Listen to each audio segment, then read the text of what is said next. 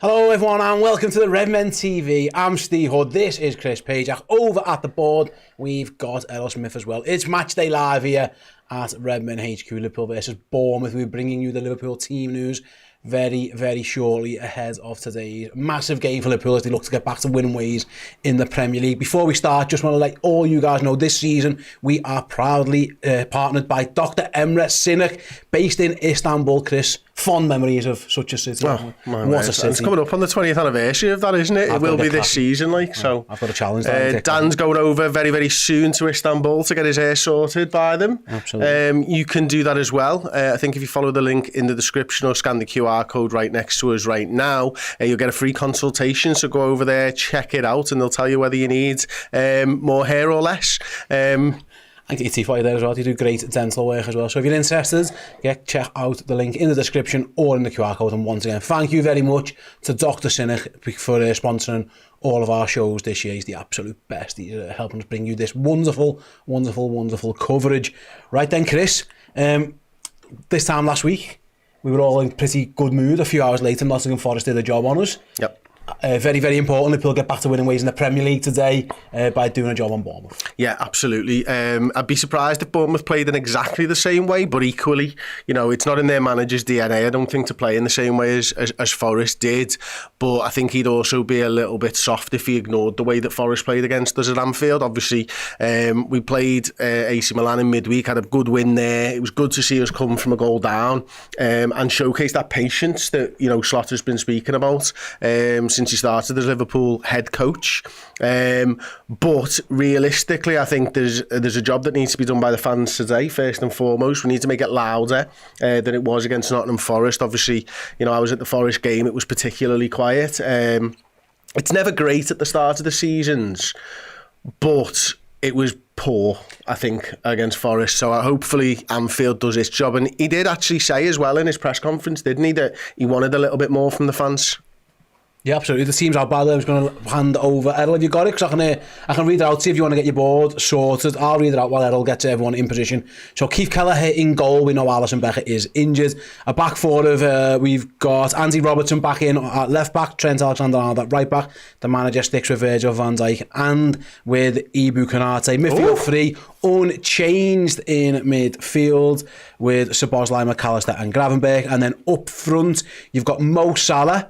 You've got Darwin Nunez and you've got Luis Diaz as well.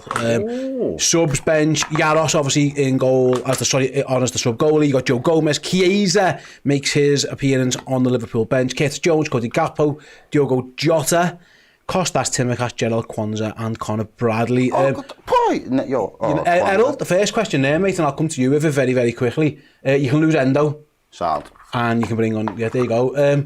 Darwin's up front, Errol, thoughts? Happy. To be fair, before even the team news dropped, I had put my preferred 11 to start this game up on the board, and it was Darwin Nunez there, and it was Cody Gakpo holding down his position on the left flank, simply because I thought when he got his chance the other day, he grabbed it with both hands, and he was probably one of our best performers in Europe against AC Milan. So I thought, don't do him a disservice, continue him while he's got a little bit of form as well. But it looks like he's going back to Luis Diaz, which again, I'm not going to be too critical of, because I think Diaz has had a strong start to the season for us so far. So if he's still in form, may as well get the most out of him. But this is a massive opportunity for Darwin Nunez there now. Centre in focus right there up top, because we've seen it midweek with Gakpo, when he got his opportunity to start a game, makes such a difference from just starting or off the bench and coming off the bench to come into these games, to actually starting and being able to feel and build with the team. And I think Darwin Nunez hopefully will have the same sort of fortunes today, provided that we can give him a lot of opportunities in and around the goalkeeper's box.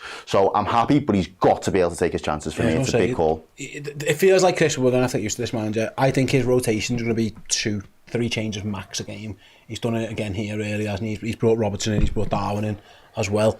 It does feel like what you said earlier, of like maybe a horses for courses selection. If Bournemouth are going to probably, I'd be shocked if they are as deep as Nottingham Forest were, because I'm not sure they've got the players. That's just not in, when they buy players, and that isn't just in their DNA. So do you think maybe he's having a little look at Darwin, thinking he might have a little bit more space to operate? Because I don't think Darwin against a park bus, for lack of a better phrase. I don't think that's his game, but any space in behind, running those channels, getting in behind, feels more likely to be a game that suits him.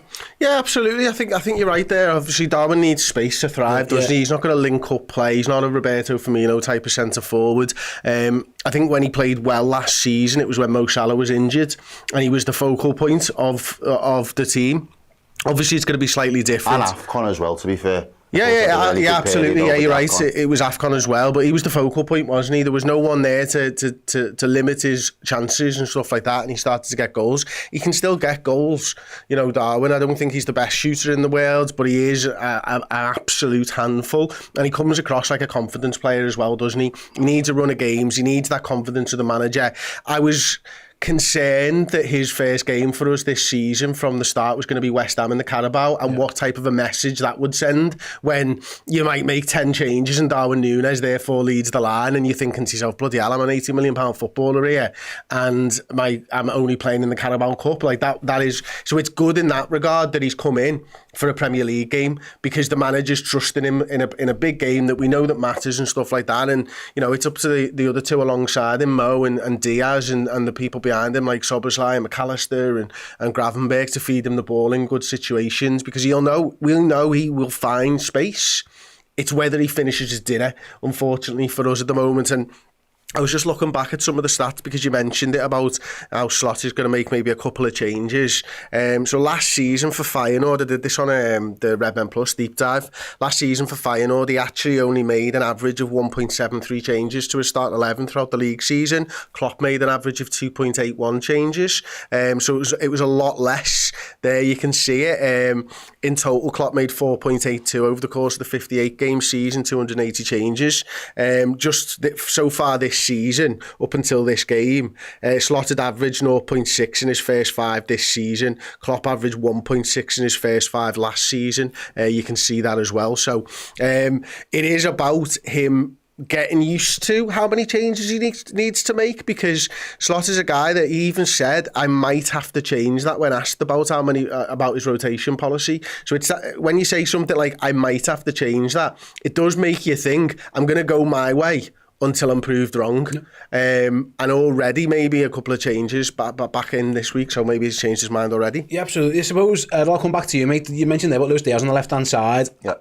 If you're Cody Gakpo after that performance midweek, you're probably fuming, and I get it. This is the joys of being a Liverpool manager when you've got yourself a strong squad. Luis Diaz has been in great form in the Premier League as well, in goal-scoring form. Obviously earlier than last week when nobody particularly played well. Liverpool are blessed on that left-hand side, like I say. The fact that Gakpo did so well in Milan, are you surprised he's gone back to Diaz? Because if you were going with the hot hand, you probably would give Cody Gakpo another game. I would have. He was in my preferred 11 for that reason, exactly, mate. The fact that he played well, I think he was pivotal in a lot of the good that came against Milan in midweek for us. I think just the way that he drove his change of pace a couple of times as well. Obviously, he gets that assist for Szoboszlai towards the back end of the game, really, which puts the final nail in Milan's coffin. And I just thought, continue that confidence, because, again, when a player shows that he's going to take the opportunity with both hands, I think it is obviously fair in terms of merit to kind of let him go again. But again, obviously, we've got the midweek game next week against West Ham, and there's a lot of things to factor in. And I think if he's not really going to overly tinker with the starting 11 that much, maybe he felt it was probably too big of a, not necessarily a risk, but too big of a gamble to go with Darwin and Gakpo in the same starting 11, where in terms of just kind of keeping a little bit of harmony and balance. Obviously, we've looked really, when we have looked good in the Premier League so far this season, we've looked good on both wings. Mo Salah, when he's been playing on his day, he's been fantastic, and so has Diaz. So hopefully if they can bring their best game to the table today, that will help someone like Darwin Núñez, who is getting his first start. So I'm not overly mad at it, but at the same time, I do think the likes of Gakpo will feel a little bit disappointed. But I can imagine in a game like this today,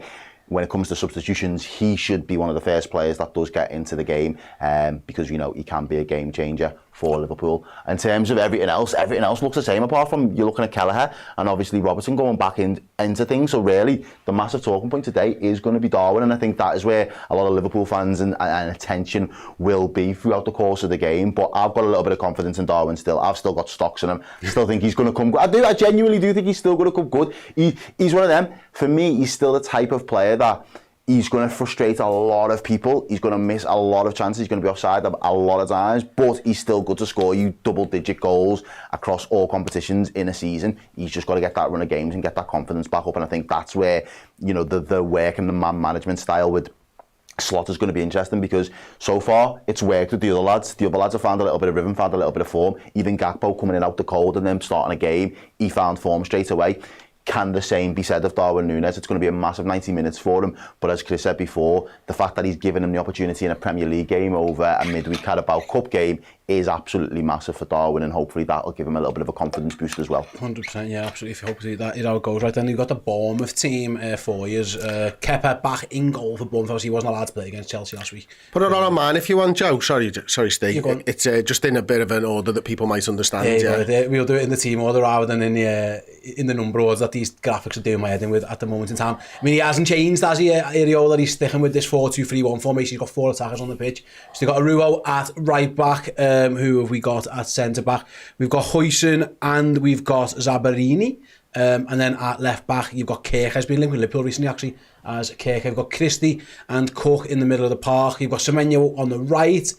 You've got Tavernier, is it on the left? Or Tavernier, rather, left, maybe. Kluivert in behind Evan Nielsen. So, Chris, that is 4-2-3-1, 4 attackers. It's opposite what Nuno did. Nuno come to Liverpool, took a couple of attackers out, packed his defence in midfield, and then brought those lads on. Areola's come here and he's played 4-2-3-1 all season with 4 proper attacking players, and he's gone for it again. Yeah, absolutely. He's a manager that wants to dominate the ball, isn't he? Ultimately, you know, we saw last season that what he can do and how good he sort of had Bournemouth playing and stuff. I don't think it's quite has been as good a start this season for them, but he's got a clear idea of what he wants, and you know, I still think there will be a lot of counter-attacks from them. I think that's one thing that they will look to do, and they've got the pace on there to be able to sort of go quickly at us, and it's how we deal with it. But equally, this game, I don't see we're going to go quite as hard as we did against Nottingham Forest. Obviously, going a goal behind left us open at the back, and that's when we started to look a little bit like a Jurgen Klopp team last week, really, is, you know, that sort of end-to-end NBA Jam style football match that we saw. I think today it'll be composure. Even if we go behind, don't risk it until sort of 60-70 minutes when subs made. I think the other thing is he was unfortunate last week that he made the subs, then we conceded, and then he had to change again because it really left us with the wrong personnel on the field. I mean, as an example, you know, you don't ever really want to see Kostas, Conor Bradley and Virgil van Dijk as a back three, do you? I mean, 2 full-backs and a centre-back doesn't constitute a back three for me. Oh, I thought it was a poor, so I thought it took an attacking option with Liverpool. On that, I was going to speak to you, and listen, it's very early days in this manager, and most of it's been positive. I have had a little issue, Errol, I don't know about you, of just the makeup of Liverpool subs benches, really. I want to speak about it again. I'll get my points across, and you guys feel free to agree or disagree. I still think he's got 1 too many defenders on these benches. So today, the bench, I mentioned before, it's Gomez, Chiesa, Jones, Gakpo, Jota, Tsimikas, Kwanzaa and Bradley. So Tsimikas, Kwanzaa, Bradley and Joe Gomez as your attacking, as your defensive options. You've got a goalie. You've got a back line. You've got a goalie, and then you've got Chiesa, Jones, Gakpo, Jota. I'm not sure about that balance. I still think that's a midfielder or an attacking player light. Even if it's a young player, I don't ever see a world where you want to be bringing on Joe Gomez, Kostas Tsimikas, Jell Kwanzaa and Conor Bradley. For me, that feels a little bit much. I'd like to get your thoughts first. No, it seems very pragmatic. I feel like it's almost one of them ones where we've so quoted it last week. You know, if we get the game done, very much happy to be a 2-0 manager. Get the game done, and you can bring on a couple of defensive substitutions to just shore up things and lock off a game, really. And I think that's kind of what is substitution bench alludes to. If we're in a strong position, we can take off the firepower that we've got, keep them fresh, wrap them up in cotton wool, avoid any real big injuries to your big hitters, and then you can rotate and move. Obviously, the likes of Joe Gomez being a bit of a utility man, for me, that is 2 substitutions in one. Yeah. To your point there, Steve, you can have him either as your left back, you can have him as your right back, you can even have him as your centre half if you needed to, really. So we are spoilt in having him to that ability, but the other lads are standalone in those positions. I don't think it really offers us anything really from footer going forward. I think Kostas looks better when he starts than when he comes on as a substitute, and I'd probably say the same for Bradley. But to be fair, I think throwing him in sometimes in the deep end in the middle of a game, it is very difficult as a young player to get right up to the speed of things and hit the ground running. So for me, yeah, I probably would have one more, maybe. But at the same time, the way that he's kind of structured some of his games so far, it kind of suggests he wants this Liverpool team to be strong for the best part of 60 to 70 minutes, have the game under control and won potentially, with the option to then just shore things up from a defensive standpoint. So he seems to be a little bit pragmatic in that respect, as opposed to, you know, looking the other way. If things are going wrong, what options have I got to roll the dice to get somebody to go and create or be the difference maker? But I did question that with you last week, Steve. Does this system really allow for one or two individuals to go on a pitch and then be the guys that grab the game by the scruff of the neck and still be the difference maker in that respect? Or is it the sum of its parts that are going to eventually or ultimately get us over the line? I suppose, Chris, the caveat, of course, is Harvey Elliott's injured. And he would be on that, what I was going to say. He would be on that bench. But if it was me personally, and I don't think Endo's not really, he is a midfielder, but he's more defensive minded. Tyler Morton is playing for the 21 today. He's an option.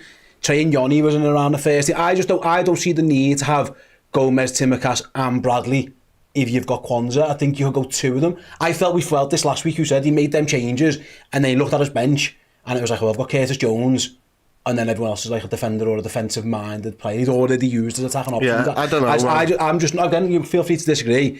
I don't like the makeup of the bench. I think it's one defensive player too many. Joe Gomez, like Errol says, gives you the balance, so you don't have to have... I thought you were going to let me give my opinion. Fucking hell, Steve, you give yours. Fucking 10 minutes on it. Thanks very much.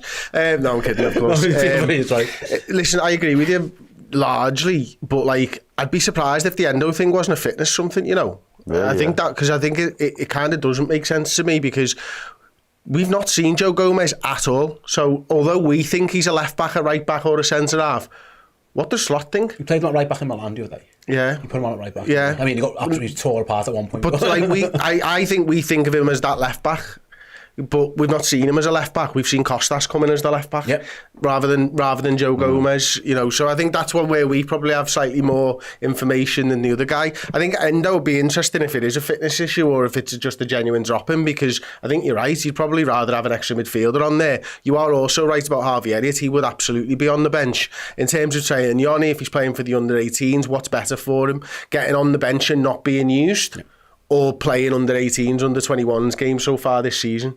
Yeah, absolutely. Yeah. And do you know what's interesting as well? I think it means that he's got to kind of be creative. Like, God forbid there's an injury to any of those midfield three. When you then look to your bench, you've only really got Jones as a straight drop-in for any of the three of them, really, or if you're going to rotate and move things around. I don't think we've seen the best of Trent when he was dropped into midfield last week. I know, you know, the situation, you can kind of excuse him for that. There's extenuating circumstances in that regard. But does he do something where someone like a Gakpo or a Chiesa drops into Szoboszlai's position and Szoboszlai goes a little bit deeper? Does he get creative in that respect? If things go wrong, God forbid again, a red card happens, something silly, or an injury, or he's got concerns with that midfield, how does he tinker with it while we haven't got Harvey Elliott available? And obviously Jones, I wouldn't say he's limited, but he's only going to be in one of those I'd say either McAllister's spot or Szoboszlai's. I don't think he's going to want him to do the anchor role that kind of Gravenberch has been doing of late. What I suppose, Chris, this team now probably, unless you play someone drastically out of position, two of Gravenberch, McAllister and Szoboszlai have to play the entire game.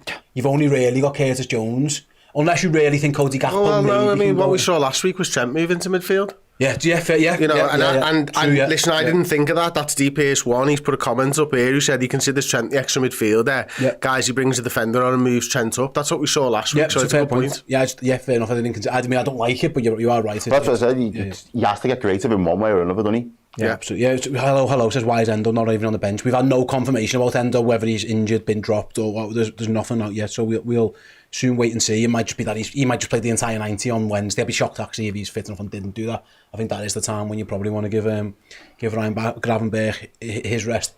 Let's go back to the tactics then, Chris, because we all presume Bournemouth aren't going to park a bus. Mm-hmm. They're going to they're going to try and play a little bit. Probably will be a bit more defensive though. Last week's defeat, I think I can get my head around it if you learn from it. What is it? Again, you could be all day, but like, what massively went wrong last week that Liverpool have to face with the same situation again? Would you like them to see it differently? Well, listen, I think first of all, you know, we did a deep dive on this on Tuesday, Wednesday. Actually, it was this week, wasn't it? I think the big thing that a lot of people will look at is how we look to break down that sort of low block. I get that, like, but for me, and actually, funnily enough, for Josh, both heading into that game, we were both wondering how on earth we were going to be pragmatic and patient when we're a goal behind. Because it's all well and good saying we're going to be patient on the ball and we're going to dominate the ball and all this type of stuff. But when you're a goal behind, that game plan kind of goes out the window. Yep. And I think Liverpool last week did a terrible job at that. Yeah. And that's why we looked open. I mentioned before about the NBA Jam style of a game that we got ourselves into. I think that was us forcing it a little bit too much. I think, you know, when you look at some of the stats, their goalkeeper played every pass long. You know, not one short pass. So that just completely nullified the high press. I think for Liverpool, what you might try and do if you're going to get that, again, is, and it sounds counterintuitive, you might try and throw a few long balls up yourself and get them to try and bring the ball down and manufacture those high pressing situations if you can't work out how to get through them. But ultimately, they just need to be better in the final third when they're breaking a low block down. I think it's something that Jurgen's side struggled with at times, went through a season where we had absolutely no problems when we won the league. But I think over the majority of his sort of 9 years, I would say we weren't the best at breaking down a low block. We were much better at winning the ball back out the pitch and then scoring a goal. So I think that's the big thing that we need to do. And, you know, if we play like we did against Manchester United, where we start playing rondos and all that type of stuff in the opposition half, brilliant. But let's get back to the 1-2s. Let's get a full-back going round the outside and whipping a ball in and, you know, getting a winger to the byline and cutting the ball back.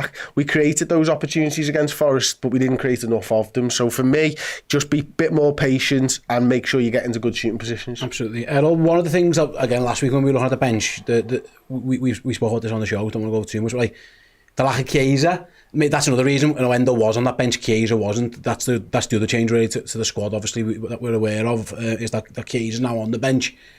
Looking forward to seeing him at Anfield. It's probably going to get on if he gets on, probably on that right-hand side. Maybe it gives Mo a little bit of time off. But I thought, you know, he got a couple of minutes in midweek, which by that point the game was over and it was just a little bit of a run out, maybe protecting a couple of legs. But it'd be good to get. I think that's something that they could have used last week, actually. Chris mentioned the crowd. Bringing Chiesa on could have just give everybody a boost. But there's a very good chance we see him at Anfield today. Yeah, there's a very good chance. Obviously, we're going to see him at Anfield regardless, but obviously getting onto the pitch, I think there is a good chance that he gets onto the pitch this afternoon, because I think that's one thing that the Slot's probably not leaning into yet is the emotion of Anfield in terms of the fan base, and that might not be his style. He might not feel that's necessary at this particular point in his Liverpool career. It is, though. Sorry, it is necessary. You don't need to lean into us. No, but my point is, he might not feel it's necessary at this particular point in his Liverpool career. I think he wants to be able to grow into that, hopefully. It's just from the outside looking in. Because I think if he starts giving it all the beans and going too early, he might just look like... He might feel a little bit... He might be thinking that's a little bit forced and that's against his nature, really. Whereas if it feels a lot more organic and when the time really needs it, like say if we get into the quarters and the semi-finals of this new Champions League and we're pushing over in the knockouts and... or we're into the deep ends of the FA Cup or something like that, and there's a cause for it and there's a need to lean into it, he's got it there because he's built up that kind of goodwill with the fan base to kind of say, right, now I need something from you. I need you to go the extra mile to kind of shoot your load this early into the season. Is he going to be that guy that then just becomes that passion merchant for us? I don't think that's him instinctively. So I think he's been a little bit cautious of how much to lean into it and how soon. I might be completely wrong in saying that, but obviously leaving Chiesa out last week, as Steve just said, would have been an opportunity for the fans to have another reason to get behind them. It is difficult coming back from an international break. Everybody feeling like they need to get G'd up for the game and really give it beans. I think the players felt it. I think the one benefit for me last week, looking at what we can analyse, was the fact that everyone to a man, apart from really Ryan Gravenberch last week, everyone to a man was piss poor. So I'm hopeful that we can't, as a team, perform to that level again for another course of 90 minutes. We've got to put in better shifts. But when you then start adding in extra bits of quality, and players hopefully will be kept honest in that respect. You know, Salah last week, he could afford to drop a stinker. There was no Harvey Elliott, there was no Chiesa, there was nobody there that was going to say, all right, well, I'll have your shit while you're playing shit, lad. Sorry, but jog on. Yeah. There was nobody there for that. Whereas at least now, again, we've seen it in midweek, Salah played well, didn't score, but played well and was always at it and was a constant. but having someone there who could come off the bench if you're having a stinker, and that's what Slot's showing us more than anything else, more than leaning into the fan base. It's leaning into the fact that I will take you out of the team if you are not playing to the level and the standard that I'm expecting of you. And I think that in itself is enough of a fire and a warning shot to a couple of those players in and around that forward line in particular to really step up their levels and continue, or at least maintain that level that they have put in so far this season. No, absolutely, that makes sense. Because I'm just looking behind Errol there, right, and I can't help but look like that. At that midfield being a 2 and a 1, and think back to when the manager completely had to go at you until like I never played that formation. I'm telling you now, Liverpool play 4-2-3-1. They absolutely play 4-2-3-1. I'm not having it. Now, if you're being really pedantic, it's 4-2-1-3. But when the manager, he actually said in his secondary press conference last night to the press, actually I don't use one midfielder, I use 2, and one goes and one sits. Do you feel hard done by? Because he had to go at you for no reason. He wasn't familiar with your gameplay, Jack. That's what it is. You knew his team. He was not familiar with your game, man. If I speak, I am in big. He's just Mourinho, does. He plays 2 I'm sorry, he plays 2 midfielders. No. It's not a number 6. It just isn't. There's 2 of them. They're always there. He's admitted it himself. Mate, honestly, right, I got quite a few tweets about that. All I will say is it's 11v11. That's all I'm going to say on the matter, okay? In fact, I'm going to go over and I'm going to do something. I'm going to go over to Errol and I'm going to try and explain why I think he thinks of it as a 4-3-3. Okay, you go over there. I'll go through some of the comments. Yeah, Baloo says Slot owes Chris an apology. Yeah, absolutely. I don't think he does, to be fair. Although he did say maybe someone who thinks it's a 4. What was it? Whoever thinks it's a 4-2-3-1 might need to go and get their coaching license. A coaching course, right? I don't know whether you can hear me okay through Errol's here, but right, it's clearly a 3-man midfield and it's clearly a 3-man forward line. I think what Slot thinks is these guys swap with each other, and that therefore is a 3. Mm-hmm. They're a 3, so he calls it a 4-3-3. Okay. Do you know what I mean? Okay. I think that's just what he means is like if they were swapping. If that was a 4-2-3-1, they would swap. They would swap, yeah. But I think he just thinks of it like, well, they're the people who swap up here. They get that freedom, and they're the 3. They're the unit. Whether it's a 2 and a 1 or a 1 and a 2. He just counts them as a 3. Okay, that does make sense. It's definitely a 2-man midfield. It's absolutely a 2-man midfield. Errol, I'll come back over to you with the final question. No worries. Before we start wrapping this part of the show. Stick around, by the way, after this. We are live right the way through until all the game in an hour or so after kickoff as well. So you've got nowhere else you need to go. You can stick with us. Later on, you guys can have your say on all things Liverpool with the man to my left, Chris Pajak, in the hot seat, taking your questions. Errol, one more for you before we start wrapping up then. That team that we've picked compared with what Bournemouth have done, who look like actually they're almost going man-to-man, system versus system. Has last week knocked your confidence, or are you Liverpool at home tend to be fantastic? Are you still confident, or how much of an impact has last week's defeat had on you? In the grand scheme of things, I spoke to a couple of lads at the start of the week and said, look, provided that we, win in Europe and then win on the weekend, it's almost a non-event, but it's not ever going to be a non-event. I think it's going to be a massive learning curve, and I'm of the opinion that I'd rather it have happened sooner rather than later. If everything was just going swimmingly well and then all of a sudden we got to Christmas in January and the wheels fell off in a big way, I think a lot of people's heads would go. I think little moments like this where Slot can see that there are still frailties within this team. It's not an invincible side. There are still additions that may need to come in at some point. There are still tweaks to the system that he may need to address.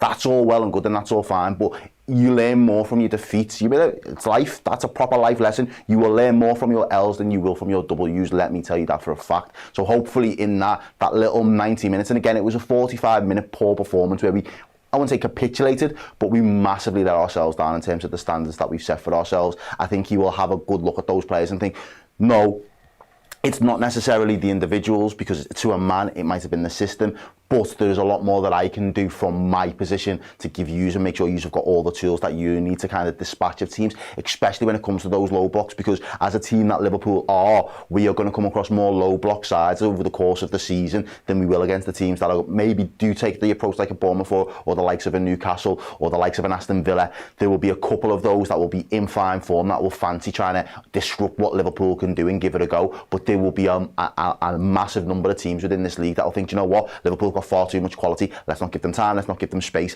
And I think last week for me personally, it was that midfield area that just got completely locked off. And hopefully if he's had an opportunity to look at it, assess that, then maybe he's got a few more answers to be able to address it for these guys again, because he's asking the same midfield to do the exact same job. So how are they going to do it from one week to the next and get a different result? That is going to be the big question for me, if I'm being honest. No, absolutely, mate. I say it's weird, Chris, because we've actually had half. I don't think all of last week was a horrendous performance, but I say second half particularly was poor. Yeah. They weren't great first half against Ipswich. Other than that, Liverpool have been fantastic. They had 3 poor minutes in Milan, and then 87 fantastic minutes in Milan. Like, as this whole season's gone, last week was actually the aberration. It's been all great except one game, but I've been speaking to people today, and it's like, oh, it's another side, another slower side, another one you have to beat, another one you should beat. I mean, I get personally, I am a bit more upbeat than that, because I say it's been the majority of it. It's been absolutely fantastic. One poor one. How are you feeling about it all? Yeah, I think if you turn around and asked me at the start of the season and told me we had 9 points from 12, I would probably have taken that. You know, maybe not in the manner in which we did. You'd have probably thought maybe they lost at Man United. Yeah, exactly. You know what I mean? I think it wasn't. No, I think the man you gave him some credit in the bank. I know it sounds shit. I'd have rather lost to Forest, because no one wants that Ten Hag getting that W over him. And do you know what I mean? Like, you can. If we get this week right, we can rule it out. Yeah, almost. We wouldn't have been able to rule out the Man U one for a while. No, you're right there. But all I'm saying is, from the start of the season, I think 9 from 12 is not bad for a new manager coming in. No, I think we probably had, the 9 from 9 was probably. Yeah, I think we got ahead of ourselves a little bit, to be honest with you, didn't we? We're thinking it's going to be absolutely plain sailing and stuff like that. It's going to be a little bit stop-start with the new manager, unfortunately, because this team is in no way shaped in his image yet. It's got shades of Jurgen Klopp all over it, and it's going to take time. I thought it was really interesting hearing Trent Alexander-Arnold speak after the Milan game to the American crew with Carragher, is it? CBS or whatever it is. And he was talking about how, Slot gives them the answers to, if they press like this, you do that. If you do this, you do that. I think there's just a lot more learning for the players to do, and then there's a lot more recognition in terms of what's going on. Whereas I think Klopp towards the end was like, you do you, and we won't worry about them. They're playing Liverpool Football Club. They can worry about us. We're not going to worry about them. Maybe that would have changed for some of the bigger games, but I do think that Slot's going to be like tinkering with every single game. Like, you're going to have 4 different variations. What if this happens, you do that. If this happens, and that just means they're just thinking about it. And while they're thinking about it, they're being slow in terms of on the ball and all that type of stuff. When it becomes second nature and that recognition becomes second nature, I think it becomes easier for the players. Absolutely, I think you're right. We've got a very good comment actually here from Baloo. Says, Steve, the likes are not equivalent to the views. So we've got 1,700 of you watching so far, 193 likes, as my main man over there always says, those maths ain't mathing.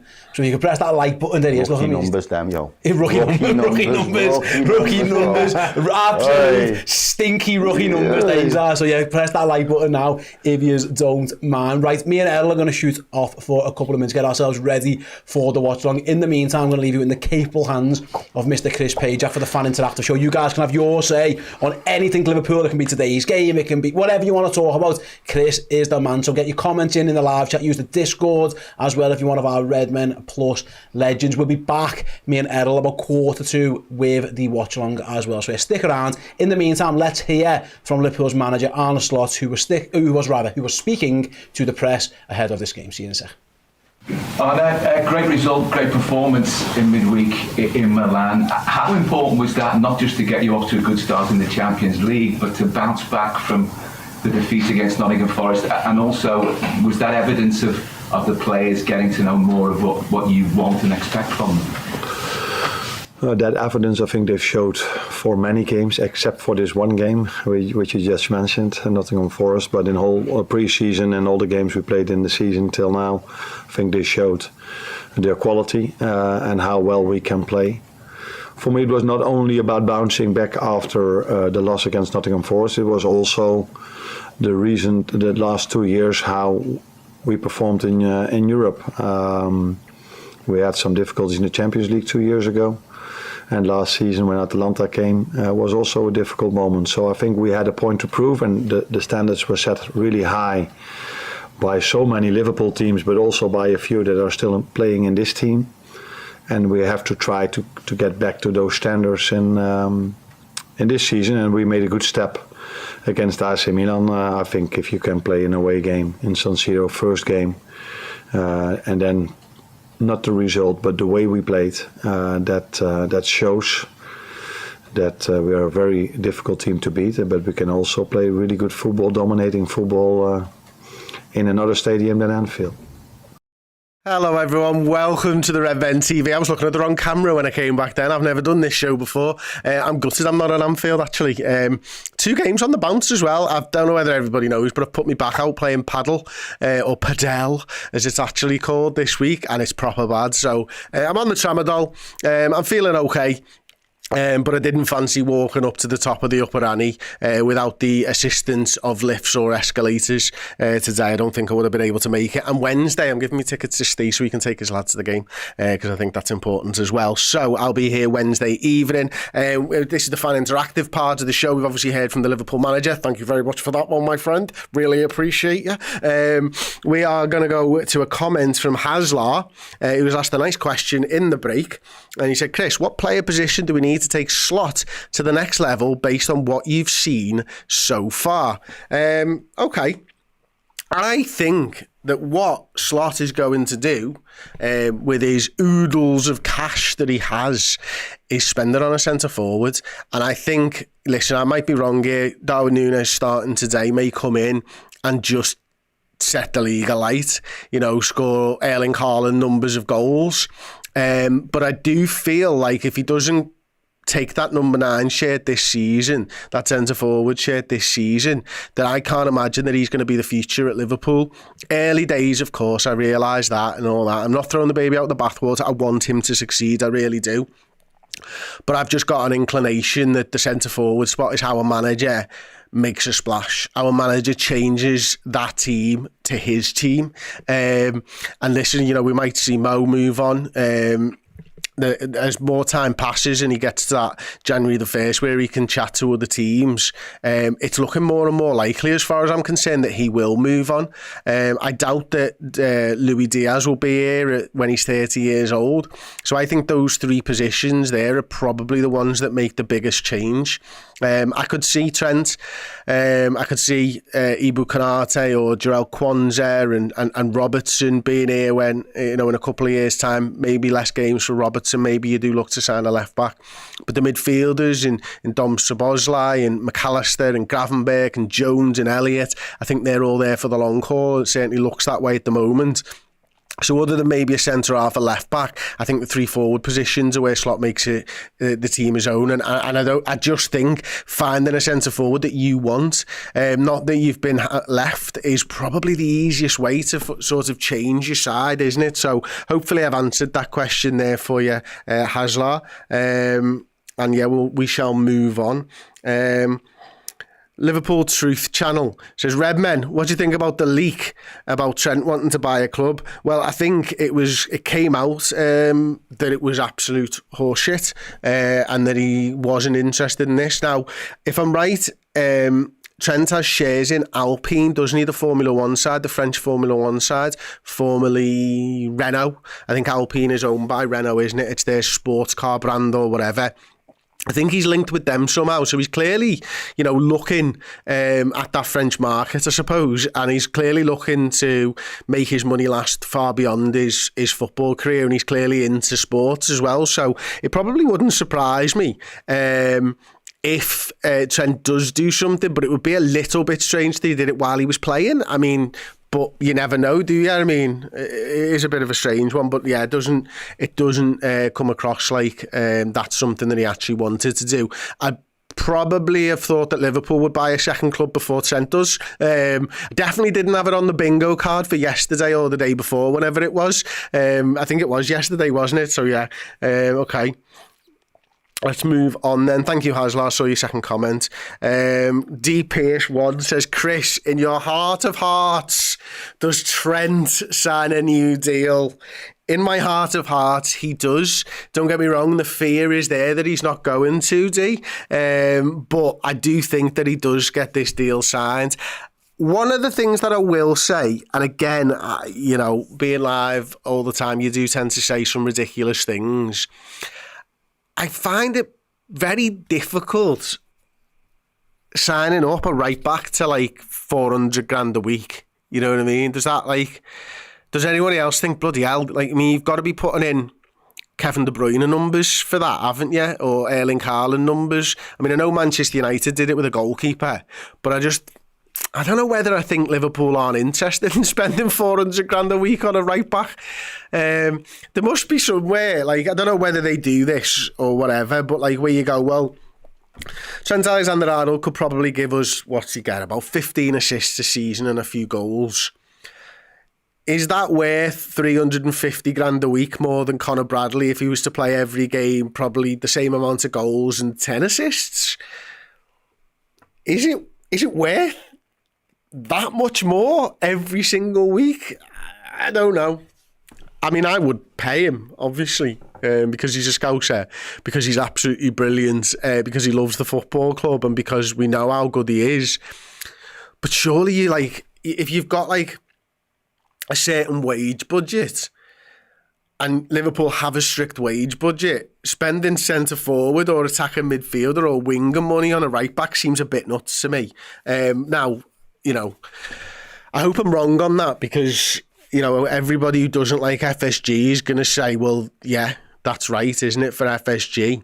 And if FSG are what those people think they are, they won't spend that money. I hope that they do, though. Does that make sense? I've got myself all wrapped up in some weird little stuff there, so apologies. Rabadam says, if said right back has redefined the role and is a generational player, then yes.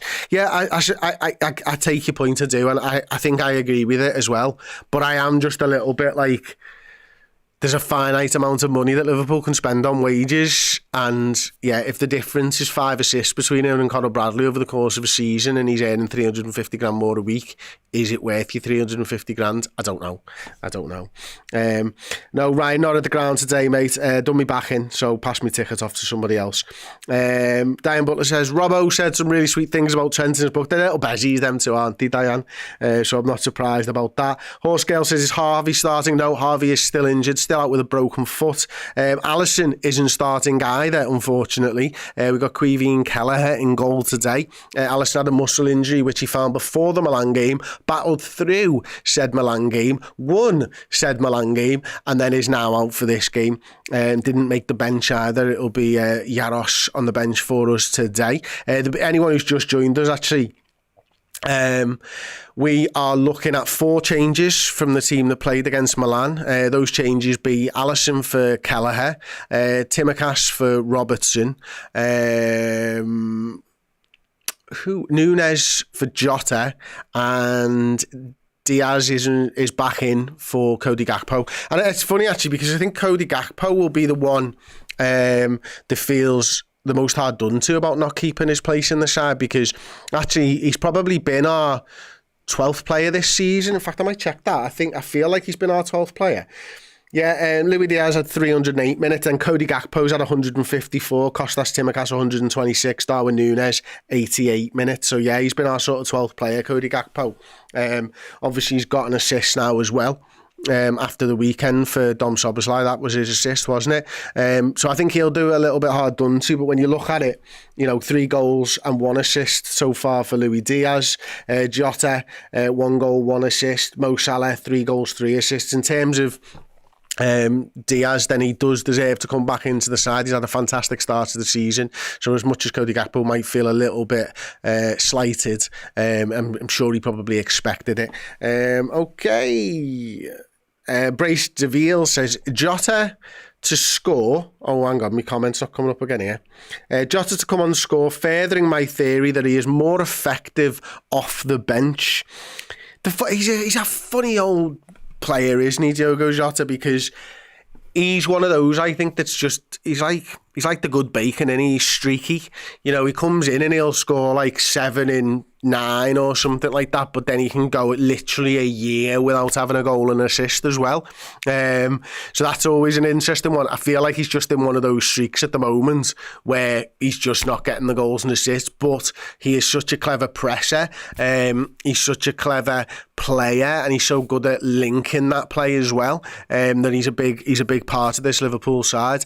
I just wonder what Slot has seen in this Bournemouth side that maybe makes him think that Núñez is the guy today. The one brilliant thing about Núñez is that he still has the support of the ground as well. Like every time he touches the ball, there's an air of excitement, and the Núñez chant starts going and stuff like that. That actually might help us bring the fans into the game a little bit more today. Knocky Knock says he's craving a bacon butty. Haslar says, what an analogy. I've got another one for you. If you eat just like non-smoked bacon, you're weird, because non-smoked bacon is just warm ham at the end of the day, because smoked bacon's where it's at. That's just facts. Jimmy says, is Darwin still evolving Liverpool? I'm not sure at all. Okay, where's that one that gone there? Is that on the screen? Jota goes missing a lot. Then we'll score 10 in 10. Absolutely. Núñez. Warm ham can get in the bin. Yes, because warm ham is shit. Smoked bacon's where it's at. No messing around here. No Endo, any news on his injury? Has he even played this season yet? So I sent a message off to someone who's in the ground working as a journalist, and I've asked, is Endo injured? And I've still yet to have a reply. Endo has 2 minutes so far this season for Liverpool. That is all. So there we go. Jimmy Acronum says, I think Clivett will score. Well, I hope you're wrong, quite frankly. If Trent wants to go, Bradley can step in straight away. Now, they're not on the same level, are they? But I think you do feel that he's a very, very good and capable sort of backup. John Malone says, love the way we've been conditioned about Liverpool's tight arse wage structure. I take your point, and I understand that completely. Chris, get some cupping therapy. I don't know what that is, but if it's cupping of the balls, I'm there. Crisp the bacon, therefore it is smoked. That's not how it works. You've got to actually smoke it in some way. You can crisp it up as well. There's nothing wrong with that. Like, you know what I mean? You want to render that bacon fat down, don't you? Does anybody actually know the difference between ham and pork? Here's one for you in the comments. I'm not Googling. Okay. What's the difference between ham and pork? Right. There you go. Stuff you should probably know. Hawk says, back in Darwin. Hawks, thank you for the $25. Back in Darwin to do the business and rekindle that great understanding with Mo. We need our favourite madman to light things up and provide another option. Come on, you Reds. Absolutely. Thank you again. Your generosity is absolutely ridiculous and continues to blow us away. I think you've single-handedly propped up Redmen TV for at least the last 5 to 8 years. So yeah, absolutely. And I agree with you. I think we could do with that little bit of madness. It would be nice to see, certainly. My daughter eats ham but won't touch pork. Kids are weird. That's what I've come to the conclusion of. Kids are just weird. Ham comes from the hamstrings, says Anxiety. Ham is cured, says Lee Wizkid. Ham is exclusively from the hind legs of pigs, I think you'll find. I'm going to actually just Google that. US or UK bacon? I think you cut it too thin in the US, so I prefer the UK bacon if I'm being honest. Streaky, smoked bacon, and the way that you cook it, right, and you need to do this if you want that American crispy bacon, because that's one thing that they do fantastically well. Get a good bottomed, heavy base tray. None of these flimsy fucking trays. No, go and get yourself a Mermaid tray, right? It's a brand, yeah. Made in England, stainless steel, absolutely fantastic, pure fire. About 30 quid for a tray. You'll never buy another tray in your life, but you'll need 2 of them, so buy 2. Get yourself some parchment paper. Lay the parchment paper down. Put your streaky bacon on the tray. No messing around. Get another tray, the heavy tray. Sit it on the top. Put it in the oven. Turn your oven on to gas mark 7. Bring that bacon and that heat up the oven together. No preheating your over here, and get it cooked. And when it comes out, get it onto some kind of, where you put cakes on to cool them down, a cooling rack or something, yeah? Put your bacon onto your cooling rack, take it off the parchment paper, and then it gets that cold air from underneath, crisps up perfectly, and you'll be able to waft yourself with your bacon. Guys, this is how you cook bacon, I'm telling you, okay? I'm telling you. This is the way it's done. Okay. Hawk says UK bacon. I miss bacon from back home. Danish bacon is best. Fuck your UK bacon or your US, because we'll have something soon. I had a cooking show, whoever that was. We need it, says Sean M. I think I actually did the streaky bacon on there as well. You can check out my YouTube channel. Can't lie, I love crispy bacon. Nothing worse than biting into a bacon butty and getting a mouthful of undercut fat. Indeed. Miles said, Chris, you need to bring back your page at cooking videos. Is this a new Cooking with Redmen show? Said Christine. No, it is not currently, but we are here for Bacon Men TV. I am Bacon Man number one. You can be whoever you want to be. Bacon from South Africa is the best. I've never had bacon from South Africa. I've never been to South Africa. I've been to East Africa. I have been to Rwanda, Uganda and Tanzania, and it was absolutely fantastic. And I had some of the best puffin I've ever eaten in my life up in Iceland as well. What I enjoyed in Africa food-wise, I had some mad stuff like some insects and shit. That was a bit nuts, but I quite like it. Chris, no, it's not. There's a conspiracy theory floating around that's not true. Footy, please. Sorry, KP. Oh God, maybe we should talk about nuts as well. Okay, back onto the footy. Have we got any footy-based questions for me? Man United, even fans claim we've put too much pressure on an £80 million player. Perfectly okay to want results from him. It absolutely is true. We should be wanting results from Darwin Núñez, and we might get those results today, mightn't we? I mean, this is a guy that's clearly got talent. I don't think he's had the best run of the green. I do think he's a confidence player. I think he needs that arm around the shoulder type of a manager. I'm not sure Slot has shown himself to be that. He might be that behind closed doors. But he doesn't come across like quite in the same way. Is he a bit of a man manager in the same way that Jurgen was? Although I'm not sure Jurgen did a particularly great job with Darwin and his confidence, although he played him a lot more. So we might see more of that in the coming weeks and stuff. But yeah, it'll be interesting. It'll be interesting. I do hope that he does something today, because I do think he's a real sort of... He's a bit of an enigma, and he's in danger of becoming a trinigma, which is a tragedy and an enigma. But I just want him to be an enigma, because what he can do is put the shits up the fences, isn't it? He really could have. I'm just going to see if there's any news about Endo. If you've got any questions for me, let us know in the comments section. Do you think Darwin eats bacon? He looks like the type of guy who eats bacon. I can't see any news about it. I'm just going to check my WhatsApps. No, still not had a reply about the Endo injury stuff. Milesy, Chris, how good Trent is? Do you think we could match the barbecue ribs? No. He couldn't make barbecue ribs like me. Oh, here's a great question. Razor Ruddock or John Scales? Scales. Only based on... I've had an arm wrestle with Ruddock and it really hurt. And he nearly put my shoulder out. This was before he lost a lot of weight. And before I gained a lot of weight. Actually, now I might be able to beat him. Although he did completely hammer me. No, I don't think I'd be able to beat him. He beat me comfortably. I ended up on the floor, actually, when I had him an arm wrestle. It was a bad idea. Probably shouldn't have done that. Are you surprised that Yaros isn't starting? No, I'm not surprised that Yaros isn't starting, Knocky Knock. Stop messing around with me. You know that Cleveland Kelleher is a great goalkeeper. I'm interested to see how the midfield shapes up today, though, because I think one of the players that I want to talk about is Alexis McAllister. I think for me, this season, is the Milan game was the best of his so far, and I think he got that sort of balance between defensive midfielder and attacking midfielder really well. I think we got him from in front of our area to in front of their area, and I do feel like with Dom Szoboszlai playing in that sort of more advanced role, that he's not the type of guy who's going to really just play a slide rule passing and you know, play somebody in like a beautiful one like a Harvey Elliott could play, or a David Silva or Kevin De Bruyne.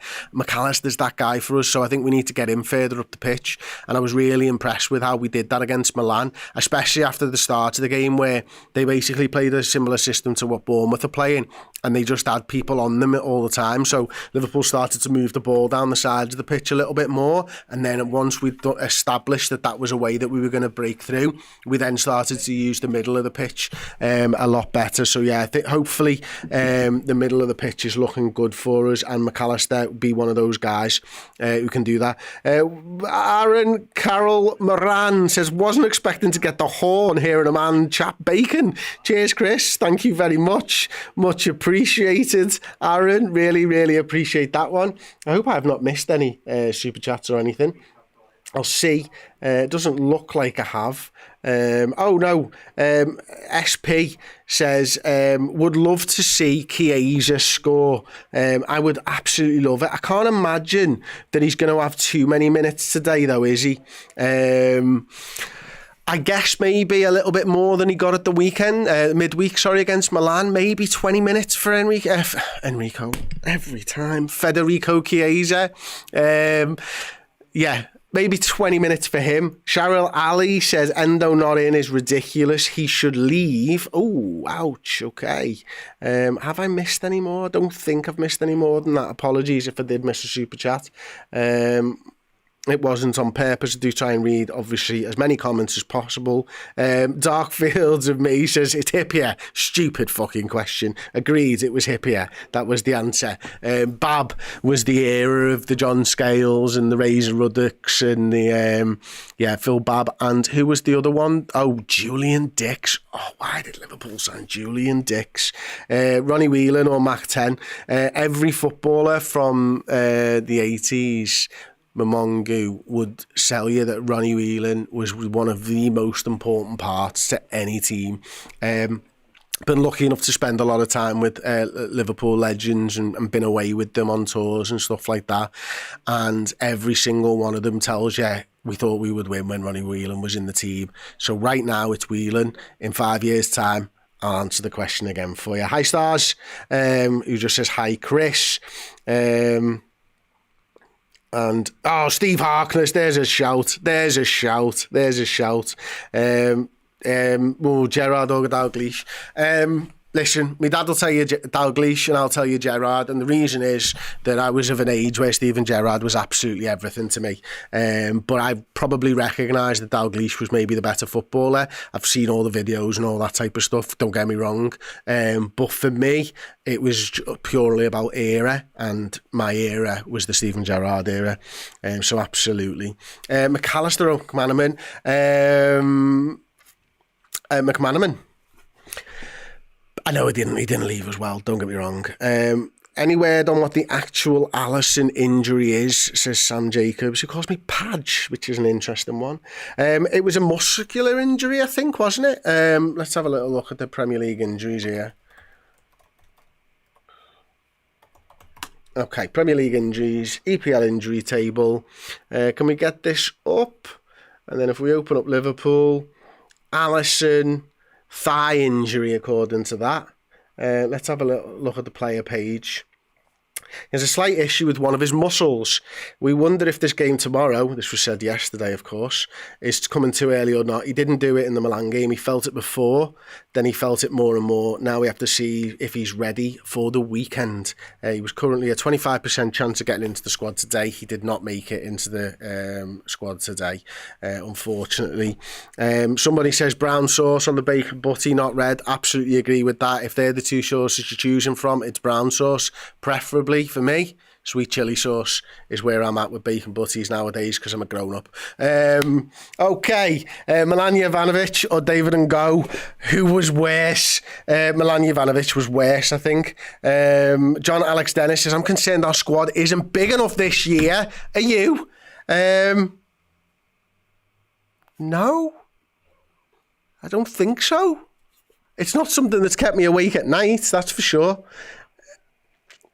I'm concerned we don't have the quality to challenge for the title, But in terms of pure numbers, I'm okay with the numbers. I'd probably rather have liked another defender. I would have liked 9 defenders. So we got Robertson, Van Dijk, Kanate, Trent, Joe, Timakash, Bradley, Kwanzaa. I consider that 8, yeah. I wanted another defender. I wanted 9. I'm okay with 6, but I'm not okay with the 6, I suppose. And I'm okay with our 6 centre forwards, and I'm okay with our goalkeepers. So yeah, absolutely. What is the worst signing ever in the Prem? When Chelsea bought Fernando Torres, or when Manchester United bought Juan Sebastian Veron, or how many times Chelsea bought Lukaku and it didn't work, or Ronaldo to Man United the second time, or... Yeah, that's probably it. That's all I can think of.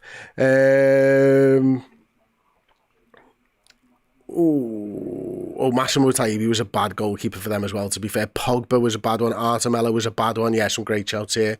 So absolutely. Okay then. Wait, Robert Howe says, I like my Liverpool squad with special gravy.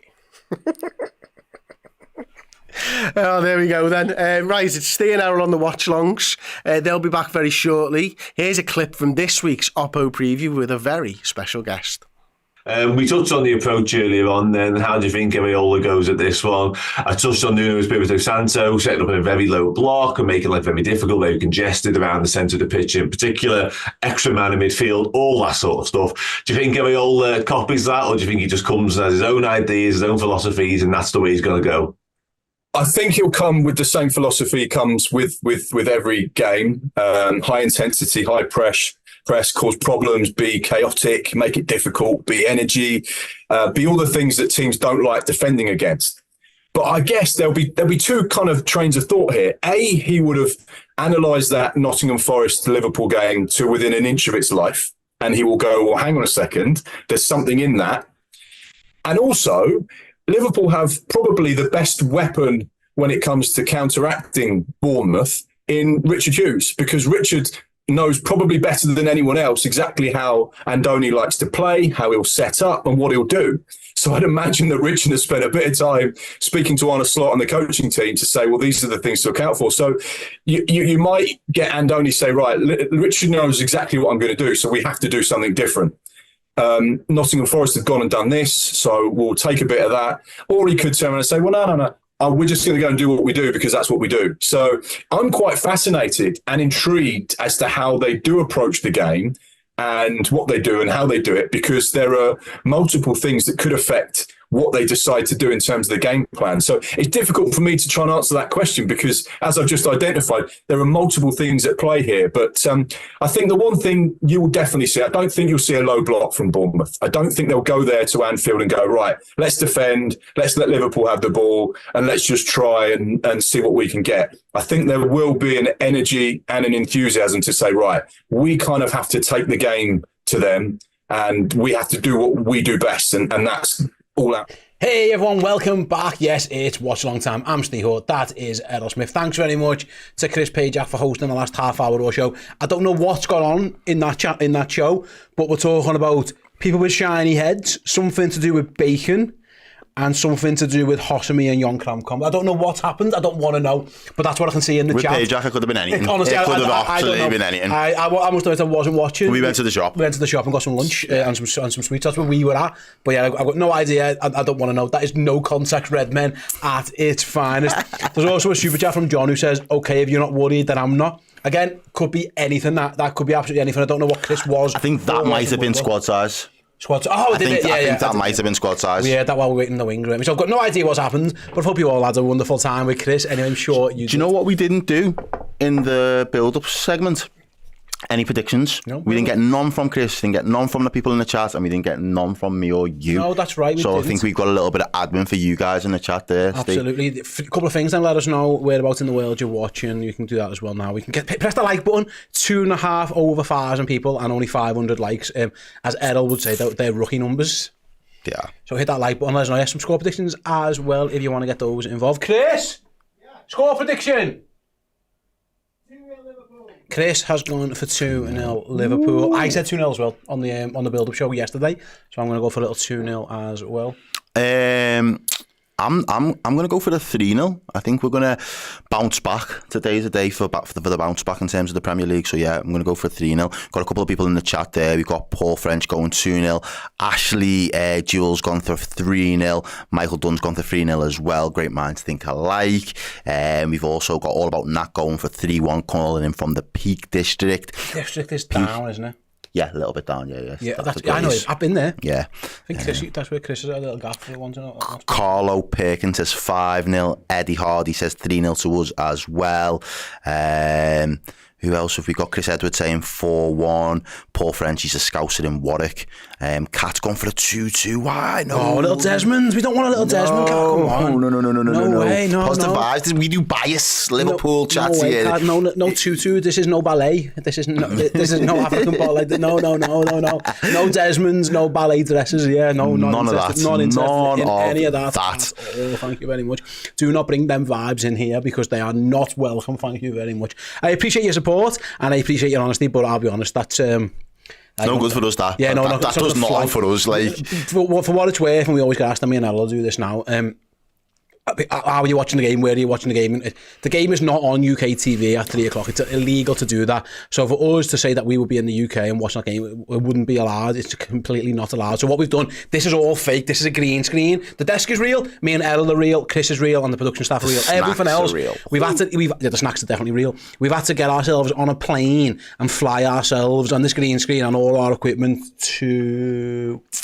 Oh, you're asking me again where we are. See, I said we was in. Where was we? Was we in? Done Gran Canaria last week. Didn't go our way, did it? It didn't go our way. So we're staying away. We're staying away from the Canary Islands, and I'm going to say that we've went to sunny Morocco. We're in Morocco. Ooh. Marrakesh. Vibes. Like the shops. They're from the markets. Yeah, man. Is it bazaar? What are they called? The bazaars. Is that what it's called? The bazaars. Have I got that right? Maybe. This is the first time, yeah? My first time. Let us know if I've got that wrong. Well, let me find out. I need to Google this. Market. There's a name for them, isn't there? It is, yeah. Market in Marrakesh. What are they called? There's definitely a name for them. It's not a flea market. That's not the word. That's definitely not what we're after. That no. Souk, S-O-U-K. Yeah, I think that's right. Bazaar. Yeah, some people said bazaar as well, but definitely souk or bazaar. Yeah, they're what they're called. Yeah, that's what we're on about. That's where we got the snacks from. They were honestly, you can't move in Morocco without getting some heroes. Honestly, I'm telling you, they're absolutely. They're everywhere. Honestly, I was going, oh my god, I wish they sold something else except heroes and buenos. But here we are. We've got Barlow. I'm in New Brighton, but I'm watching from Vietnam. Good lad. I see what you did there. I like that. A little VPN action. Oh yeah. A little Nord jobby. Other options are available. Yeah. Other VPNs are available if you're using them. Perfect. So who else have we got? We've got a couple of people. Josh is sending a super chat. Says, afternoon, Redmen. Thanks very much for super chat, Josh. Let's go. Sorry, let's get 3-0 statement win. Also, when is the best time to do some tourism in Liverpool? There is never, Josh, a bad time to do tourism in Liverpool. Honestly, you will find something. Whatever you're into, there's something for it. Music, culture, stadium tours. There's all sorts. Bars, restaurants. There's literally all sorts. You could be here for a long time and find stuff to do. Absolutely. Shopping. Theatres. There's the theatres. You're shopping. You've got the pitches. You've got all sorts of different activities going on in and out the city. Yeah, Liverpool's a vibe. Yeah, absolutely. The tourism is strong here.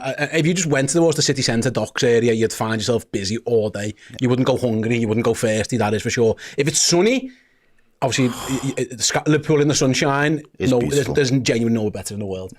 It could be, there'll be pubs will be full, the bars, the seating areas outside. Liverpool in the sunshine is absolutely glorious. Unfortunately, we haven't had that much of it this year, which has been a bit of a downer.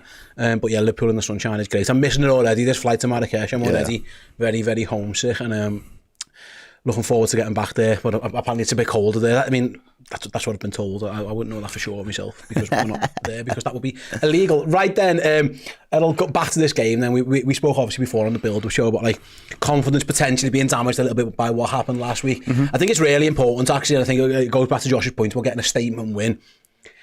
Obviously, winning is just win baby is the old expression, but it would, I think, the only doubt left at this moment in time is, can Liverpool do it against the lower base teams? Because we've seen them batter a supposedly good rival in Manchester United. They got it done away from home against Ipswich. They beat Brentford. They go to Milan, and although it wasn't a great Milan side, I thought they handily beat Milan. I was there, and it was 3, it could have been 6. It really could have. The one test is, can they beat a low team at home? I think if they can do today convincingly, Arne Slot's gone a long way to saying, I've got a lot of box tickers. A lot of boxes ticked, rather. The next one will be a big game against like an Arsenal or City or whatever. Yeah, but absolutely. I think Liverpool, I agree with Josh's point there, a statement would be nice to say, you know what, that was the aberration, this is the norm. Because if it doesn't happen again today, then all of a sudden, well, actually, no, that's the norm. Liverpool just don't not win home games consecutively. If they don't win one, other than that mad COVID season, they'll never ever do this. It is a bit of pressure on him, I think. Yeah, there's a little bit of pressure on it. I think as the Liverpool manager, any Liverpool manager that was coming in after Jurgen Klopp, there was always going to be that pressure, and he was always going to have to make this squad in his image at some point. And obviously over the course of the summer, there have not been a great deal of incomings to really be able to say, all right, well, that's his guy and this is his guy, and he's going to be able to fall back and rely on them. So he is still working with a lot of the same parts from the old regime, so to speak. But one thing for sure is the fact that, you know, our home record over the course of the last 5, 6, 7, 8, 9 years has been, you know, outstanding at times. We've had some fantastic runs at home, and we've been very difficult to beat. You know, look at Virgil van Dijk's record alone. I think he's only ever, is it 3 or 4 games where he's not won at home in the Premier League, which is just ridiculous in terms of the amount of the level of consistency, I should say. So for me, yeah, it does come with pressure, but at the same time, I said to you in the build-up, you know, I'd rather it have happened sooner rather than later. I'd rather him find out, okay, there are the frailties, you know, the low block sides. I've been told about this, and I thought I already had it all worked out. Turns out, in practice and in theory is one thing, but in actual reality, sometimes it can look very different, and ultimately this Liverpool side are going to have to find not necessarily new ways, but especially in the way that we was playing. I was watching the midweek game in the lounge with Dan and Chloe the other day, and one of the things that stood out to me was some of the passes infield, the passing lanes, to me are not his worst nightmare, but Klopp would have been having kittens if he'd have been seeing some of those passes going into so much congested traffic in the middle of the park and hoping that we would move the ball quick and move through the lines quickly. I think Jurgen Klopp would have been a lot happier to make the pitch a lot bigger, get down the sides, do some overlaps over that right-hand side, which is predominantly where we was a real threat from for a number of seasons, whereas we're now slowly getting used to a lot of the action coming through the middle of the park. Now, when teams pack that, there's not going to be the space, there's not going to be the time. How do we then become a more responsive, better in the final third when it comes to taking those chances? Because if we are going to play against those low block teams, we might not have a whole host of chances, which might mean that we do need to be a lot more clinical and taking our moments as and when they come. And I just think it's going to be a bit of a learning curve, but it was an opportunity for him to really look at himself and take stock and think, actually, I'm happy with how we've started, but I can't rest on my laurels. I can't just say that was always going to be good enough. Let's be honest, you know, a newly promoted Ipswich, we should be beating them anyway. Whether we're home or away, we should be beating them. And I think, you know, he did that job. Difficult first half, got it right. We lauded him for the substitutes that he made in terms of Jarell Quansah coming off and Konate going in there. And it worked. We wouldn't have probably predicted that ourselves as fans watching the game. We probably didn't see it in the same level of detail that he saw. He said we didn't win as many battles, and we weren't winning our individual battles. Singles out Jarell in that respect. But then the other 2 games thereafter was at Brentford and Man United. Yeah, Man United is always going to be a massive game because of the history and the rivalry, but the way in which we dealt with those games was excellent. I felt at times, I thought we put on the best display as what we could, and I don't think at that point in time we could have asked much more from a squad. 9 from 9 points was a fantastic return.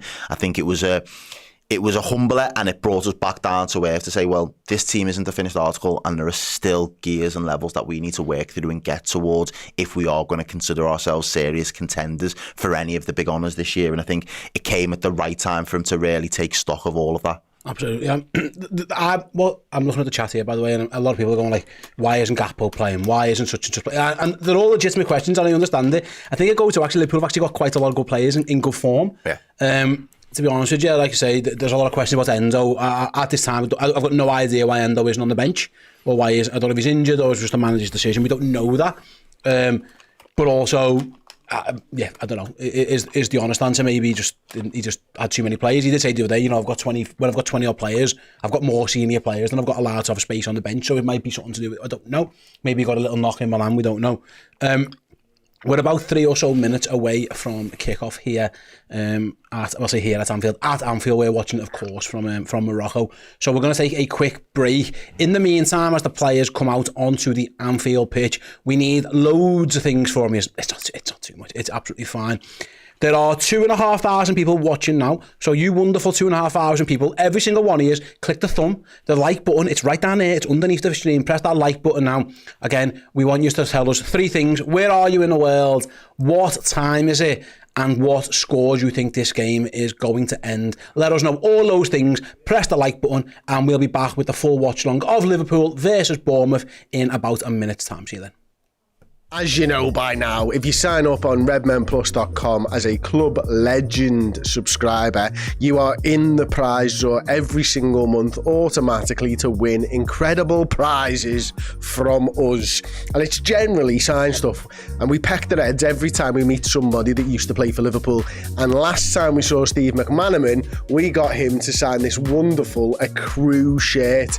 So if you want to be in with a chance of winning this incredible prize, sign Steve McManaman's shirt in A Crew, then all you have to do is get involved on redmenplus.com, sign up as a Club Legend, and if you win the prize draw, you'll win this. There's loads of other great things that you get as part of the Club Legend subscription, so do go over and check that out on redmenplus.com. Thank you very much, and you've got to be in it to win it. Get in. Get yourselves involved, become a Redmen Legend subscriber, win some, potentially a box prize. Sign, there you go, Steve McManaman, Liverpool legend, European Cup winner of Real Madrid. I've seen what the next few months' prizes are as well. Some of the biggest names in the history of Liverpool Football Club will be given signed merchandise away from them guys. So yeah, get yourselves involved there. Right, to the chat. I mean, I've had loads of answers, so I'm going to go as fast as I can through as many of these as I can. Where can I start? Scroll up. Right, I'm going to go until kick-off. I'm going to read as many of these out as I can. Story in China is surprisingly in China. Esso is in Bangkok. Khalik is in Saudi, going for a 3-0 to Liverpool. Ronan is in Malvern, UK, 3-0. Graham's in Northern Ireland, going for 2-1. Neil is in Ireland, going for a 2-1. John's in Marlow, 3-0. Derailer Dan is in Oldham, down the road, Manchester way. He's going for a 3-0. Anxiety is 5-0 in the Philippines, he says. It's nearing 10 p.m. here, and I'm slightly tipsy. Fill your boots, mate. Philip Smith is in Newcastle, time for the cuppa. He's gone for 3-0. Al Khalid is in Saudi, 5 p.m, 3-0 as well. I've got Max down in Croatia, 3-0. Andy Wood is in the UK, he said 3 p.m. Yep, good lad. I knew that one. Yep. It's almost time. Up the Red is RCC TV. John Malone, it says he's in Windsor, 2-0, 3 p.m. Dickie Red as well, he's in Melbourne, 12 a.m. Got me dad there, definitely had a bevy. He said that he could have said we was in Cape Verde with my parents. Could have said that, to be fair. Would you want to be in Cape Verde with your parents? No, because they're there for like their anniversary. And that's what I'm saying. Yeah, no, I wouldn't want to crash that, to be honest with you. That's fair. But they're having a vibe. They've been in quad biking and all sorts. That's third wheel potential. They've been living their best lives. Shout out there. to so big up Mumsy and Dad. You've been there for a while, haven't you? 2 weeks, I still haven't got back till freaking Monday. Take liberties there. Right then, we're nearly underway with the game. Liverpool versus Bournemouth. Like I say, a ref with a full head of hair. Yeah, the rarity. He's probably a monk. There's a clock going to be right above my head here. Sync this up to your TV stream. There you go. Sync it up now as we are live, and therefore you'll be on the exact same wavelength as us as we're commentating. So yeah.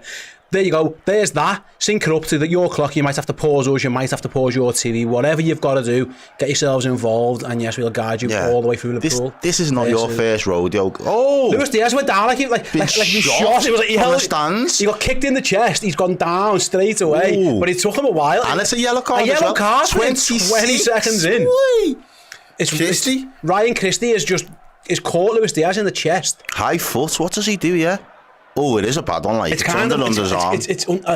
His eyes are on the ball. Yo, that is theatrical. He went down in a bit of slow motion there, did Lucho, didn't he? Fair play to him, but yeah, it's. I mean, to be on a yellow card after 20 seconds is quite something.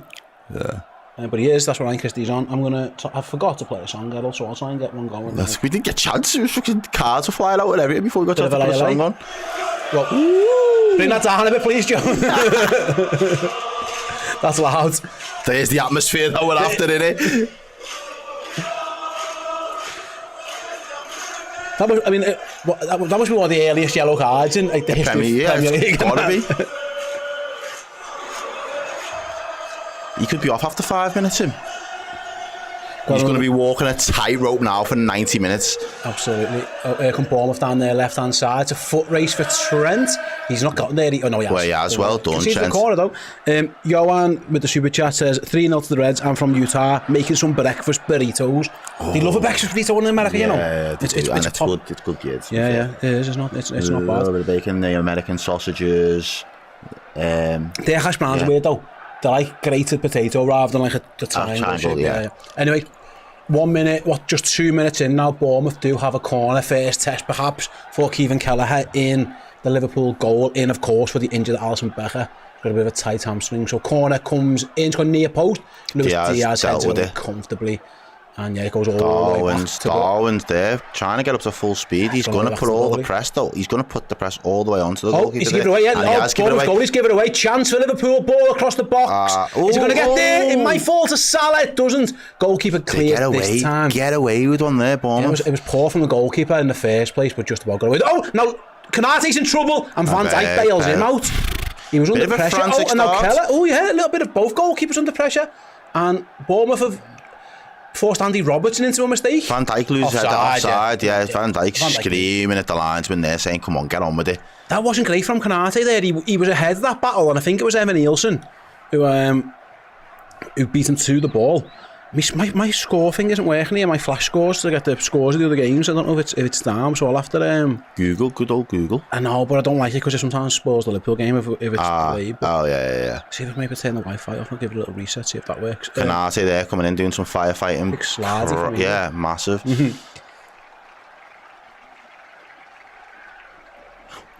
Just a question to you. Liverpool, when it worked really well under Jurgen Klopp, a midfield three of the makeup of a Fabinho, a Wijnaldum and a Jordan Henderson. Just wait there 2 seconds. As Bournemouth there again. Attack, shoots across goal. Oh, and it's 1-0. Is it 1-0? Is he offside? He's offside. No, it's goal given. And Liverpool are behind after 3.5 minutes, ladies and gentlemen. It has been a frantic start, but they've just caught us cold. Semenyo at the back post. It was Clivert who ran through, played it across the goal. Semenyo slid in. Bournemouth taking an early lead. Are they going to check the offside? I don't know. They're celebrating like they don't care. They're not sure. Semenyo he scored early last time, I think. The exact same game. I'm sure Liverpool went behind early in that game as well. So too easy from Clivert. Gets across. Someone leaves him completely. He's offside, isn't he? He looks like it's going to be tight, but I'm pretty sure he's offside. Liverpool might have got away with one. Clivert ran all the way across, scuffed across. Shot, yeah, there's a shot. Semenyo gets involved, taps it in. Needs to go with him though. He shouldn't let him go, should he? When I'm sure he's offside. When Konate goes with Clivert there, Verge needs to just swap positions. VAR are going to check it. That looks off. I mean, to that angle, it looks offside again. He'll draw the lines and stuff. That looks off to me. He's off the yard, if anything. And his leg, and it all looks a bit offside to me. Offside, lads. We'll be good with that, I hope. I think that's off. But yeah, he was offside. But it's a wake-up call for Liverpool. Massive. Yeah, he was offside, but it wasn't by much. And it wasn't because Liverpool's line was great more than anything. Liverpool got involved. Liverpool got themselves in a bit of a tangle there. It was Justin Clivert's run, like Errol said, diagonally across away from the centre-backs towards Andy Robbo. No one went with him. No. Konate half goes with him, and then he sees Verge, leaves Semenyo, and then decides to go back for him, and it just all looks a little bit of a mess, if I'm being honest. But yeah, we got away with one there. Semenyo scored early last year. I'm pretty sure he scored that one. Remember, Trent made a bit of a mistake and he scored. Nearly did it again, but thankfully, I mean, it was off straight away. I thought it was off in real time, but the fact when they ran away celebrating, I thought I'd mistaken myself. Yeah. But yeah, it was given offside in the end. But yeah, wake up call for Liverpool. Switch on there because 5 minutes played. It is still 0-0. It wasn't convincing defender from anyone in the back line. I don't think Robertson, Konate or Van Dijk particularly covered themselves in too much glory there. No. But thankfully, yeah, the offside. Well, the VAR comes to Liverpool's rescue, and Liverpool can get on the front foot down the right hand side. First time we've seen Mo Salah skips past his man. Salah to the corner flag, goes for a cross deep. Andy Robertson back post, shides in, gets it wide. Unlucky. Good first move from Liverpool. Salah's cross was delightful to Robbo. Probably the wrong person who you want in those situations. You probably want it to be Luis Diaz. Goes over his head there, but nice response. Yeah, Liverpool have responded well there from potentially going 1-0 behind. Liverpool had to get back on the front foot. Salah does really well on his right-hand side. Skips past his man with too much ease there, really leaves him for dead. Probably heavy touch, takes him too close to the byline, but he does manage to dig out a cross towards the back post. All I was going to mention before, very briefly, was what's the difference for you in this midfield? What does this new midfield do? There's more of an attacking emphasis on this midfield. Okay. The last midfield's job was to get the ball back, give it to the front three or give it to Robbo and Trent, and cover for Robbo and Trent. There's a much more of a creative influence by this team. Okay. That's what I see. Ryan Gravenberch would never have been a DM for Jurgen Klopp. It wouldn't have happened. And we've seen that last season. He just didn't get games there, didn't get minutes there. It was more on that left-hand side, popping up sometimes on that right-hand side. Kepa's back in goal today. Obviously wasn't able to play last week. Some scores from around the league, by the way. Fulham are 1-0 up against Newcastle, Southampton in a big game already. You'd think a 1-0 up against Ipswich. That's one both teams will be eyeing 3 points in. And Brentford 1-0 up at Spurs. Brentford go up early again. Brian and Buemo, who I put into my fantasy team this week, so I'm delighted with that one. I subbed out Jared Bowen, put Brian and Buemo in. I mean, already that's paying off the sums. As Liverpool You've going been doing well. I'm flying on FPL. And there's someone else flying. Luis Diaz cuts inside. Luis Diaz goes for the goal. Good save. Really strong save. Kepa Ariza Balaga. Effort, that though, you know. He got some venom in it. Diaz, I just don't think the direction. It was quite central down the middle of the goal. But Diaz, he was flying there, mate. All he was thinking is shot the whole time. It's a good hand by Kepa. It's a very good save. I think that's a yard or two either side, but it was relatively straight on. But he got power behind it, did Luis Diaz. But it's a strong hand like Kepa. A lot of conviction in the shot there. Yeah. We've got a members chat from Trig Josh. He's been a member for 50 months, you know. Big up you, Trig, for obviously backing and supporting the lads in the channel. We might have to come back to that in a sec, Trig Josh, because just while Liverpool take this corner, that trend's gone over. Yeah. Liverpool had success from corners in Milan. Let's go. Can they do it again here at home against Bournemouth? Same tactic, really. The flooding Kepa, Nunes, Van Dijk, McAllister all around him. 10 goals, I'm sure. He's defo shooting off them. He went near post, Bournemouth have cleared. So Bosley nods it back into the danger area. A bit of head tennis going on. Kanate nods it down to Salah. As well, does well. And Liverpool got the ball under a bit of a semblance of control with Ryan Gravenberch. Although he's forced backwards. Trig Josh's question that you were mentioning there. He says, Chris was talking about Trent's contract. My question, if Liverpool have a finite wage budget with Trent's contract to determine quality of incoming players, and will there be pay cuts to existing? No one gets pay cut. No, I don't think so. There's obviously a wage budget, but Trent will get his bag. Because he'll get paid because good players get. As Bournemouth play into the box, does really well. Read it, anticipated it, dealt with it, smothered the ball. Good goalkeeping by Keller. Justin Clive causing Liverpool a few problems with that number 10 run. We said before that the show had at least sticking to this 4-2-3-1 formation as Iriola, and that Clive at number 10 role, Liverpool haven't quite come to terms with it yet. A couple of times now he's run away. Luckily that one, to be fair, Kevin Kelleher was alive to the situation, but something to keep an eye on, that run from deep. This is the one thing where with not having an out number 10. A number 6, Ryan Gravenberch, if that isn't his game, just keep an eye on it. Just stick on him. Yeah, you don't want mark him out of the game. It's been a frantic 10 minutes, to be fair. It really has. Both teams have had chances. That's what Ryan Gravenberch's good at. He spins away, tries to find Salah. The pass was poor, though. He's always thinking forward, isn't it? It's always trying to pass between one or two of those lines. Yeah. As a Bournemouth play it around in the midfield, like they're not scared of doing that. Although Liverpool are trying to get the press on now with Diaz switched. Good ball actually by Bournemouth over to the left. Get themselves in a bit of space. Here's that running behind again. The defo going for it. Van Dijk nods it away. Dealt with that really well, Van Dijk. Van Dijk. He did come across that time. Yeah. He learned his lesson there and went with his runner. I think it was. That's the right thing to do. I think if they're going to be that fluid, you're just going to have to stick with your runner and just. If it means crossing over, cross over. Yeah. He spent a lot of money on Evan Nielsen. He's the Dom Solanke replacement. I've got no problem with that at all. Got no problem with what McAllister's doing here either. He's got freedom to run into a lot of space there. Yeah, there's a lot of space on this left, you're right. Here's Diaz. That's where the space has been so far. Liverpool maybe have found a little bit of trying to exploit that. Here's Gravenberch. He's got Diaz out to his left. Lucho cuts inside. A good ball.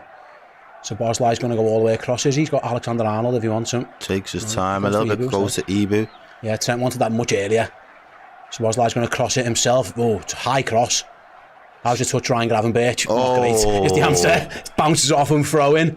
That was a poor ball. Yeah. Come down with snow on it. It wasn't a great touch by Ryan Gravenberch either, to be fair, but yeah, he put a bit of snow on that one, did Ryan. He got the old sand wedge out there with Dom there. Not half.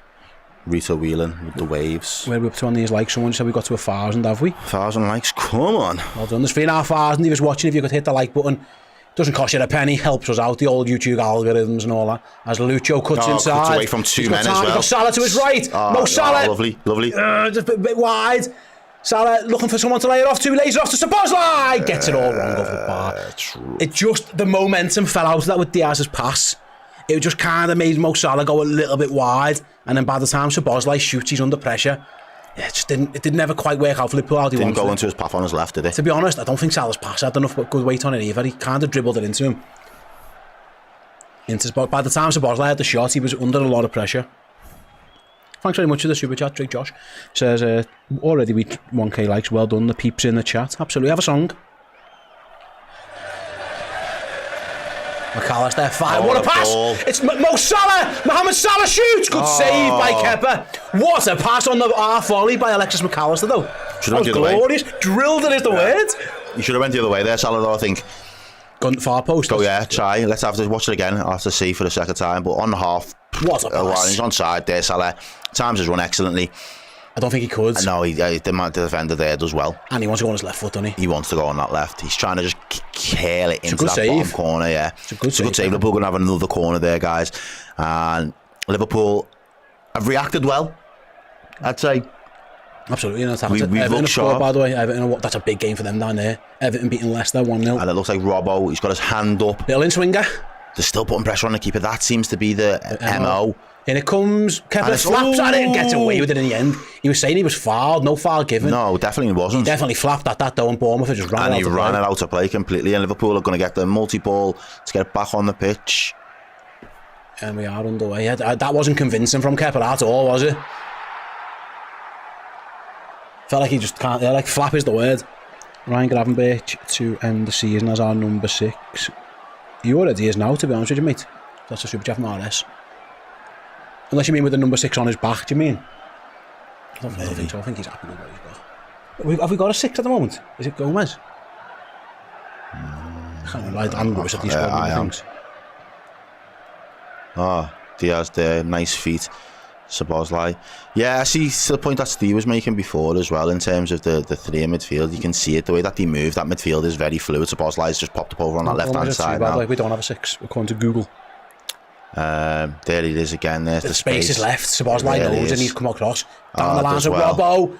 Good tackle by Aruo when he took the forward. Does really well. Thiago was the 6 all about that, of course. Grav says 13 minutes and Nunes is quiet. Give man a chance, for fuck's sake. Yeah, we've got to get him the ball. We've got to give him service. That's going to be crucial. Again, we've seen it in recent weeks with Jota. Someone's got to pass it to him. Jota lad didn't have much service and he was very ineffective as a result. There we go, long ball into him. Oh, not a bad Darwin touch. Nunes brings it down. Not a bad Spin, touch. shoots. Good save, there you go. There's your first Wizzy, for lack of a better fight, that phrase. Was he onside, is the first question. The first touch was magnificent, if he was. Let's see. He is definitely onside. Could he have passed it to someone? Probably could have. I don't want him to there though. I want him to work the keeper and get a shot Trent off. wasn't happy. Dad, fuck what Trent thinks. You're not on number 9, lad. He's in the box. He's got every right to try and work a shot in that moment. I agree. The first touch was magnificent. Yeah. Ryan Gravenberch he's going to have moments in midfield, wins a free kick. He's going to be happy with that. He might certain games he might be living on moments, and if that's the case, he needs to work up his confidence and he needs to work goalkeepers, and he's only going to get that if he does be selfish as a striker. I think he earned his right to time to fire a shot away there. Liverpool got a set piece, then sent Alexander-Arnold across the take. What would you say that is? It's where are we? About 30 odd yards, 35 yards out crossing position. Probably fair, to be honest with you. I mean, Bournemouth are deep. They're on like their penalty spot. That's a relatively deep defensive line. Look at that. That's usually 2 or 3 yards deeper. Trent fires it in. Van Dijk can't quite get there. Bournemouth can clear. Szoboszlai wins it back. Poor touch. A couple of poor touches for both teams. I was surprised how deep they were, but it worked for them. And Liverpool are back on the halfway line with Andy Robbo. Probably, I thought he was going to go back to his goalie. They have now. And he does, Canate does that job for him. So I've got my app working now for my scores, so I can keep everyone up to date with what's going on around the league. The Premier League is back, ladies and gentlemen. Villa is 0-0 with Wolves, Fulham winning 1-0, Everton are winning 1-0, Southampton winning 1-0, Spurs have equalised against Brentford. Let us know your thoughts as well, ladies and gents. How did you find this week's new Champions League format? Are we fans? Like, give me a thumbs up or a thumbs down, just so I can get a quick kind of insight. There was more games. There was more, yeah. More big games. Yeah. More big games. Were you a thumbs up kind of guy for it then at the minute? I like the fixtures. I don't like that. Not everyone plays everyone. I don't think that makes a fair league format. No. But yeah, I'm starting to see some thumbs in the chat there, guys. Thank you. Just to kind of give me a little insight, really.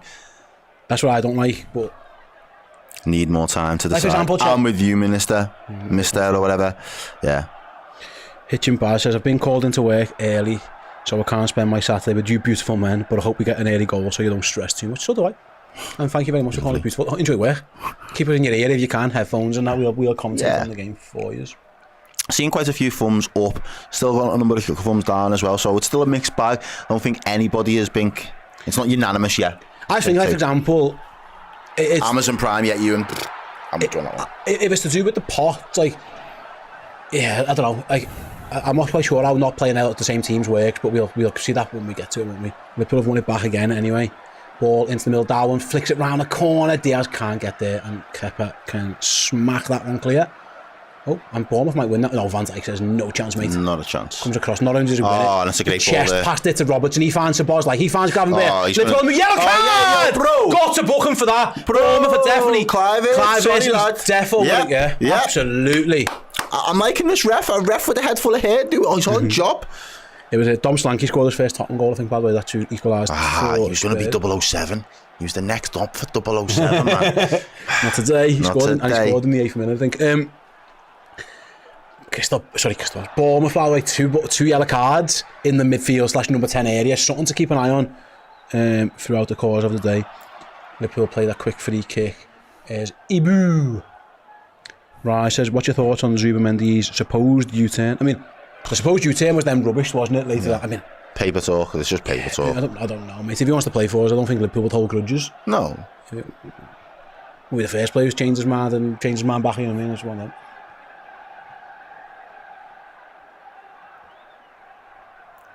I always remember Nigel Martin meant to be signing for Everton. Literally agreed the contract, went to Leeds, signed for them. And then a few years later went and signed for Everton anyway. And then was really, I know he's all the goalkeeper, but he was really good for them. Like, if a player's a good player, I don't believe this. He turns us down once. I don't believe that, to be honest with you. So if they want to get him, and if the club still think he is that guy, and they think his mentality is right, they'll go out and grab him. As Kelleher's closed down, he took too long there. Evan Nielsen wins it, but thankfully Liverpool, I was going to say they won it back, but they haven't. And here come Bournemouth on the break. They're into the Liverpool box, shot at goal, and Kelleher makes up for it with a good save. It was a block, you know. No, I'm pretty sure Kelleher saved that. It was Semenyo again. It started with Kelleher being too casual. I think that's a really good save. Cameras are on Kelleher as if it was a save. I thought it was a block from. He's onside. He's onside, yeah, just. It's a good run. He gets away from Robertson, does Semenyo. It's a great save. It's a great save. It's Alisson-esque, really. It's a big one-on-one. It's a great save to get it over the bar, but it was poor from Kelleher in the first place. He just took too long. But it was a good move, and Bournemouth have shown they've got some attacking threat. They're supposed to wake up. Oh, yeah. We knew that anyway before the ball was even kicked. They'd have been naive to think Bournemouth were just going to... comes in, Liverpool clear, good header. Park the bus. Good, that was Darwin at the near post with a brilliant defensive header. That's twice. Bournemouth have been sent back to the halfway line off corners. Here it comes long again. Gravenberch's got some defending to do in the left back area. Don't foul him. Well done. Yeah, stand them up. Just stand them up and send them back the other way. Trick Josh with the super chat. On transfers, I don't subscribe to any rumours. Can't be doing with that shit. I just wait till the signature's on the dotted line. See, I don't mind getting involved in the transfer talk, but when the window's open. Yeah. Not in September. Here come. Raiden down his right hand side there now, and it's just a little bit behind. It's good by Gravenberch. Can he get out? Positionally, ooh. Goes it back to Robbo. He can go long if he wants. He should do, and he does. Can Diaz hold it? It's Nunes. Brilliant by Nunes. Go on, Darwin. Go on. Darwin's got the afterburners on and wins Liverpool throw. That's excellent. Well done, lad. That's good proper, hold up. That's proper centre forward number 9 work from Darwin Nunes. And up to his Anfield chest. faithful would have enjoyed that as well. He went up to his chest, he brought it down, spun his man, ran 20 yards, wins a throw-in. When he was backed into a little bit of a corner there. Liverpool did well. Don't mind that. Here's Szoboszlai. Back out to Ebook. I think Liverpool need to find Alexander-Arnold more, you know. We haven't seen him at all on the ball. I was driving Gravenberch is on the ball now. We haven't seen Trent at all. No, it's been all down this left-hand side with Robbo, hasn't it, really? Oh, Diaz was touching brilliant, and he's away from 2. He's away from 3. Luis Diaz into the box. Luis Diaz! Big save by Kepa. Surely you cross that. Surely you've got to cross that. Anyway, we'll come back to it because Robbo spun his man. Then got loses spun out. back and I'd have to see the options. Surely Diaz has got to be thinking about pulling that across goal. There must have been someone. It's a good save by Kepa. But Luis Diaz, surely the cross or the passes on there, Errol. Let's have a little look. It's going to be hard. Where's one? So there's well. 2. There's the 3rd. Just can't live up with that pace. It's frightening. And it is. Nunes is fuming. The Salah at the back post. That's where you want all of your forwards in, crashing it in on the box. They're making themselves available. That's hard to score. And at the very there. last minute, he decides to try and go off for the near post. Maybe he thinks the keeper's got eyes out. Yeah. I'd have to see an angle of what across the box, but it looked like Nunes was on for it. Effectively, it's happened. It's a good save by Kepa at the near post, but the angles were never in Luis Diaz's favour there. That's a pass all day long. Fire it across, you get an own goal or something.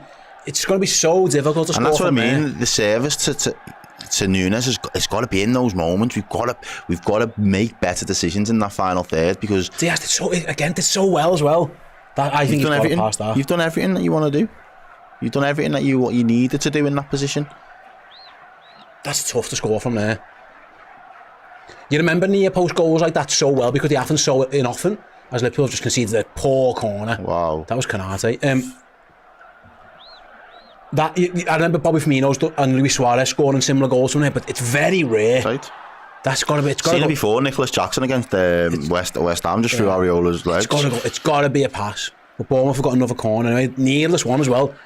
Given away by Liverpool. It was a poor ball by Canate that Kelleher couldn't keep in, and Bournemouth have a corner.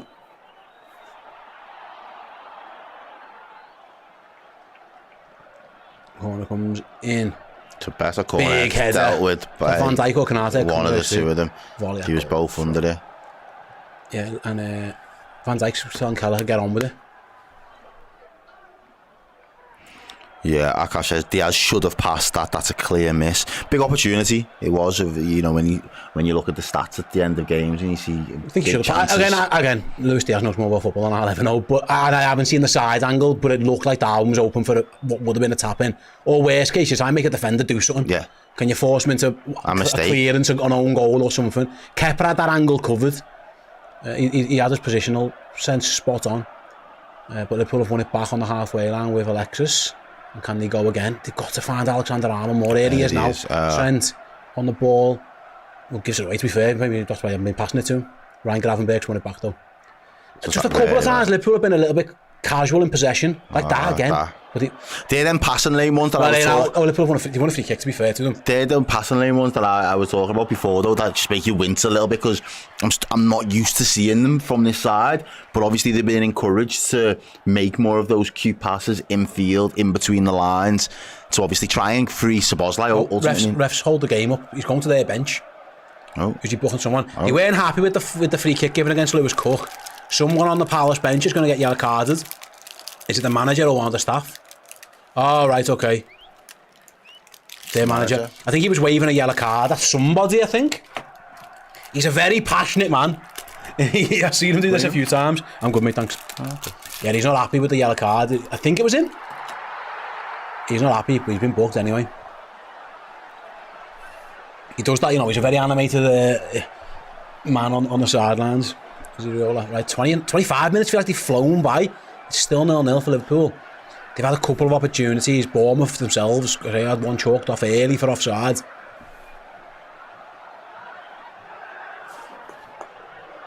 And Liverpool, I think there's more. Let's get the passing going. We haven't really had it too much so far. Alexis is trying to do that right now.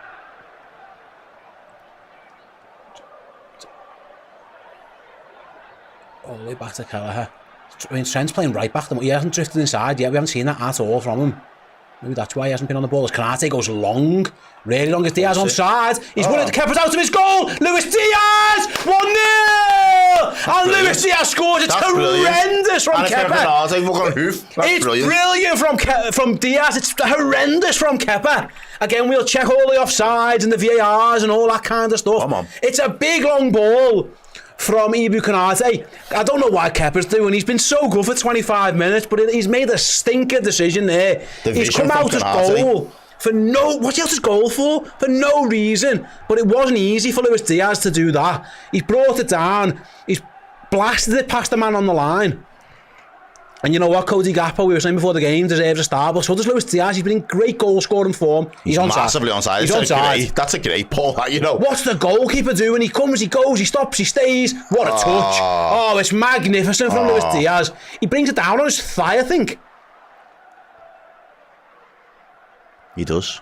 Thigh, chest, into his feet. That is dispatched. Brilliant by Lewis Diaz. And I want to see more of that from Konate if he's got it in his locker. Wow.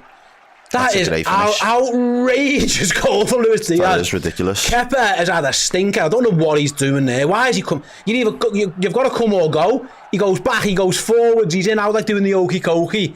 Lewis Diaz turns around, see you later, fires it past the man on the line. He thinks about handball and saving it. The side's better of it. Adam Harrison says, Steve, you called out Kepa yesterday, mate. Did you? I don't think it's that good. Yeah, it is. I said, like, they've got a goalkeeper. I think Liverpool have had success against them. He had a good 25. That's a bad decision from your goalkeeper, that. You're absolute no man's land. I think if you run out to the goalie, you've got to go and take your momentum through the ball. The second you start, you're just a standing statue who can't use his hands. And Liverpool come again. And here is Trent Alexander-Arnold marauding through.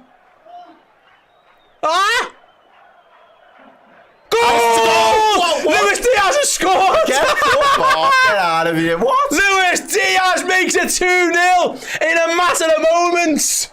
Absolutely fantastic. You tell us what happened there, because our bar in fucking Marrakesh. Our feet cutting out a little bit there, but we did see the goal. We saw Lewis Diaz fire home, and it's a quick fire double from Lucho. Proper sucker. If the first wasn't bad, that is a sucker punch. Liverpool have doubled up. They've doubled up. Fantastic from Lucho. Fantastic from Liverpool. And 24 minutes? It was 0-0. 28 minutes. It's two. What a move again. Alexander-Arnold. You said it, mate. Get him on the ball more. He drives. What does he do? He plays the pass. It's a lovely pass. Oh, it's a great pass. It's a lovely pass. It's a great finish. Szoboszlai does well to jump out the way. I was saying, get Trent on the ball. Liverpool get Trent on the ball. One thing, he's looking straight over to that side, straight away. Eyes on it. Everyone, it's the screen went black on the US too. I think it went black. I think it wasn't us problem. I think it was a TV feed problem. But Lewis Diaz, great first touch. Through Kepa's legs with the second. And 29 minutes gone. It's 2-0 to Liverpool. Lucho's on 2. Liverpool have responded well. Although, it's Bournemouth on the attack. Alexis got Meg there. It's all go. It really is. This has been a frantic game. Let's get some songs going. I haven't got the Lewis Diaz. Trent's all go for the assist then, okay. just because. Can someone write down? We need Diaz's song on this thing.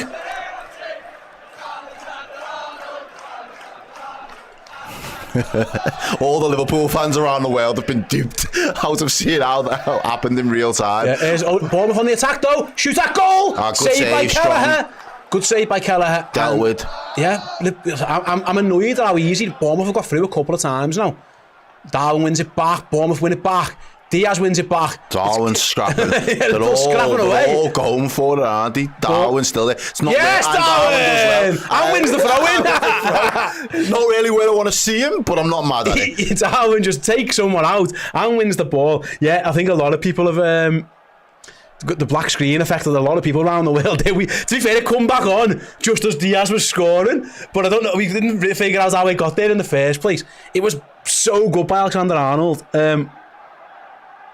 Oh my giddy ants, we just put the thumbs up on the super chat and then says Diaz, all is forgiven. Yeah, what a start to the season Lewis Diaz is having. Carl Martin, I had the same reaction when the screen went blank too. I heard Chris in the room go, ah! like an opera singer. I thought that was his bad back was just playing up on him, but I think it was the black screen. And then Josh, it looks like Keith and Diaz was part of the plan. Yeah, listen, Maybe. there was I can see.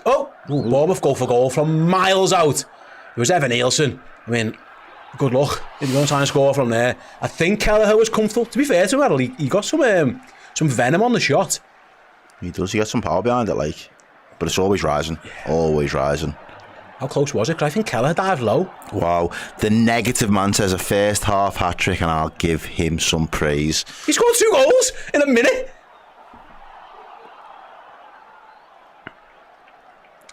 That's so funny that the whole world didn't see that goal. Anyway, here come Bournemouth again. Again, Semenyo He just on the attack. goes Shot that goal wide. Just Liverpool goes past McAllister far too easily there, mate. Especially in that's his position on the pitch. Like, you're there to cover that space and be an obstacle.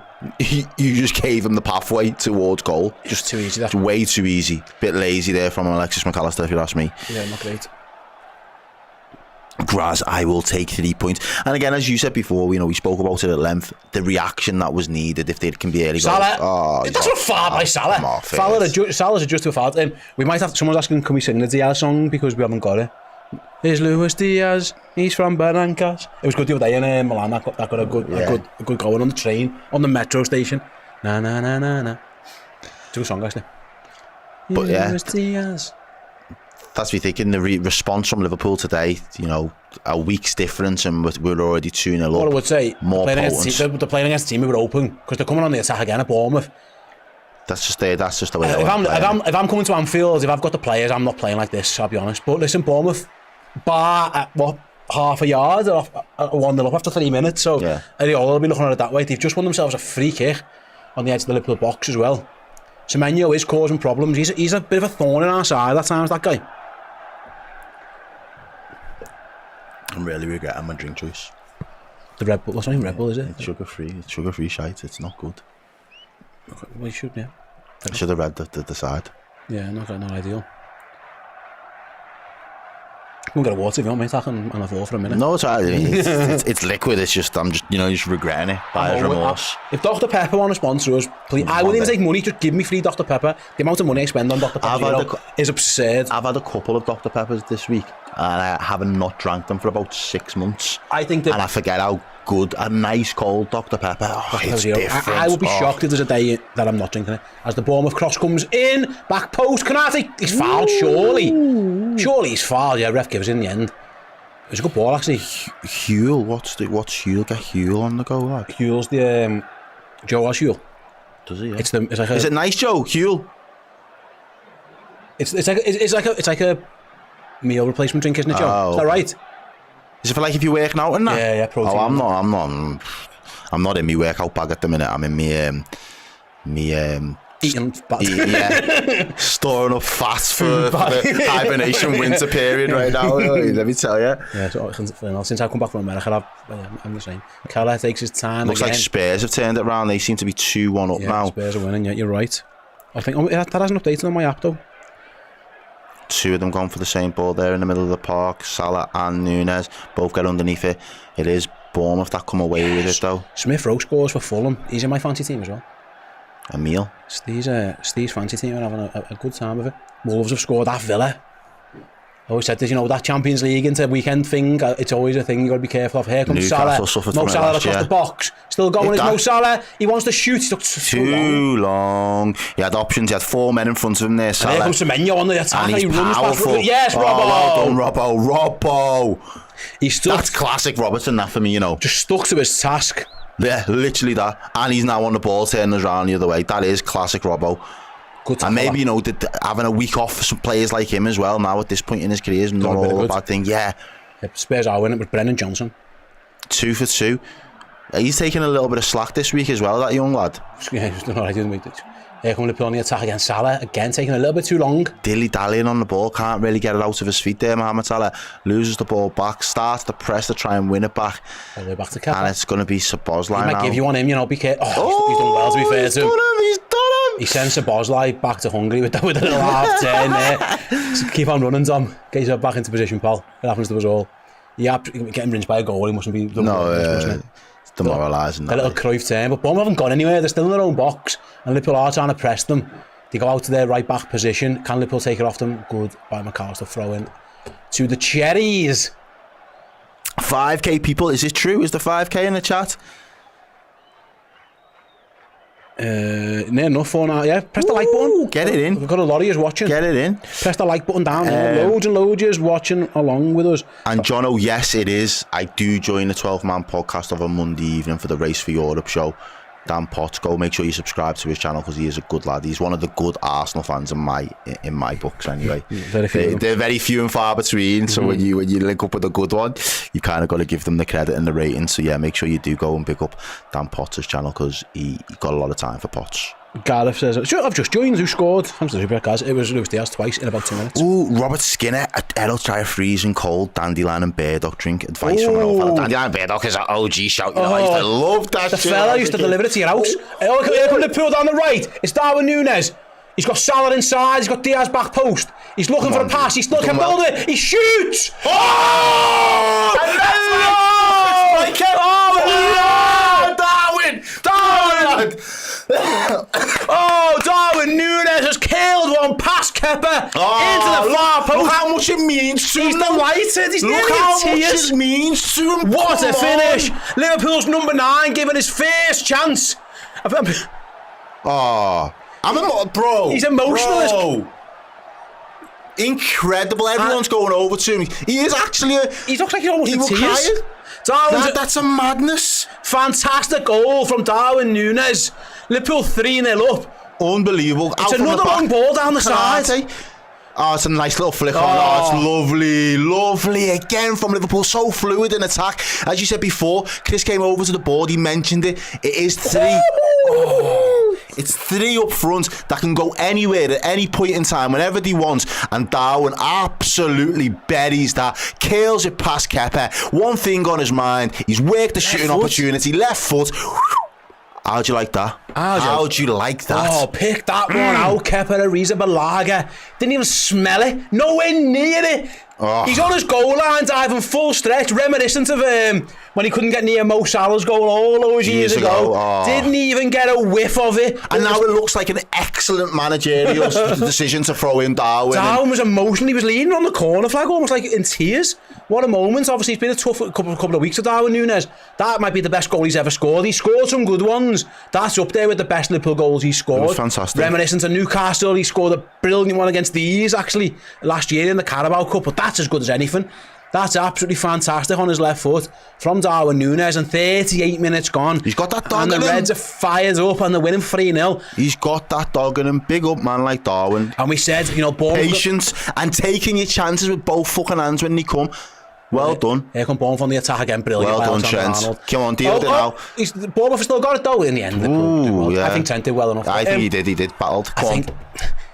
I just think coming to Liverpool and being open, you've got to take your chances, and they haven't. And here come Liverpool again. Flick by Szoboszlai. It's Gravenberch. It's Mo Salah. Just didn't enough on it. Didn't put enough on it. Just didn't connect at all. Look at that. Liverpool are taking the piss. This is Liverpool. This is what I reckon. I recognise that as well, but it's actually a very similar place from where Núñez was. Yeah. And he went the other way. Mo just didn't catch it. Yeah, John says a couple of coming to Liverpool and playing footy, man. I don't think many teams haven't seen what they saw last week and seeing this. Why would you do it? Why would you? Because Bournemouth they've had a go, but look at the space. They're everywhere and they're getting their asses handed to them. They're getting mauled at the minute.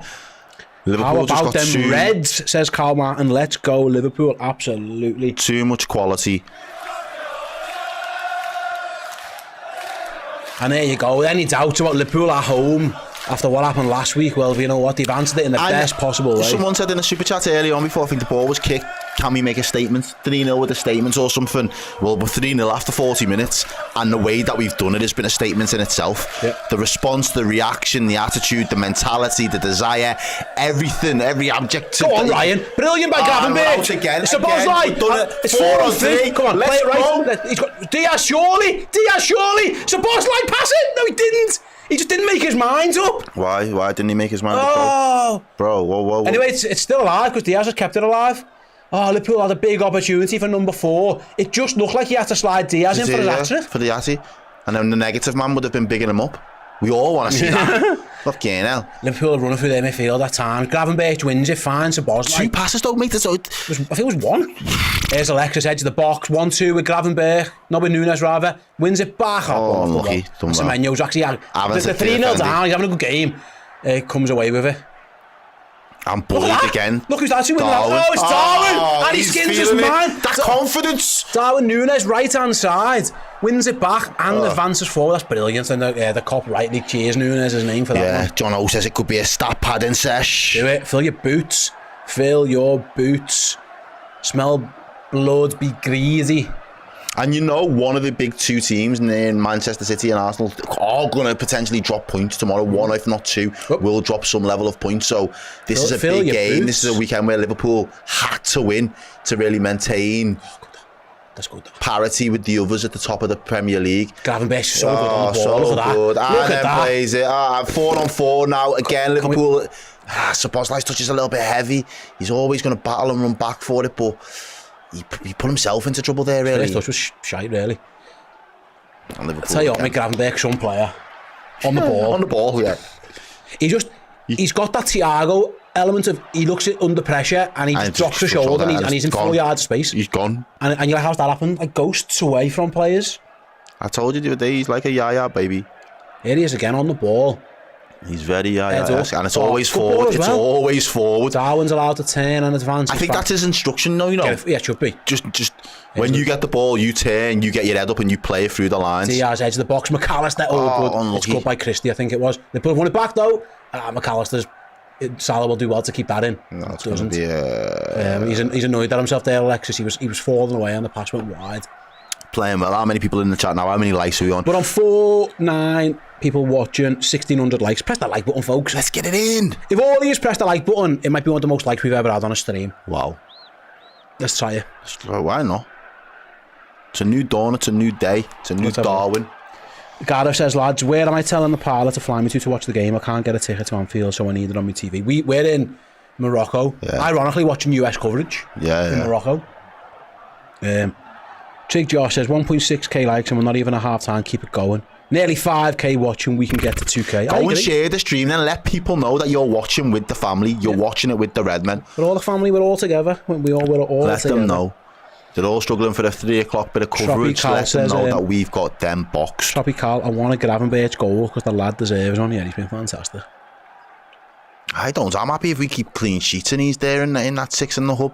Yeah, absolutely. And you just wonder, Liverpool, go and be ruthless, go and be greedy. You can, of course, take your foot off the gas later, but for now, keep there going. He is again, just stretches into space. See you later.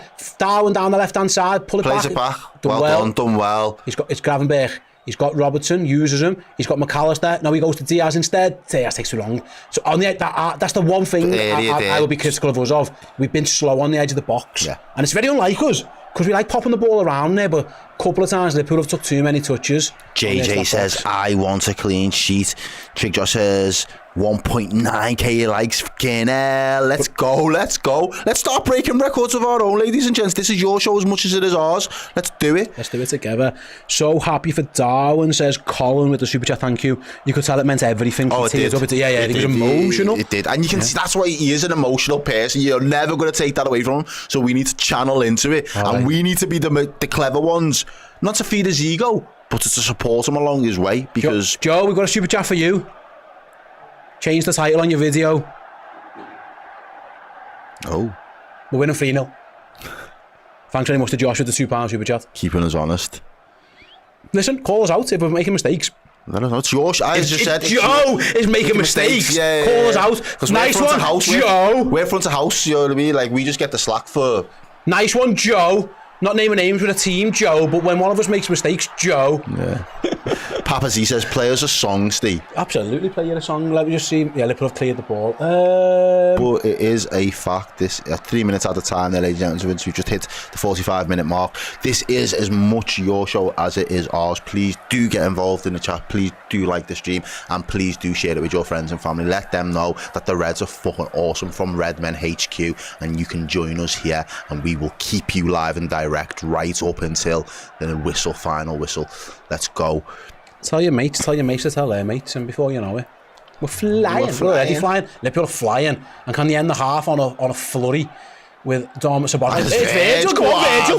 Virgil van Dijk strides forward, plays it to Diaz. He couldn't get in the box, Virg. You're there now. He's asking for the back. Oh, he wants it back, isn't it? Give him. Virgil's playing number 10. Give him the ball. No. Fuming. Making me run backwards now.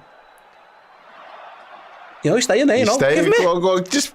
I want to see Virg playing number 10 for a bit. Alexis has gone centre half. Now they're going to swap round him. The captain was feeling his onions there. He was smelling the goal, wasn't he? Yeah, he's gone back to centre back. McAllister. Foul, surely. Bundle to the back of him. That's a nasty one, that as well. That didn't look great. He's up, thankfully. Michael. Joe, genuinely, is the title broke? Man says 2-0. Oh, I don't know. Man says 2-0. Man just says Liverpool versus Bournemouth. But who was that then? No, you need to refresh. No, sorry. There's no need for me to get that defensive there.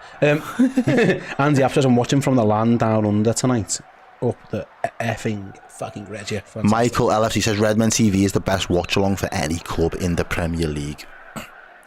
Can we get that on a Google review? Like we should just have them just flying in. TripAdvisor style. Get on there. Nice Tell one. your mates, tell your friends, tell your family. Tell everyone. Spread the word. We got you covered. Right then, here's Clivert. Left hand side. Bournemouth looking maybe to sneak a little goal before half time. Lift their mood. Ryan Christie plays it out wide. Liverpool ending the half with a little bit of defending to do. Cross comes into the box. Dealt with it. Emphatically. And Trent goes long. Can he find Salah? He's given him a chance. But the goal defender's done well. Goes back to Kepa. Oh, he's retreating back towards his goal. Clips it back out. So Salah's going to put him under. Liverpool are going to try and win this ball back, I think. Have they? Yep, they have. Oh, they have. Brilliant. What a pass! Ref! Is that not a red? No, it's probably not. But whoa. Yellow card then? Yeah. I was going to say pattern that. Was that Gravenberch again with the pass? Yeah, I think it Brings was. it down. Salah was through on goal. Lad throws him back. Is that not denying a goal? He might have been offside. Is that not denying a goal? Either way, because that other man's there covering. If he wasn't there and he was the last man, then yeah. But this young lad looks like he's been run ragged. His head was spinning there. He had no desire to get into it. Where he was. He didn't want to get into it. Is the title working for every... 93% says it's 3-0. No, it's working. Maybe it was just me and Josh. Yeah. Stick Gomez onto the even. He might score, says Raj. Yeah, get him. Fill your boots. Ben says Gravenberch is a monster. He's fucking brilliant, is what he is. Pardon my language, but I've got to say it. Right then, 43.5 minutes gone. We're into added time because Bournemouth have conceded a silly free kick. Trent standing over it there, eyeing it up. Diaz back post is on. Goes back post. Kepa claims good. Too easy, too close. It was. And that will be that for the first half. And Liverpool have responded to last week's defeat to Nottingham Forest. Emphatic style. 3 goals in 9 minutes between the 26th and 37th. 2 from Luis Diaz. An absolute worldie from Darwin Núñez and Errol. For 24 minutes, that was a relatively open, even game. And Liverpool smelled blood in the water like the sharks that we can be at times. And before you know it, the game's effectively never over. Yeah, it's fully shark weekend. It's just it's a nightmare. Let's just be honest though. From the outset, it was a bit of a sparring match. But Bournemouth are unlucky because it's well worked. Their goal that's disallowed. It is well worked. It's not good defending from Liverpool whatsoever, and Liverpool get away with it more just because of the execution of the final pass. And I think it's almost a shot. And I think is it what's his name? Semenyo or whatever? Semenyo. The way that he kind of gambles at the back post is what you want any forward to do, really. So he does his job, put the ball in the back of the net, let VAR make that decision. It is ruled off as offside. It is a bit of a sparring match thereafter. Liverpool have a couple of opportunities. Bournemouth open, equal to, have a couple of opportunities. And you just think there's a little bit of control as we go into the 23rd, 24th minute. But you just think Liverpool just need to take a couple of those chances. Luis Diaz as well, guilty of one early on. He leaves 3 men in his wake. absolutely brilliant on that left-hand side, cuts in on an angle where he should be cutting it back across. And I think it was Chris that said it before, those are the goals. If they're going to be playing against low block sides, it doesn't really matter. Once you're in, you're in. It doesn't matter if you're a low block or you're playing with a high line. Once you're in. But those are the areas where you should really be looking to play somebody else in, play it across the box. You can see that Darwin's frustrated. You can see that Salah was frustrated. Salah again had a couple of weak opportunities and he underhit a couple of passes. And you just think it's coming for Liverpool. Liverpool, if they can be a little bit more clinical, if they can be a little bit more cutthroat, there will be opportunities. And within the space of 2 minutes, mate, I'll let you speak on Luis Diaz, because I just think what happens in that 2 minute period is absolutely phenomenal. I think, to be honest, and this is what can happen at Anfield, right? If you make a mistake, Liverpool can punish you, and before you know it, your head's spinning and you're beat. Kepa had a good first 24 minutes. Oh, yeah. He'd made a couple of really smart saves. He had the one from Diaz in particular. He had Nunes, didn't he? I think I'm right in saying, which got scuffed a little bit. He had Diaz, actually, when Diaz probably should have passed it near post. He makes a crazy decision, does the Bournemouth goalkeeper. Ibu's ball is it's a good long ball, but it's kind of like hitting hope. He's put it for Diaz to run onto, but in the best case scenario, Diaz should have to bring that down under pressure, get it under control, and then have a shot at goal. Yeah, 100%. Kepa goes, stops, comes again. He's out his box, and the worst thing you can do as a goalkeeper, I always say, is be stationary out your box. You are pointless. Honestly, you're an absolute chocolate teapot. You can't do nothing. You're useless. You're in goal because you can't play footy anyway, and you're out and you stood there like, oh my God, can't do nothing. And he makes Diaz's mind up. But what I would say, the touch from Luis Diaz, that ball has travelled 60, 70 yards, comes down with a bit of snow on it, and he kills it dead on his thigh. That's unbelievable. You're going to have to let me land on this one. Just stay with me. Okay, I love these. Go on. Suarez Newcastle vibes. It's different because Suarez does it on his chest, but in the way that the motion, it's just fluid. There's no stop-start. Yeah. Everything just happens in one motion. It was almost to that kind of level. And it had to be, because it had to be crisp. If at any point he stops, he's getting the ball taken off him. Probably. Exactly. So he brings it. It's magnificent. He takes everybody out of the play with that touch as well. I think that it was absolutely phenomenal. All right, Liverpool got blacked on the second goal. I think the whole world ended up getting blacked on that one, if you know, you know. But at the same time, that second goal, the ball from Trent Alexander-Arnold, we said he didn't get much on, or he didn't get involved as much as we would have liked into the early 20-25 minutes into the game. But when he does get that opportunity to break away and come away from that right-hand side, he strides forward. He breaks into that space. He moves everything over centrally. He's got options left and right. He chooses to go to the left with Luis Diaz. The passes pinpoint perfect, and Luis Diaz takes one good touch, and then the second touch is straight underneath Kepa's legs, through the legs there, and it's another smart finish once we've been able to see it on the replay. And Liverpool are cruising at 2-0. Would you say, fair to say? Yeah, absolutely. And then Darwin's goal, mate, is, I don't know why he's so emotional. Maybe he's had a tough time with it. He hasn't been playing too well. He hasn't been playing much at all.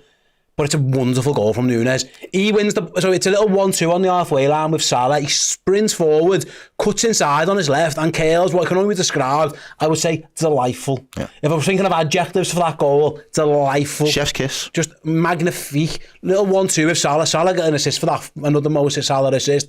But it's all Darwin, really. Yes. Cuts inside. He didn't have his options there. He didn't have much on. And to score that from there, and it meant so much to him. His teammates delighted for him as well. Absolutely fantastic. And that's elsewhere, by the way, paying off. And that's what I like. So go on. I'll run through some of the scores elsewhere. Wolves are beating Aston Villa 1-0. Mateus Cunha scored that goal. It was a 2-0 to Fulham with Jimenez and Smith Rowe. They're beating Newcastle. We're just seeing the Cunha goal on our replay, actually. Everton in a big game of 1-0 up, and Dye with the goal against Leicester. Southampton in another big game. Tara Dibbling, who actually I thought looked impressive against Man United last week. He's got he clearly likes Jack Grealish. He has his socks on by his, all that kind of swaz.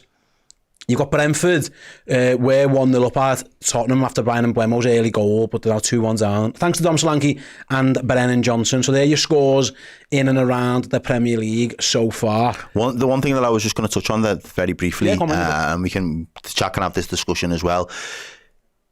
Slot's decisions, as you say, he hasn't made a mad amount of changes in recent weeks, and we've kind of picked that apart over the course of the last week since we've come back from the international break. We thought we'd have seen more changes, and we haven't. The way that he made his changes midweek, Tsimikas getting an assist, Gakpo getting an assist, Gakpo being instrumental in the entire performance, in my opinion. Today, I feel like Robbo's been back to classic Robbo, what we see and we love. Nunes has grabbed his opportunity with both hands. He's got to be very happy that he's made those calls, and the players that he's called upon now in this squad have stepped up and brought that same level of quality that we've come so accustomed to. And I just think from a manager, in terms of a man management style, to me that seems like a bit of a masterstroke, really, because you can look back in hindsight when it's working and say, great, but it was big calls and big gambles, and he's starting to pay off. I think he's known that, I might be wrong, but I think he's known that Bournemouth would leave space, and that's what Darwin will thrive in, that space. Even before he scored, he was having a very good game. Yeah, he was. He was quiet for the first 10-15 minutes or so, but he was involved. He was winning the ball back. He was dropping in. He was trying to make those runs in behind. So I think, again, horses for courses, really. But yeah, again, you're right. The manager made another substitution there, and he's playing well. He did it in midweek. Gakpo was magnificent. It goes to you, by the way. I've been saying it for a while. But it's keeping the squad harmony happy. You're not sitting there in the cold for months, mate, and then being dragged on expecting to do something. You're in and around amongst it. Do you know what I mean? We've definitely got 5 really strong options. If Nunes is your 5th choice, which he probably may, I don't know where the manager's pecking order in terms of your front 5. You're not in bad position. He hasn't. I don't think Nunes has quite delivered as much as we all would have expected to, but he's not a worst 5th. He might be 6th choice. We'll see what Federico Chiesa becomes. Mate, Liverpool got some really good attacking players. Brilliant. Gakpo is a top player. Nunes is a good player, really good player. Jota's excellent. Jota, Salah, Diaz, the brilliant. We'll see what Federico Chiesa is. He's a gamble. But if he's anywhere near the old Federico Chiesa, he's a problem. He's a problem, ladies and gents. If Liverpool score goals this season, make no bones about it. It's absolutely right. They will again. Forest did a job on them. Liverpool still created chances. They just didn't take them. Yeah, no, I agree with you there, mate. And I think that's one of the things that excites me is when it works, which is up until this point, obviously 3-0 at half time. And I'm saying it when it's working, you can understand that the balance and the squad happiness is going to be there because they all feel like they're a part of the club going in the right direction. You know, Gakpo, strong, mate. Even the goalie, right? What a save! I know he give the ball away. That's a top save. Yeah, in the end on a near post to get down like that, it's incredible. And this is the point that I'm making. You can't take anything away from the Champions League. Champions League's massive. Do you know what I mean? So Gakpo playing a belter in that game would have done the world confidence. He'll come on in this because we'll be able to hopefully manage the second half in a way now where players will get more minutes being afforded to them. There'll be rest. That means that then they'll be able to be brought in maybe in the midweek game against West Ham. If we need big hitters on the bench, now we can look and say, well, I can put a big hitter on the bench now because we've done the job within the hour. On the weekend, so fingers crossed we've got that. But as a squad now, and it is a squad game, and I think one of the chats spoke and asked of Chris before. He felt that the squad wasn't big enough. But if you've got a bunch of lads there that are all chipping in at their vital moments, Champions League, Premier League, Carabao Cup, and it's all ticking over and changes of faces are coming in and changing, but there's no real drop off. Liverpool are going to be a force for hopefully for the entirety of the season, but for large parts of the season when it matters, because the players will feel, the only one who really hasn't played himself into form so far is Jota, but they will feel that there's getting he has scored. And he has scored as well, yeah. But they'll feel like there's enough in it for themselves to really make the most of the season, if that makes sense. Yeah, absolutely. I say, Dave, I think all the attackers, we've seen them all play well. They've all got goals. I mean, Diaz got 5 and 5 now. He's absolutely flying. There was talk of him going in the summer, and I was that guy. I was front and centre of the Diaz out brigade. I'll put my hands up and apologise. Right, what we're going to do, we're going to go for a quick break. We're going to get Errol some humble pie to eat as well. So we'll be back with the second half of Liverpool versus Bournemouth in a couple of minutes' time. See you all in a second.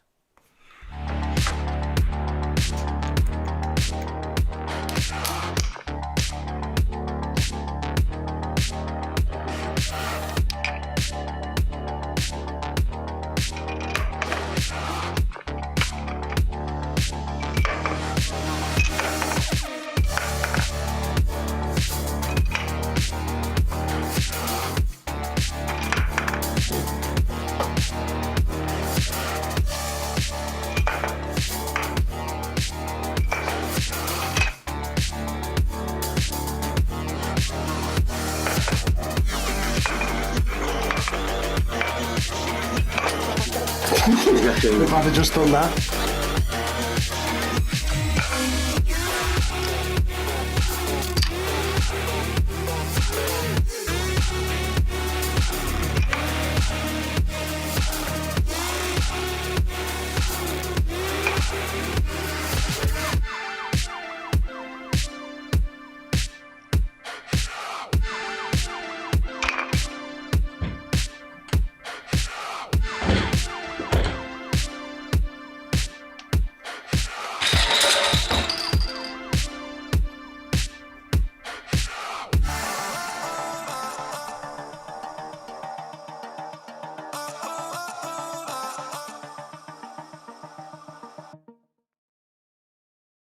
As you know by now, if you sign up on redmenplus.com as a Club Legend subscriber, you are in the prize draw every single month automatically to win incredible prizes from us.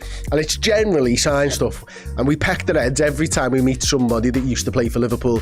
And last time we saw Steve McManaman, we got him to sign this wonderful A Crew shirt. So if you want to be in with a chance of winning this incredible prize, sign Steve McManaman's shirt in A Crew, then all you have to do is get involved on redmenplus.com, sign up as a Club Legend, and if you win the prize draw, you'll win this. There's loads of other great things that you get as part of the Club Legend subscription, so do go over and check that out on redmenplus.com. Thank you very much, and you've got to be in it to win it. Get in.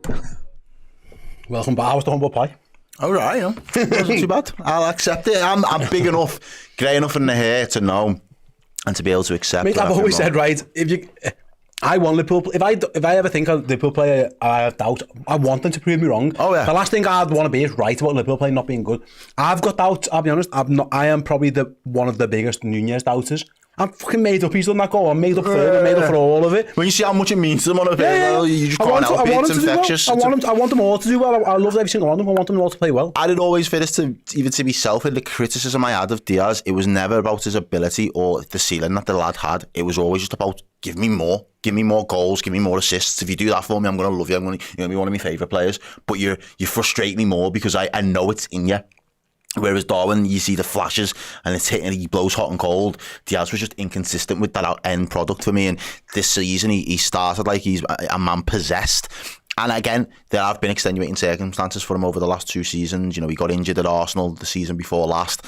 And then obviously the stuff that happened with his R fella at the early parts of last season is always going to mentally, you know, affect any human being, any professional footballer. So I understand that.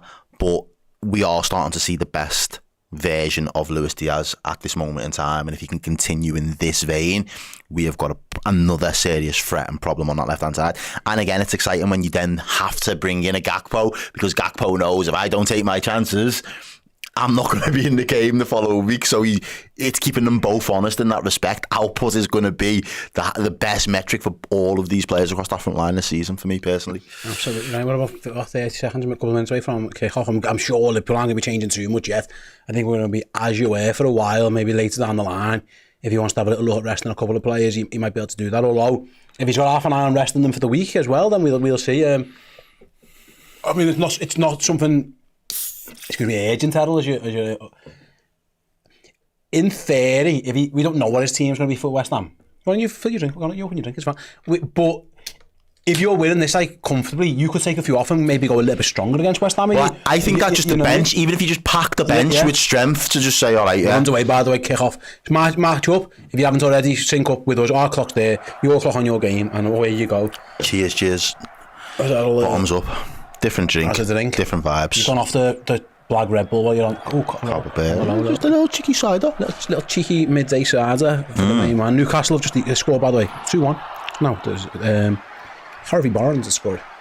Right then. He says, let's see Chiesa get some time today. Yeah, there's plenty of opportunity to bring him into the mix. 100%. Why wouldn't Jake Josh says Diaz for a hat-trick. Yeah.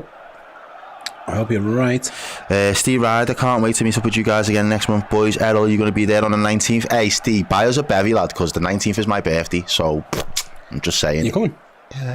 Yeah, I was invited. Of course you are. Here come Bournemouth on their birthday settings. Bournemouth have crossed it into the box, and Kevin Kelleher has caught it. And not only has he caught it, he's set Liverpool on the attack with a little roll out.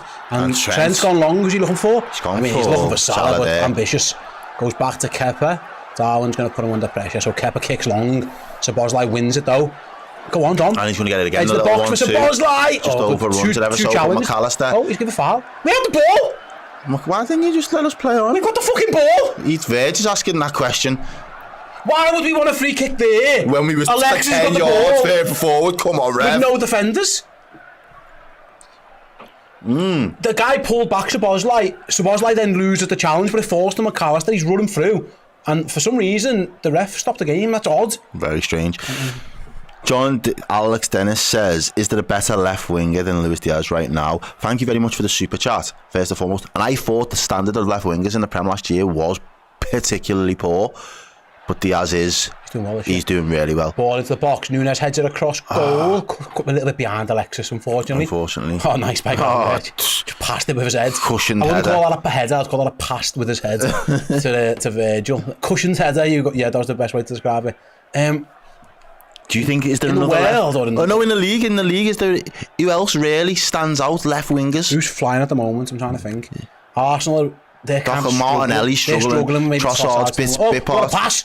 Sal around the corner, Kepa comes out and is bodied by Darwin. There's a bit of collision there, they both gone down. Do you both have every right to go for it? I hope he's alright. Darwin collides with the goalkeeper. It was just a coming together, He's hurt his back of his knee or his thigh or something. I think Kepa's just winded himself. It will be. Yeah, throw in some of a left winger. Shout, ladies and gents, who you feel is up there. Son, is he? He hasn't had a great start. He's not had a great start. Harvey Barnes. He scored today. Gordon had a good season last year for Newcastle. Yeah, Andy Gordon, Knocky Knock says that one as well. Martinelli's been off it. I like him as well. He's been off it. He's been off it for a while. Trossard's been better than him. Wasn't Foden a winger originally? Yeah, but we're talking about like consistently playing left wing. Don't think Foden really does. That is a consistent role. Yeah. Matoma. He's been alright. Yeah. Vinicius Junior is a left winger. In the world, but he doesn't play in the Prem. He's the best in the world, probably, or one of the best in the world. But I mean, Caravacelli is a good left one as well.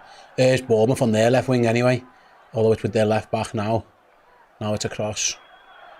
It's too easy. Liverpool will clear that one with relative ease. That was they brought a sub on, by the way, Bournemouth. I didn't clock that earlier, but I'm pretty sure that was a sub that they should have. They were 3-0 down at our time. You'd like to think the manager would make a change. Dick Red with a nice little use of the stickers of the Redmen. There he says Rashford. I think it's Paul's face just pissing himself. He's got to do that, to be fair. They brought Danny Watcher on for Justin Clive. That was the sub they made. He was yellow carded as well, wasn't he? Ryan Hill says Fernando Torres plus Luis Diaz. Suarez equals Luis Diaz.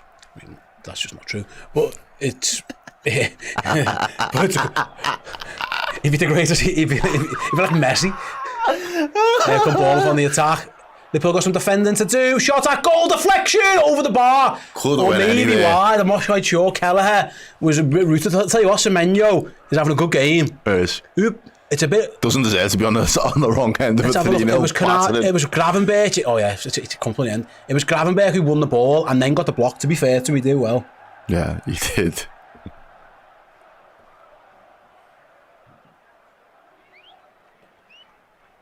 Corner to Bournemouth.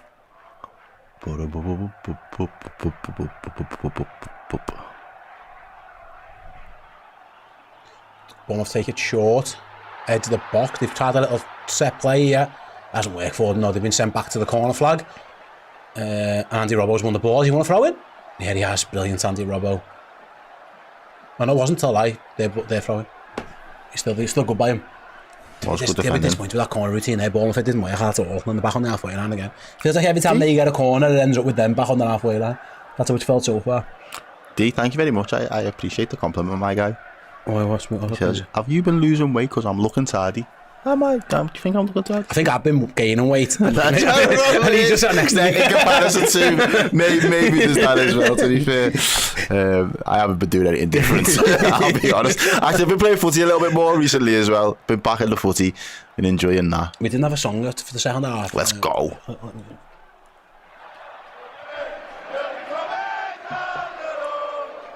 Yeah, Garaz says Semenya is a player. He does look good, to be fair. Handful, he is. There's a Watcher down the line, straight to him. It's a good option, but the striker didn't read it, and Keith Keller can just pick that one up. Can throw his hat on it. Take Josh is loving the like count. Another super chat, thanks very much, Josh. 2.3k likes. I'm proud of you, everyone in the chat. Everyone, please bash the like button if you haven't. Everybody counts. We are, yeah. Thank you very much. Josh is in charge of it. He often is the likes arbiter. Yeah. Here's Bournemouth down the left hand side again. They've done well. Keep an eye as they move to the edge of the box.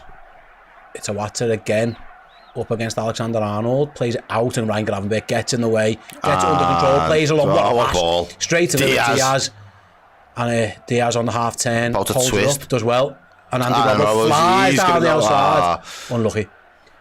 Just covered, just a little bit of cover there. That was so good by Gravenberch again. And we are 3-0 up, still. Bournemouth on the ball. Right then, 4,500 of you watching, keep hitting that like button, use your comments, you tell your mates, tell a friend, all that good stuff. As Bournemouth go long, Virgil deals with it. Back header, straight to Buchanan's, flicked it back. And Gravenberch. And Liverpool got it under control with Szoboszlai, wins a throw right in front of the Bournemouth bench. Off Lewis. Cook. Are we up to in the game? So let's have a little look. GTA Car Build with the £2 super chat. Thank you very much. Says the wife loves you guys. Give a shout out to wee Lizzie. Hello, Lizzie. Shout out to you. I hope wee means like small. I hope her nickname isn't like wee Lizzie. Like she had an accident at some point and it never went away. I hope wee is like I say. I was that type of wee. Rowan, that's a very good question. I'll let you go first. I feel like I already know what your answer is going to be, but go on. Who is the most improved player under Slot? Gravenberch. Yeah. He looks like a whale. Diaz as well for me. I'll go Diaz. You can have Gravenberch. Yeah. Both look like well beaters in this current setup. Let us know in the chat as well. Rowan's asked a very good question.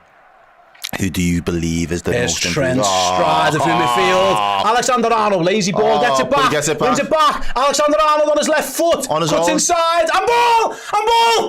Not giving it. We're not getting it. Ref's not having it. Ref's not having it. It looked like his hands were down by his side. All the momentum ran out there in the end. He's kind of got in each other's way.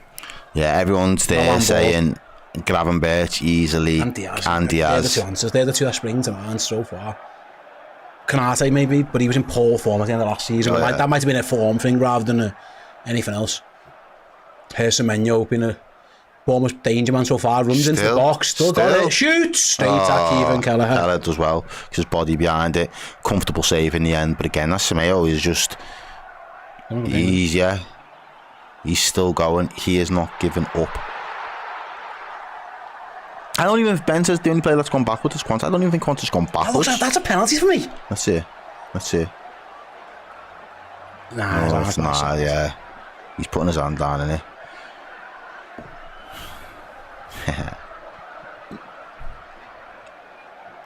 Steve. The rest of the Everton's been delayed because of the rain or the weather. Oh gosh, doesn't sound promising. Steve and Errol on comms and Liverpool are winning. It's no coincidence. Also, lads, what's your favourite home kit of all time? I mean, that's I know what mine is up there with like 0809. With the Adidas one with the little white collar at the front. I think I was having this conversation with Jay the other day. Actually, when it was announced that Adidas might be coming back, I love that kit. It might be that one. I love the one that we won the Champions League in. Yeah, because we love Champions League in that as well. Yeah, that for what we've won in it. But outside of that, I think in terms of just like drip, the drip on 0809 was ridiculous. All of the kits, the black one with the gold on it. Yeah.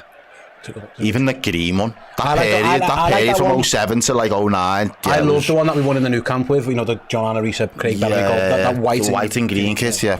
Boy. Yeah. Adidas are the daddy kits like. Oh, nice. Hello. What are you doing? Less of that. I don't think he knew that Szoboszlai was taking the piss. I thought he would. Liverpool played out of it. But brilliant by Gravenberch. He's running through them like a knife through butter, and now he's played it left. Oh, it's still there for Liverpool. It's Andy Robbo. They're asking for offside. He's not offside. Call throw in. They was just begging. Honest, they got Ryan Gravenberch taking the piss, shrugging players off him. In the end, Bournemouth just got back. I'll say it once. I'll say this kid is like a Yaya Toure. He's going to shoot from distance. He caught hold of that one. He was blood fire. Just went for it. Straight down Kepa's throat in the end.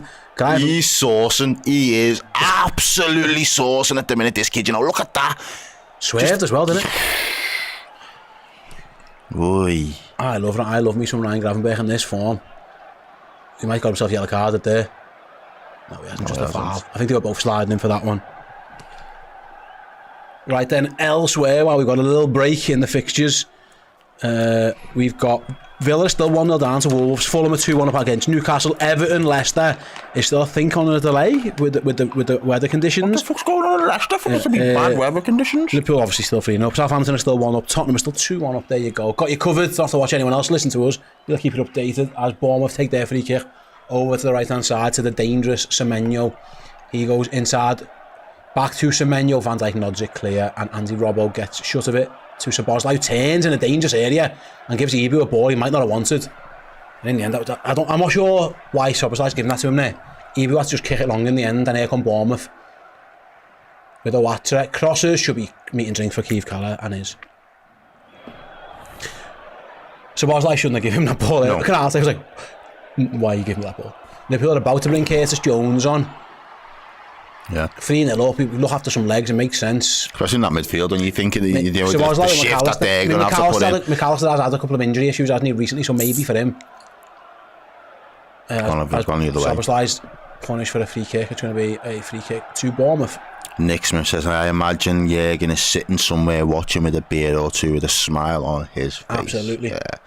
Oh, here come Bournemouth though, it's a Watcher. Cleared. Again, McAllister and Gravenberch doing their defensive duties. And there's Salah on the halfway line. Can he find the pass? He's trying to find Diaz. Not going to get there, I don't think. He's going to get the defender, cuts it out. Goes back to Kepa. Diaz is going to put him under pressure.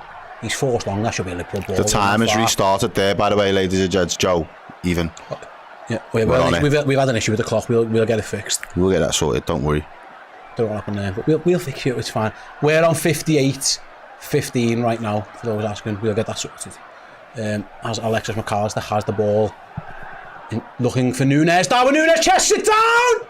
Oh, just couldn't get it under control. He still got it. Kepa spilt it. Nunes, still Nunes. Shoot! Off the line. Two men on the line there. 2 men on the line and cleared it. Liverpool got each other's way a little bit there. Was it Salah? I thought it was Nunes. I mean, Is that a head injury? Someone's gone down. In the middle of the pitch. Someone's getting booked. I think Gravenberch just got clean. Now it's Konate. My player identification's been poor. Was that Salah? Yeah, it was Salah the whole time. Sorry. My bad. Yeah, we'll watch it again. Oh, he just runs it. Oh, sorry, it was Salah. It's like a wrestling. They just bodied each other. Yeah, I thought it was. It was Salah. And he was onside as well. He was onside. I don't know why I thought it was Nunes. I just looked up and saw. Through the middle of the goal. Yeah, through the middle of the goal though. Yeah, it's definitely Salah. Yeah, it's definitely Salah. Just stepping. It was Nunes who got in his way. It was Mo Salah. So Nunes was supposed to say, I don't know what the fuck you want me to do from there. I'll be honest, I'm half glad he missed now because my commentary would have been a joke. Sorry, folks. It was definitely Mo Salah. Through his legs, that's a lovely bit of skill, that though. I should have known it was Mo Salah when he did that with this ball. Sorry, guys, that's on me. I'll take that one. Our clock is right again, by the way. Josh Dyke says, put your glasses on, Steve. Yeah, my bad. Konate's had a bit of a collision there, and the Liverpool's doctors are taking a look at him. He clashed with, I think he's waiting to give him a yellow card though. The ref is waiting. Is Konate getting booked for there? Yeah, the ref is waiting to give him the yellow card for his troubles. Thanks, ref. Nice one, ref. Just what he needed. Just been on the deck for 5 minutes, fucking. Ibu's up and nursing an injury. Okay. I mean, Liverpool do have Gomez and they do have Quanta if they want to just laugh them a little bit.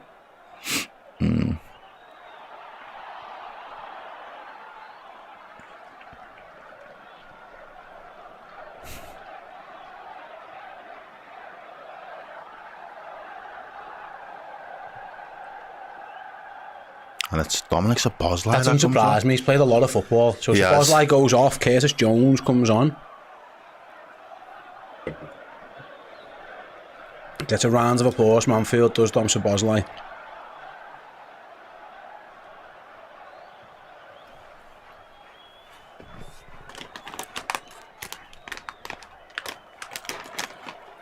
I've seen a picture from here. That's what it looks like at Tottenham, at Everton at the minute. A lot of rain, I've just seen on Twitter. So monsoon in the Midlands. Little Leicester downpour. That's why that game is not currently in action.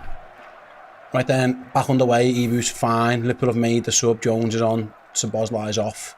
Just on the hour mark. And here's Semenyo again up against Andy Robbo, right hand side. Cross comes drills in, dealt with. I say it every week. He's the best at that in the world. Near post covering. I think that's what I always thought that was John Terry's biggest skill, just that right position at the near post, and Van Dijk's right there, if not better. Those players don't want to get underneath him. They don't want to get in and amongst them there. They're hoping it just gets past them somehow. Bournemouth playing some nice stuff around, found some menu again. A couple of triangles, he's back in again, this guy, though, he's not giving him, and again, it's Canate this time. And Gravenberch not only clears it, he finds it past to Diaz, and see if Liverpool can get out. Diaz is almost playing like in a left-back position, just runs past one, plays it to Gravenberch, opens it up. He's going to try and find Mo Salah, and has what a pass. Mo Salah, Mo Salah's in! He's played it across goal, I don't know why. Mo Salah undercooks it. Why? Could he not have just ran on and scored? I think he should have. Liverpool trying to win it back in midfield with McAllister. Force Bournemouth onto the back foot. I think he really should have, to be honest with you, lad. And if you want to pass it. Yeah. Under hit. Fizz that into him towards the back post. Rowan says, do you reckon Endo and Curtis are good backups in midfield? For what they are, I think they are. I know Curtis Jones gets a lot of stick. I think he's a good player. People disagree, that's fine. Harvey Elliott's probably the number one option. He's injured at the moment. I don't think the manager likes Endo. I don't think he fancies him. I think he's a good DM, relatively good DM, not a great one. Good squad player, but the manager clearly doesn't fancy him. As Andy Robbo concedes a needless corner there. He just said there, someone's got to shout me. Yeah. Surprised by Salah passing that. Yeah, it was a great ball as well. Gravenberch's on his way down, he slips as he makes that pass, but he still nails it. Salah's head is great, puts it right across the defender. He's just in. Just unlucky. That's very Mo Salah-like. Passes when he should be selfish when he should pass. Either way, Bournemouth have a corner from their right, Liverpool's left. Tavernier goes over. And it comes hard. Oh, dealt with. Back post there, Gravenberch concedes another one. That probably could have been left. Yeah, Fernand says the one time he should shoot, lol. I think we all agree with you there, to be honest. Everyone's saying it. I think Gravenberch didn't need... I mean, that's twice now, actually. Maybe it's something not Kelleher. I don't know if it is. I'm just blaming him for no reason. But, like, Andy Robbo didn't need to touch that last one. I don't think Gravenberch needed to get that one. That's another second needless corner. Bit of communication there. Right then, another corner. This time from the opposite side. Bournemouth's left, Liverpool's right back. Low. Van Dijk clears. Can Liverpool counter? Because Diaz has flicked it over the top. Here goes Nunes. Just gets the pass wrong. He was looking for Salah, just didn't get there. Tried to set him on his way. Back. And Gravenberch playing left back at this moment in time as Liverpool looks to scramble. It was the right idea from Darwin and he just didn't get it right.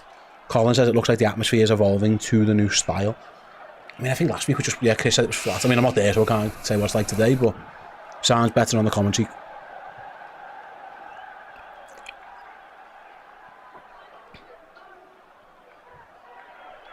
Possession-wise, it's been a fairly even game. 58 to 42. Bournemouth have seen the ball plenty. Shots-wise, 13. That's the difference, though. 13 to 10 shots, but we've had 11 on goal, and Bournemouth have only had the 3.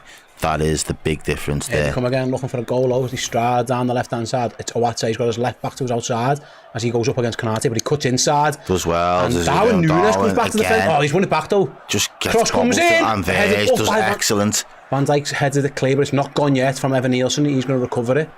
People need to be careful. Van Dijk again. Just thou shall not pass vibes. Yeah, and Diaz is by his own corner flag looking for a pass. Oh, brilliant. Wins himself a throw in, just chips at the man. Excellent by Lucho.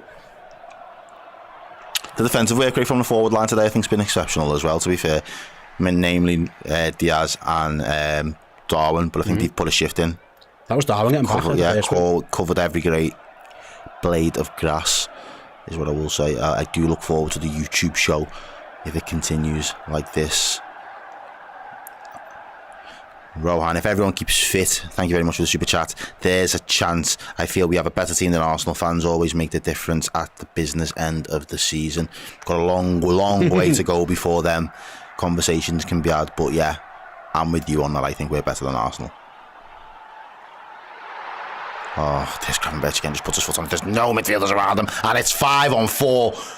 Liverpool, can they get this one right in the second half? Oh, the first thing he's done wrong. Oh, unlucky. And he holds his head in his hands as Ryan. He's annoyed at himself. Yeah. Ryan Gravenberch won it, strides forward, just plays out to play. Errol was right, they put up men over. But Bournemouth have played themselves into a bit of bother. Can't play out from the back. Liverpool have smothered them again. Alexis is so good at that ball recovery, and he's done it again. Diaz looking for this hat-trick, I'm sure the manager will be thinking, looking at his bench at some point for different options. Liverpool maybe looks to save some legs, perhaps. Yeah, and as you can see, Bournemouth are getting tired legs as well. Jones is already on, but Liverpool have got other options on the bench if they want to use them. Here is Curtis Jones now, back to Luis Diaz, edge of the box, fires it into Salah, good pass, Salah inside! First time, Diaz. It's Nunes! Nunes, good block as well.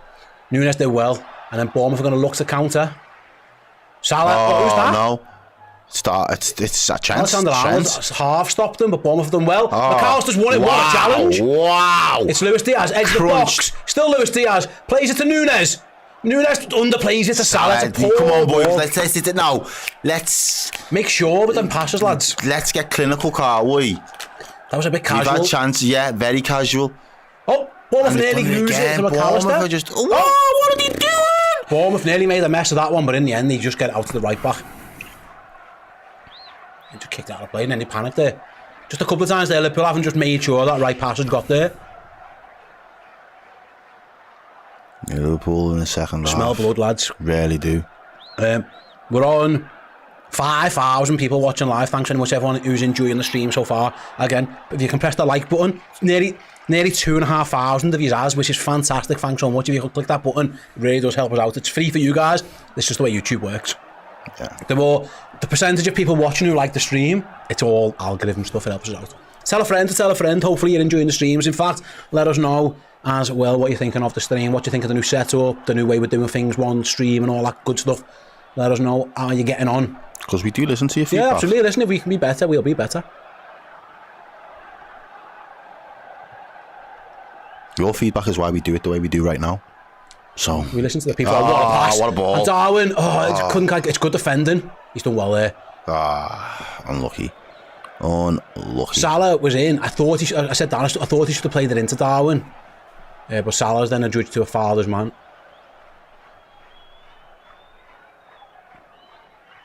Bournemouth are going to their bench.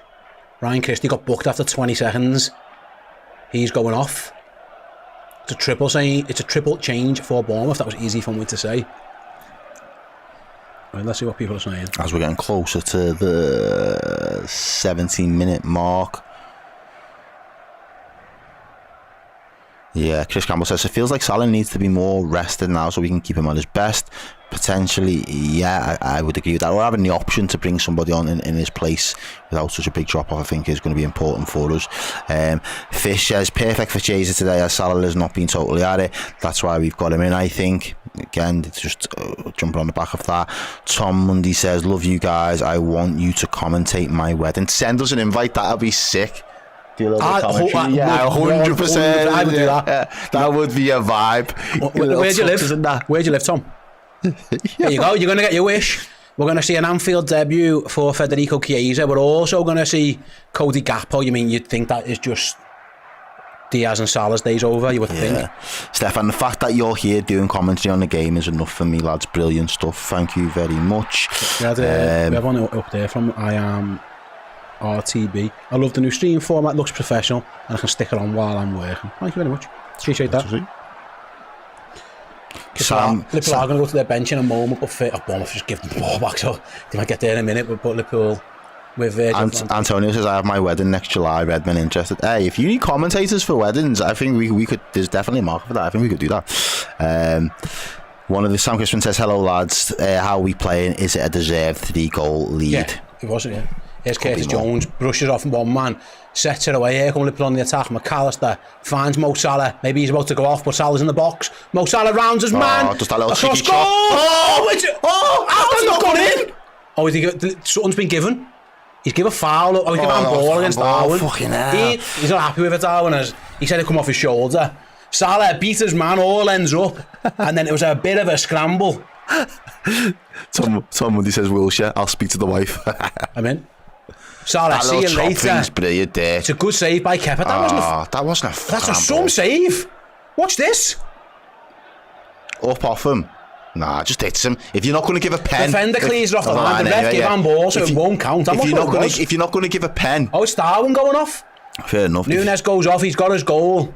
If you're not going to give a pen for the one before, I don't think you can give a foul for that. It's like a foul. It's not a chest. Gakpo. And Chiesa. So who's going through the middle? Gakpo, won't it, you would think? Yeah. Gakpo and Chiesa are coming on.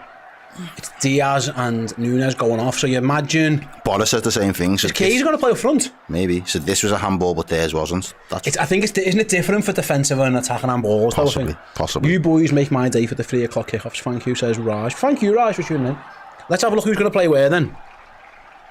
Yeah. Fish. Go on. I don't think I could watch a game without you. Oh. Fish says, imagine being able to bring on Gakpo and Chiesa when you're a defender and your legs are burning. Yeah. Frightening prospect. I'd be interested who goes where. I mean, it could just be Chiesa, could go over to the left, of course, and Cody Gakpo could go up front. We'll see how it all pans out. Salah through the middle, no. Liverpool, are they playing 2? It's like a diamond with 2 up front. We'll see. It's a goal kick, so it's hard to say. Kepa goes long this time. They've had enough time to play out on the back. They're not very success with it. Yeah, Chiesa's defo leftish. No, he's up front, isn't he? Gakpo's playing left. Yeah, It's Gakpo left, Chiesa up front, Salah right. That's interesting, not Jota. Maybe saving Diogo Jota. Maybe. Now we're 3-0, yeah. It is Chiesa. Oh, it is Chiesa. Hit that. Shot from distance! Imagine that for your first touch. Imagine that your first touch. Chiesa's first Anfield touch was a dipping 40-yard volley. He just didn't catch it well enough. He fancied that would have been some introduction. How'd you like that? Oi. That would have been some goal if he'd have scored that from there. Chris says who went off. It was Diaz and it was Nunes who went off, Chris. I love him already. He might be my favourite Liverpool player of all time. He just had to lob the goalie from 45 yards with a volley with his first ever touch. More of that, please. Don't hate that. Throw into Liverpool in front of the Arne Slot bench. Right then, Kelleher with the ball at his feet. Kanate plays it forwards. Good by Jones. Really good by Jones. Now deal with it. Excellent by Curtis Jones. Fantastic. Under pressure. Kept under it. Gives it to Van Dijk and Liverpool can attack. And that's what he does really well, Curtis Jones, doesn't he? Really, really good. Here's Robertson down his line. Oh, it's a poor ball though. He's overhit that in front of Cody Gakpo. Maybe a bit of tiredness, Randy Robbo. Maybe Timikas is an option. That was a tired pass, but we'll wait and see. Right then, 73 minutes gone. Liverpool have won it back. Here's Chiesa into Gakpo. Turns his man. He's looking for a pass. Someone's going to have him out. Oh, good ball. Edge of the box. To Jones. To McAllister. Oh, someone could have hit that. Give the ball, someone. Oh, Gakpo did himself. Back heels it against himself. It's alright, it worked. He still got it. Trent playing right back now. Hasn't got a ball. Where's his winger? Salah out wide. Trent has to go back. Chiesa's playing centre forward here, isn't he? Definitely, yeah, he is. Liverpool just taking the ball, trying to draw Bournemouth out. They're winning 3-0, they're happy to do this. It's all the way back to Keith Kelleher. The game management's been excellent, especially in the second half, because we just didn't want to give Bournemouth a sniff, really. Give them any encouragement to get back into the game. I think Liverpool have managed it really well so far. Had a shot, have they? I don't think. 0-9-8 GD. Is Jones gone into 8, or is it like a double 6? He's kind of double 6. Yeah. Oh, he's spun out there. Salah, see you later. Oh, just too many. Unlucky. And Bournemouth have won it now, and they've got 3-on-3. Actually, if they can work this right, there's no... Trent's gone. Ibu comes over and blocks it. With it. Firefighting at his finest. And Ibu chant rings around Anfield. I think that went for a corner. Did it? Yeah, it did. Another change for Bournemouth. That must be their last change. Yeah, it was their last change. Evan Nielsen, it just isn't happening for him at this moment in time. Big money striker brought in to replace Dom Solanke, goes off without a goal again. Is he going to be 007? Or has he scored? No, I don't think he'll score, yeah. 007. Missed a pen as well. Oh. When all comes on. Oh, they've done well. They've worked it well. Liverpool got some defending through Kanate. Excellent. Near post. Can Trent launch a counter from there? No, touch is heavy. Touch heavy. Bournemouth shot. Another block by Kanate. Another corner. That was Alexander-Arnold. That just taken a bit too long. And Kanate with a back-to-back blocks. That one stung. That's that one. See it in his face then. Didn't really enjoy that one. No. Nice one, Trent. Kyle says, is Alisson injured? Yes, he got injured in midweek. He'd done his hamstring. I think it's not a major, but they're just taking precautions with him.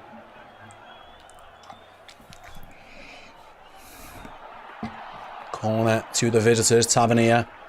Bournemouth's right, Liverpool's left back position. 76 minutes played. Corner comes in. Dealt with again, McAllister. Not the near post header there. Oh, they're asking for a penalty there. Or... The ball's still bouncing around. Can Liverpool get under? Oh, he's done well. Semenyo again, is it? Edge of the box. Watch the shot. He's going nowhere, he's going backwards. Not Semenyo, that one. Oh no, it's not. It's the lad who's just come on. Bournemouth cross comes in, header over the bar, comfortably over the bar. Yeah. Easy all day. I think it was the big centre half that stayed forward. Got nothing on it. Rian says, why can I not watch in the UK? It's because it's a 3 o'clock kickoff, and the archaic rules of our country won't let you do that. Father wants, if he says play the Watchalong and he will score. Let's test that theory out. Okay. I'm here for it. Yeah. There he is on the ball. It's a start. Trent plays a switch ball out to his other full-back in Robertson. Plays the ball forward to Gakpo.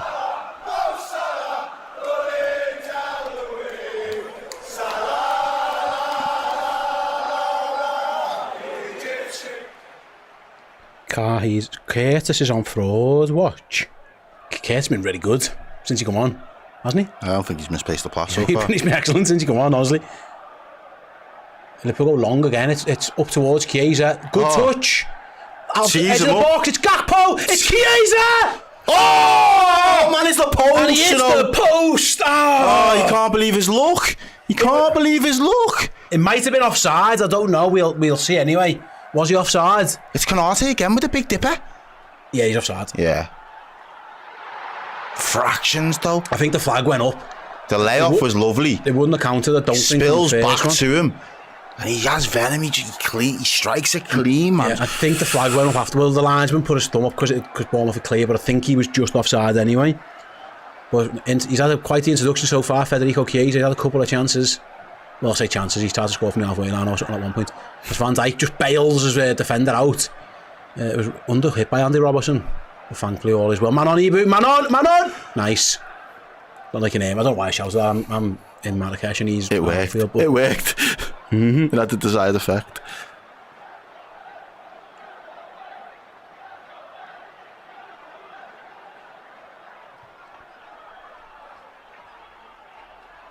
I think Bournemouth have it on their left hand side. They play some good stuff, don't they, to be fair to them?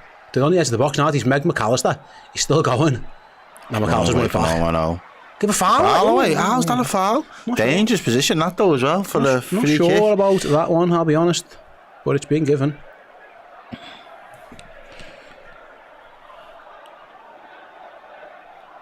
We'll have to come to Morocco more often. Yeah, someone else has just said that. The vibes of work stay here all season. Aston Villa have got their goal back. Ollie Watkins equalises for Villa.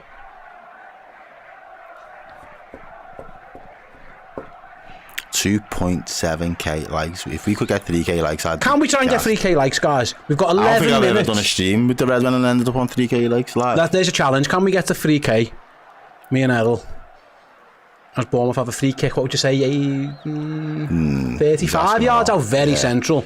He's asking a lot. Very, very central. About the deflection. Keller. They want a penalty, do they? I think Liverpool want a foul on the goalkeeper. I was going to say I'd have had the foul on Keller, to be honest. Done, Sean Alexander, thank you. Yeah, 1k likes per goal. I think that's a fair shout, that, to be honest with you. It was ambitious from you. That's a foul. Ooh, that should be a foul. Kelleher got fouled, but it wasn't given. Aisha Williams says, we want 4, please. We do. I love Klopp. Keeping clean sheets. Rowan says, I love Klopp for the academy overhaul. Sustaining ability. We've got some good players, to be fair. Coming through. Right then. Corner comes in, headed away. Ibu again, was it? Yeah. Bournemouth are going backwards. Every time they've had a corner, it seems to go back to their goal. This time it's gone back to the left back position. Now they're on the left wing. Got a good ball. Actually, Liverpool got some defending to do. Alexander Arnold sees it behind. Goal. Gonna trickle out, and that says 2.9k. We're getting there. Everton have conceded. Closing in. Once, just so I know we've got to the 3k. Once we hit the 3k, I want to see You Never Walk Alone streaming in the chat as well. Just. Some long old way. We're nearly there, to be honest. I know we're meant to be, so I want to see it once we get there. Boom, boom, boom, boom, boom. You Never Walk Alone. Just so I know. Just more for my benefit. Mo Salah fouled, surely. Oh, he's finally got a free kick. Give it the ball, please, lads. Move, then, lad. He wants to take a quick free kick and he's taking it. No, the ref's saying it's moving. Ref's job's worth. Toss pot. Yeah, Tom Monday, we made a couple of changes. Jones has came on. Jones, Gakpo and Chiesa have come on for Szoboszlai, Nunes and Diaz. So there's still 2 subs left if Arne Slot wants to use them. I'm surprised he hasn't at 3-0. I am. With a game on, but then maybe he's thinking of giving them all Wednesday off anyway.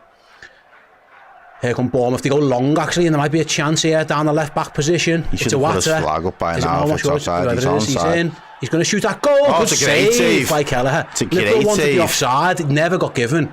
And Kelleher with a strong save.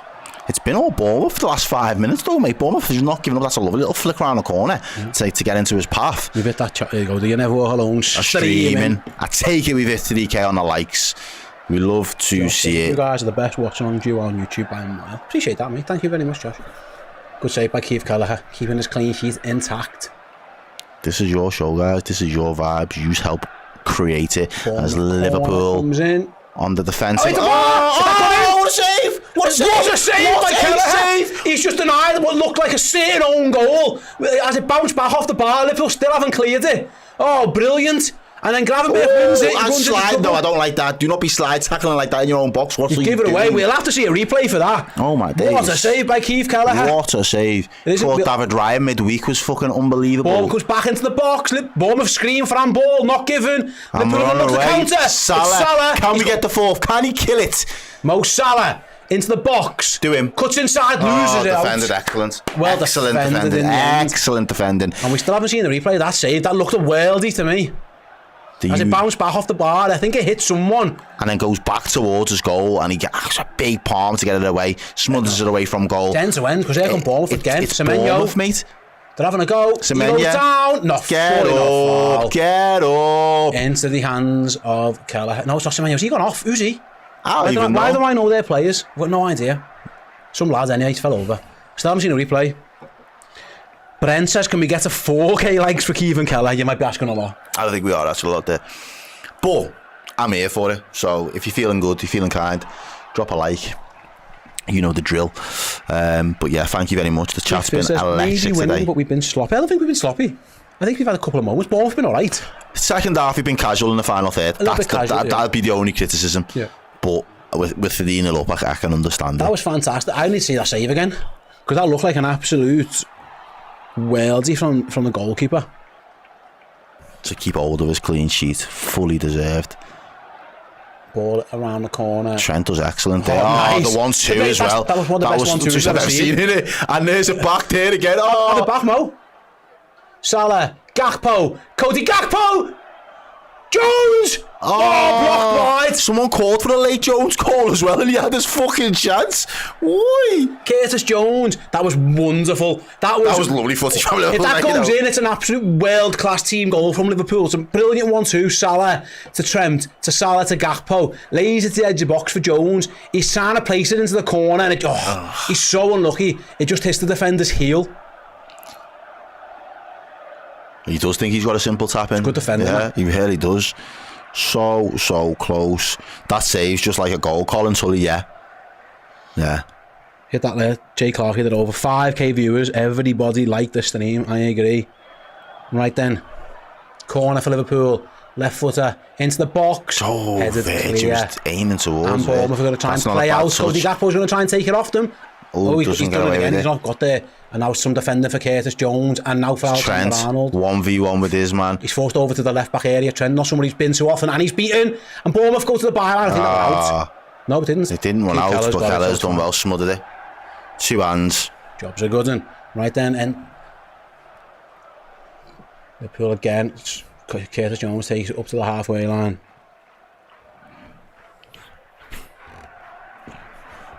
That was a great team move. It's a shame that didn't go in. Really was. It was excellent. The 1-2 in the middle of the park there was those 2 saves from Kelleher, man. Still haven't seen a replay. They look like fantastic saves. There's been so much action in between both of them. We haven't actually seen a conclusive replay. Joe says who's playing central. It's Chiesa playing up front, isn't he? Yeah. He was giving Jota a bit of time off. Jack says, yes, lads, I hope you're well.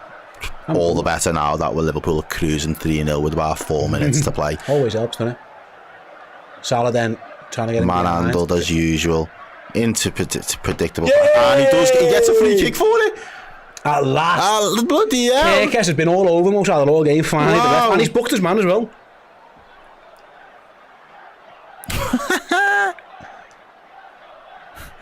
That's brilliant, that. Not often does Mo Salah get free kicks for being manhandled, but that is as clear as day. It's from Barrow, never mind, manhandled. You know, like the Kuwait koalas just chilling each other's backs, like that's literally what he was doing. Yeah, let us know in the chat, ladies and gents, because we're going to be moving over to the fan reaction show shortly. Let us know some of your thoughts, man of the matches, moments, standouts, highlights. Let us know what you want us to talk into and delve into. Stick around, don't go anywhere, because I will be reading out all of your comments and thoughts in approximately 10 minutes time. Ooh, was Liverpool just taking another free kick? Looked like McAllister there with a header towards the back post, but Kepa has dealt with it. Gallagher puts the afterburners on to get back into position, and Liverpool nicked the ball back on the halfway line, but Bournemouth Don't foul him. There we go. come away with somewhere's giving a foul. It was Kaiser running backwards to give the foul away.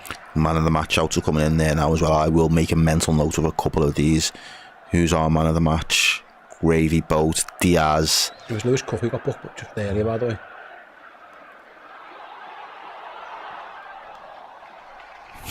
Billy. Jesus, man of the match just for attempting that volley. First touch in Liverpool, yeah. Here come Bournemouth down the left-hand side. Cross comes in. Oh, he just... That might be one of the worst shots I've He ever seen. shanked that terrible. See Iniesta, who got the winner, didn't he? Or scored against Everton. I'd say that volley went for 20 yards. Here's the saves. Let's see. Oh, it just hits Trent. So it just good. hits Trent. It hits Alexander Arnold. It's going to be an own goal. So it hits the bar, hits Trent He on the knows nothing about it. And what a save that is. What a save. That's absolutely unbelievable. That's What a save. Because he has to scoop it away. Out. It's on. The ball's on the line. That's absolutely fantastic from Kavim Keller. Brilliant. The save at the near post he made to give the corner away was equally as impressive. He's had a really strong game.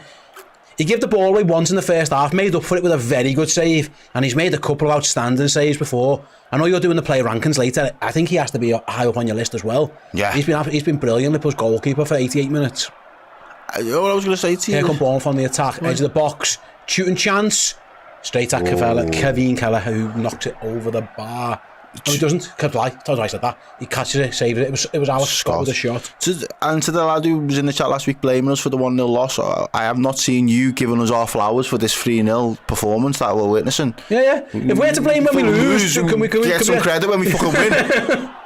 It just dawned on me that I was thinking. There's Konate striding forwards. Unlucky. Poor pass. Case is going to get nowhere near that. And it's back in the goal with Kepa. Arrizabalaga. Bournemouth then to continue to play out. Can Liverpool get a fourth just to send Anfield? I mean, Anfield will go home happy anyway. But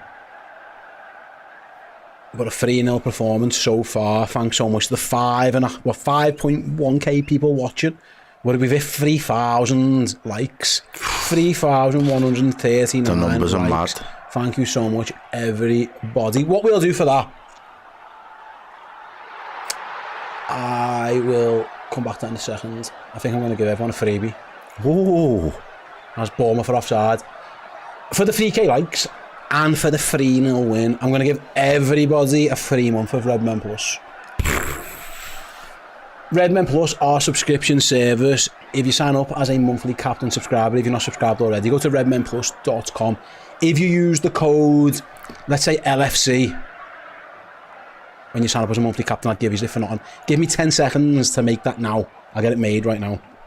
See, we stand on our business, you know. You look after us, and we'll look after you. You see how that works? Go to Redmen Plus. Yeah, it's made. There you go. Code is now made. Go to redmenplus.com. Sign up as a monthly captain. Enter your details when you get to the payment screen as a monthly captain. If you enter the code LFC, there you go. Joe's just knocked me up a little graphic there as well. We have that graphic on standby all the time. Joe's just knocked it up very, very quickly. Thanks very much, Joe. Use code LFC when you sign up, and you'll get your first month completely free. Go and get involved. Redmenplus.com. You can have all the post-game reaction. Me and Chris will be doing the player rating show straight at the end of the game as well. So go to redmenplus.com. Sign up as a monthly captain subscriber. Use code LFC and you'll get it for nothing for a month, because you guys are the best. Thanks for supporting everything we do here at Redmen HQ. As Liverpool give the ball away on the halfway line. We're into 4 minutes. That's proper community vibes. I like that. Liverpool's won it back. Here's Chiesa. Gives it away. Be careful, not there, Fred. No, he's fighting for it though. He's won a foul. We'll take it. Looks like Fulham are going to beat Newcastle. And if you haven't liked that already, but after that, you've got all the extra incentive to just drop a like on it now. It costs you absolutely nothing, and you're going to get something off the back of it as well for free. A month's worth of belter content here with the Redmen TV over on Redmen Plus. You get all of the post-match content for all of the games. You'll get the final words. You'll get some deep dives. You will get full access behind the veil. And I promise you, got you covered. Redmenplus.com. Use code LFC when you sign up as a monthly captain. You won't look back. So what you do, you'll on the website, you'll have to enter your details, then you'll get taken to a payment screen. On there, you can enter the code, use it there. As Liverpool break with Salah, he's found Chiesa. Chiesa into the box.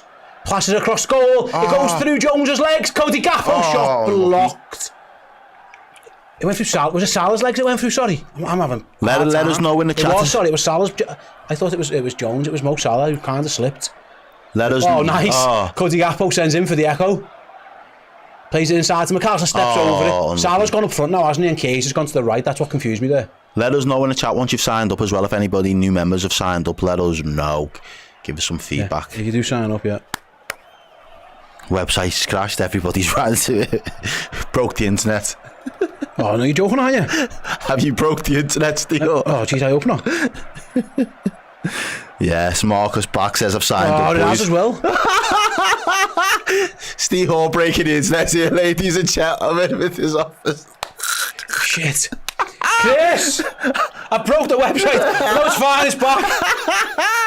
Just had a surge of traffic. I sent everyone to the website and it broke. It's working now. That's fucking brilliant. That is a no context Redmen as if I've ever seen it. Bournemouth on the attack, edge of their own box, into the box with Scotty shoots, blocked by Canate. Canate's blocked. Look at that, and he's celebrating. He's blocked absolutely fucking everything. Go on, lad. And you give the ball away again. Liverpool can. It should be working. If you go to redmenplus.com now, you should be working.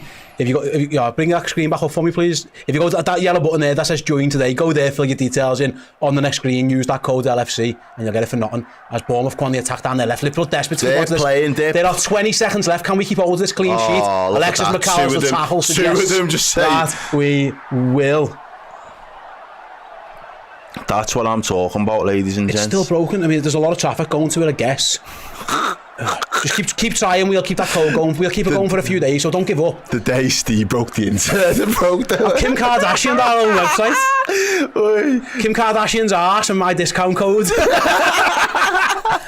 As the full-time whistle goes at Anfield, and Liverpool are back to winning ways. 3 goals in the first half, secure 3 points for Arne Slot's men. And yes, Liverpool put right the weekend's misery with 2 back-to-back performances, scoring 3 goals in Milan, following up by 3 goals here at Anfield. There were, how many of yous? Over 5,000 of you watching along live. Thank you very, very much. Aston Villa, they've just scored a goal there, late goal against Wolves. To turn it round. Turn that one around. Thanks so much for everyone to get involved. So stay around. We're not going anywhere. So don't click off. There's 5,000 of you. Don't go anywhere. Stay for the vibes. Errol will be in this seat in about 2 minutes' time for the post-match fan reaction show, where you guys can have your say on everything you've just seen. You can do it in a number of ways. You can get involved on Twitter. Go to Redmen TV and reply to our tweet there. You can use the live chat here on YouTube. You can go to Discord if you're one of our Redmen Plus legends and have your say over there as well. And then Errol will be then staying live over at the board for the player rankings show here on YouTube. There's the board. There you go. Nice one. Good cut to the board there. That'll be on YouTube. So do not go anywhere. We are not going anywhere. We're here for like another hour or so at least. In the meantime, over on redmenplus.com, it will be me and Chris Bajak with the player rating show. What we do, we look at all the different websites, what the stats guys are giving our players out of 10, and then we say what we would have given them. And like I say, if you want that show and a month's worth of Redmen content for absolutely free, for being honestly the absolute best audience, that was one of the best watch-alongs we've ever done. I've had such good fun. Redmenplus.com. Sign up as a monthly captain subscriber using code LFC and you'll get it free for the first month. A few of the guys in the chat have already said that they've signed up already. Thank you so much for that one. Couple of quick super chats then before we go. Hitch and Baz, sorry guys, I started working at 3-0. I guess me not listening to the content caused us not to score. any chance of a late one. I mean, there wasn't a late one, unfortunately. There wasn't, no. But we won 3-0, so that's absolutely fine. Thanks very much to Chris, who says, Errol, that was iconic, your Micah Richards laugh. Is that when I broke the internet? Absolutely. Fantastic. Right, I am going to nip away because I've got to go and do that other show with Chris. Stick around for a minute or so. We'll get Errol into the seat and we'll be here back with your fan reactions. It's your chance to have your say on everything that you've just seen as Liverpool beat Bournemouth 3-0. From me, from Errol, from Joe as well, and from Amber and Chris. Thanks very much for joining us for the watch along. Stick around for the post game stuff, and yeah, up the 3-0 Reds. See you in a minute.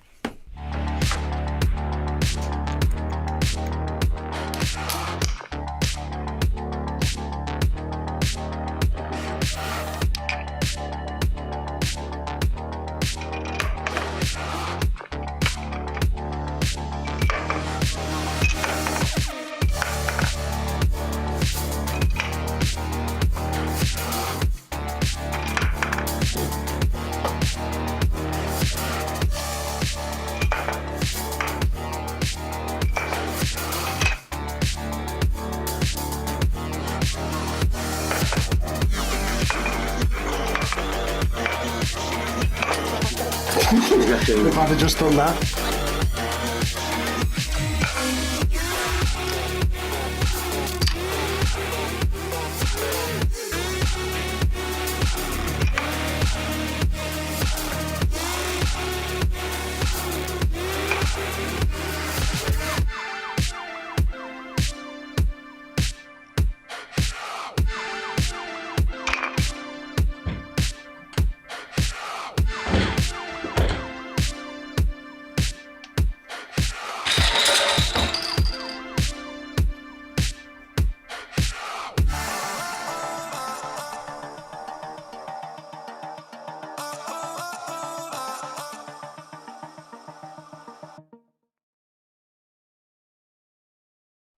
Hello, ladies and gentlemen. Welcome back to the Redmen TV. I am your host, Errol Smith. Liverpool have just won at home 3-0 against Bournemouth. We have written the wrongs of last week's 3 o'clock kickoff against Forest, where we was disappointingly beaten.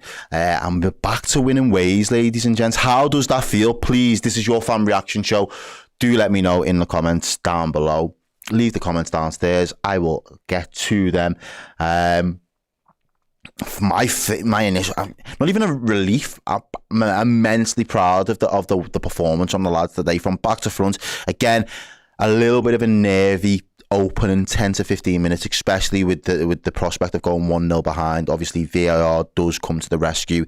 It was a right decision. He was offside. It was fine margins. He's probably about half a yard offside, but he's offside nevertheless. And from that perspective, Liverpool just had to kick back on. It seemed to be like it was an open exchange of two teams that were willing to just spar. And I think if there was a blueprint of how to keep and dig in against Liverpool, Nottingham Forest had that nailed on last week. Bournemouth were the complete opposite. Bournemouth were far too open. They didn't show Liverpool enough respect in their own backyard. They thought that they could go toe-to-toe and had equal amount of firepower, and they've been caught short, really, because they just didn't have the firepower. I think they had that Semedo was their constant threat until he came off.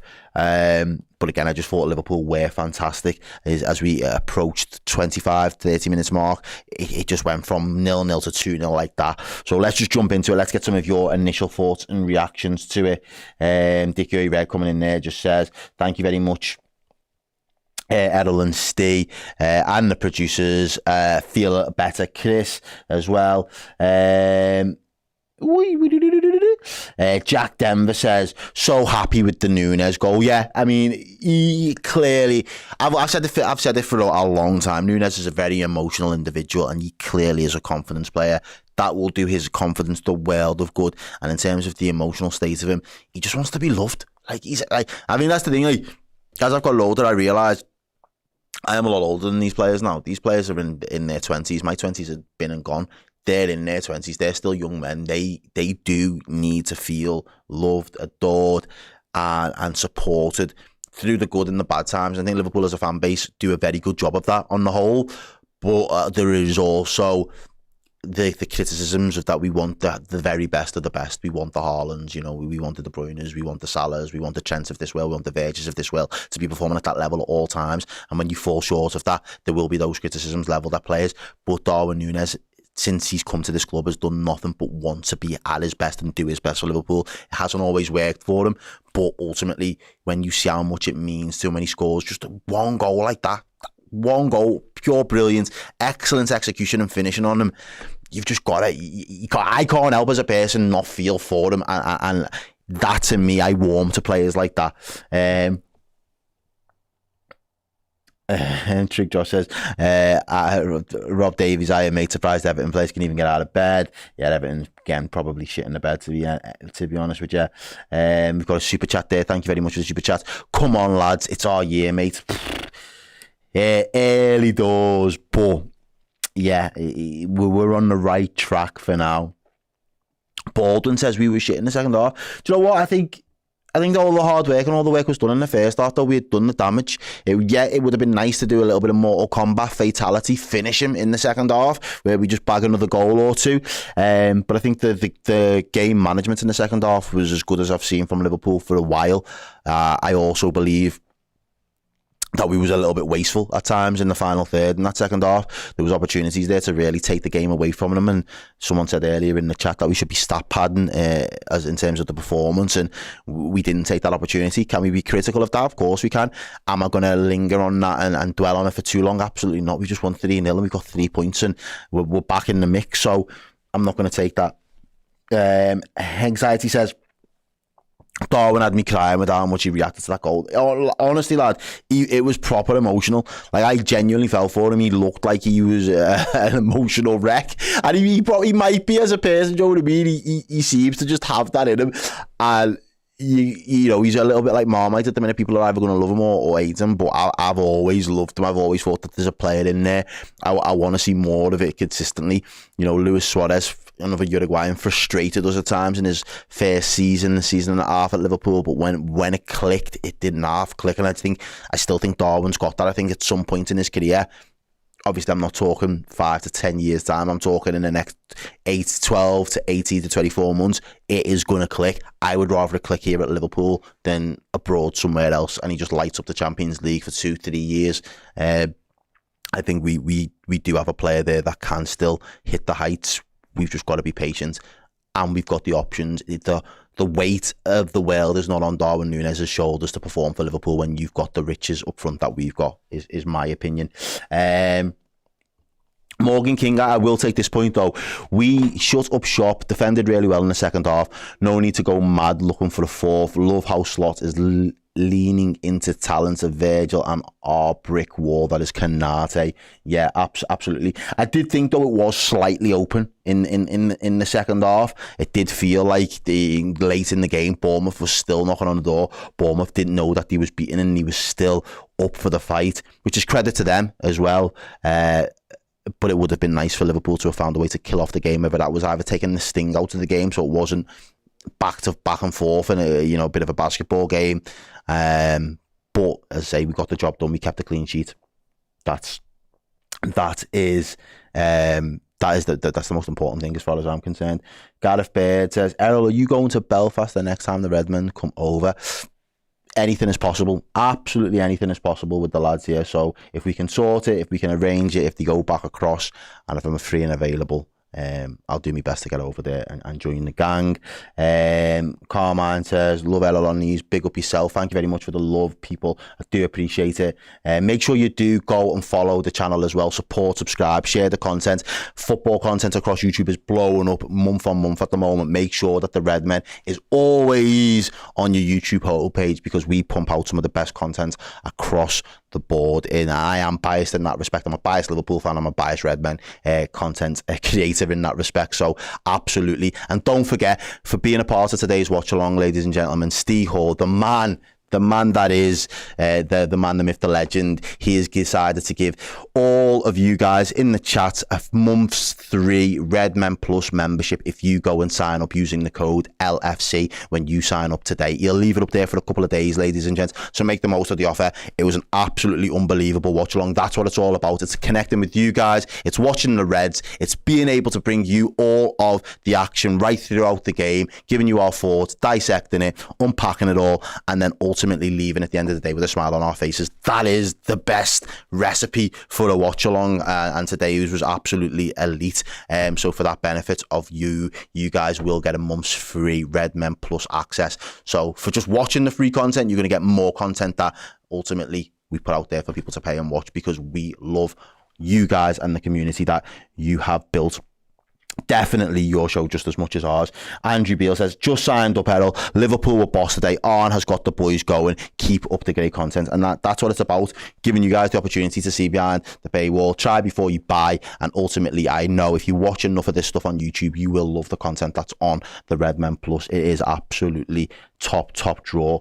Lee B says, Errol, shout for Canate, man of the match. Obviously, Gravy is different, but shout out to the big Montessor. Yes, I love Canate. You know, he's another one, very emotional, but when he's on his day, the passion that he gives, there's a block that he makes in about the 87th minute.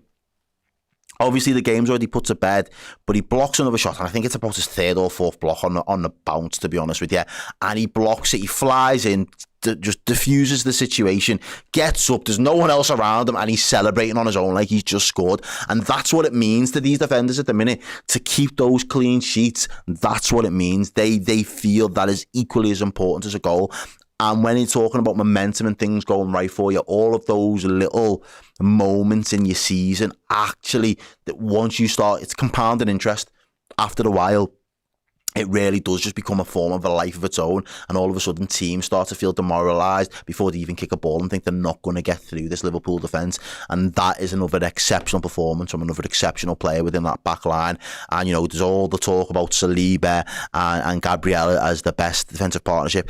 I think the year that we won the league, obviously, Joe Gomez and Virgil van Dijk were immense. I think Virgil van Dijk and Matt of the season before when we won the Champions League were unbelievable. But I don't think we've ever really been able to say, you know, there's been a partnership there alongside Virg that you can say that's the best two.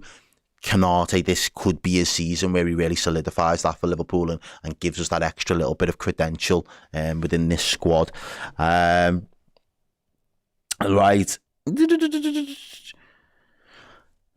Liverpool Truth Channel says, everyone saying our squad is not good enough to compete. All of you are in the mud. Do you know what? Look, at the end of the day, we've got a massive workload to get through this season. We're going to need a big squad. I think that the squad that we've got, provided everybody stays fit, all the key players stay fit, will be able to battle on all 4 fronts for large parts of the season. If we come away with silverware at the end of it, that is another conversation, and that's different. But I think we've got enough parts there to really put in a good account. We should never look, at a lineup and think, oh, we're looking a little bit light there. You know, obviously injuries will change that, availability will change that, but I do think we do have enough. There was something that someone just said in the chat there that was very, very relevant. This one, I like it. Yes, thank you very much for the comment. 2 reactionary saves from Kelleher were out of this world. What a goalkeeper. Yeah, considering goalkeepers, obviously, when you're just brought in out of the cold, you haven't played the game, he hasn't played the game, kicked the ball all season, to come in and perform to that level, really, when you're called upon in those moments, especially that second one. It took a while before we was able to see the replay on that and the goal line technology and how close it was to go over the line. And it was an incredible save. It cannons off the defender's head, it goes towards the bar, it bounces back off the bar onto Alexander-Arnold's leg, thigh area, and then bounces towards, the goal. And Kelleher, like a cat, literally just dives down to his left and just scoops it up out of nowhere. It is a ridiculous, absolutely incredible. We've seen, I know if you're on Twitter, if you're on Facebook and all the rest of it, you will have seen a ridiculous save from another goalkeeper this week. That's up there. That for me is up there, because he has no right to save that. It's an unfortunate bit bit of ping ball around the box, and 9 times out of 10 they end up in the back of the net, and there's no fault of anybody really. Alexander-Arnold's on the line for a reason. He's there to try and stop the ball from going over the line, but he had no idea that was going to drop on his knee like that. Incredible. Yeah, Don Oyster says 1 goal conceded all season. That in itself is a ridiculous stat. Absolutely ridiculous stat. Let's have a little look over at the Discord. What are the guys saying over at the Discord? We've got some people there. They're talking about the United team at the minute. That said, though, Jota was completely rested. Nice. Think Gakpo, Jota and Chase should start midweek now. Hardy, it's Dave says, come on Palace, fuck the Manx up, no Ugarte, lol. Yeah, Tree Frog says that was an enjoyable game. Yeah, Titch Green says Chaser looks like he's going to fit right in. No, and I agree, he really does look like he's going to fit in there. Is there anything, let's see if we've put anything out on, I'm just looking through, there it is again, ladies and gents, and make sure you do sign up as a club captain subscription using the code LFC, and it will end on Monday the 30th of September at midnight. So ladies and gentlemen, please do go and make the most of this new promotion. Steve has patterned you. We're showing you the love for you showing us the love, and I think that is exactly what it's all about. So let's go back to people's thoughts there. Liverpool 3, Bournemouth 0. Give us your thoughts to the Fan Reaction Interactive Show. Craig says, looked more comfortable than it was really. If that was a better side, we'd have been 3 down. Result is all that matters though. After an away Champions League tie, disappointed Salah stayed on and Núñez came off. Salah was off it today by a mile. Okay, I don't think he was off it by a mile, but he wasn't at his best. Sorari says Lord Núñez needs to start every game. Every time ball is with him, something crazy is about to happen. Yeah. Could have been more goals there as well. NYXSTX says there could have been more goals. I'm not going to lie. My man says it was messy. We were loose, but we take the win and a clean sheet. Still a lot of work, a lot to work on. More control, and the team must play more with Núñez. Apart from Salah, nobody really tried to provide him with any service or help him. This must change. We can do better, and Núñez can score more. And I think that's fair to an extent. But what I would say is, that's Núñez's first game. We've got to kind of give him the opportunities, and he took his opportunity today with both hands, but we've got to have a little bit more time to really master the craft of working with Darwin Núñez in this squad, especially within this slot system, because he's obviously asking different things of different players, and now you're introducing another addition into the mix. I think it is really important that we do give these lads the opportunity to get it right. It was never always going to work from minute one, game one with Darwin Núñez. It was going to take time. The benefit for me is the fact that he took his opportunity and he made the most of his goal when it came, because that will help keep his confidence high now going into the next opportunity that he's given. Matty says, I'm happy with the win. Score says it was easy, but it was far from it. Thought it was going to be deja vu all over again, but the way that we started, yeah, no, I think we all were starting to get a little bit of PTSD from the way that it started, especially in midweek. No reason not to think, based on this performance, that we have an absolute diamond in our ranks with Gravenberch. Somehow manages to calmly control and shield when deep, then morphs into a werewolf and driving forward. Yeah, I think that's a great comment, to be honest with you. Thank you very much for that. If I head back over to our YouTube, Zach Mansfield says 3 points are what's important, and an amount of goals is a bonus. Yeah, absolutely. Abdo says, great performance, nevertheless. Yeah, it was fantastic. Yeah, MK says, Salah, since the international break, has been very average. We need clarity on his future, either direction. Slot has to be able to sub him off whenever it is needed. And I think that's why Case has been brought in. I think, he's not going to present, if he's into his last year of a contract, he's not going to present Arnold Slot with the headache that he has to play him every single minute of every single game. If we've got somebody there that is an adequate debutant, we can, field somebody else irrespective of what Mohamed Salah decides to do at the end of his contract. If he wants to stay, then great. We've got to keep him fit, we've got to keep him sharp, and we've got to keep competition for places. And if he wants to go, okay, well, you're not going to upset the balance and disrupt the club in your last season. We've got other options that we might need to turn to in the event that we need to turn to it. So I think Liverpool doing what we've done have left us in the strongest possible position, given the hand that we've been dealt, if I'm being honest with you there.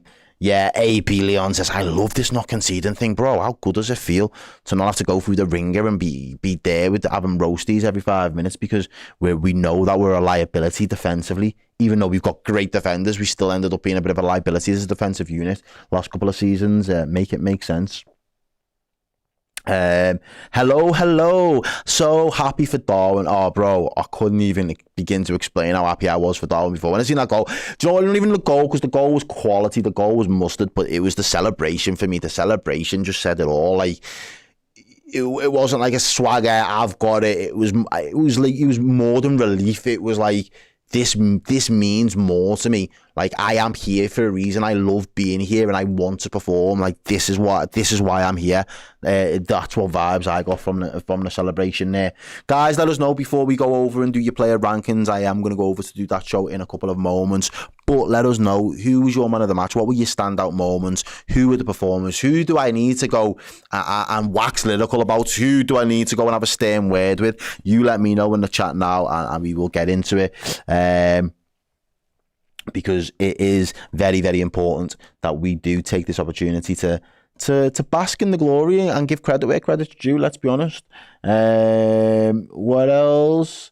Yeah, Zach Mansfield says, yeah, Núñez gets too much hate. Yeah, and the worst thing is, it's not even from opposition teams. Opposition teams might not rate him that much, but they know he's a problem, they know he's a threat, and they don't really do the Núñez slander. The Núñez slander that I see the majority of comes from our fan base. But Brace DeVille says it was Luis Diaz for man of the match. Okay, I can take that. Yeah, definitely. Morgan King says Canate was man of the match for me, but Diaz is unplayable in that first half. Yeah. Ma says, ooh, controversial, I'm here for it. Really hope Salah decides to leave at the end of the season. The amount of disrespect is insane. He deserves so much better. Okay, yeah, not as controversial as I expected. I don't know. I think Salah's just set standards so high for himself that anytime he drops below those standards, we as the fans notice it because he's been here for that long. It's just like, yeah, that's not the Salah that we're used to.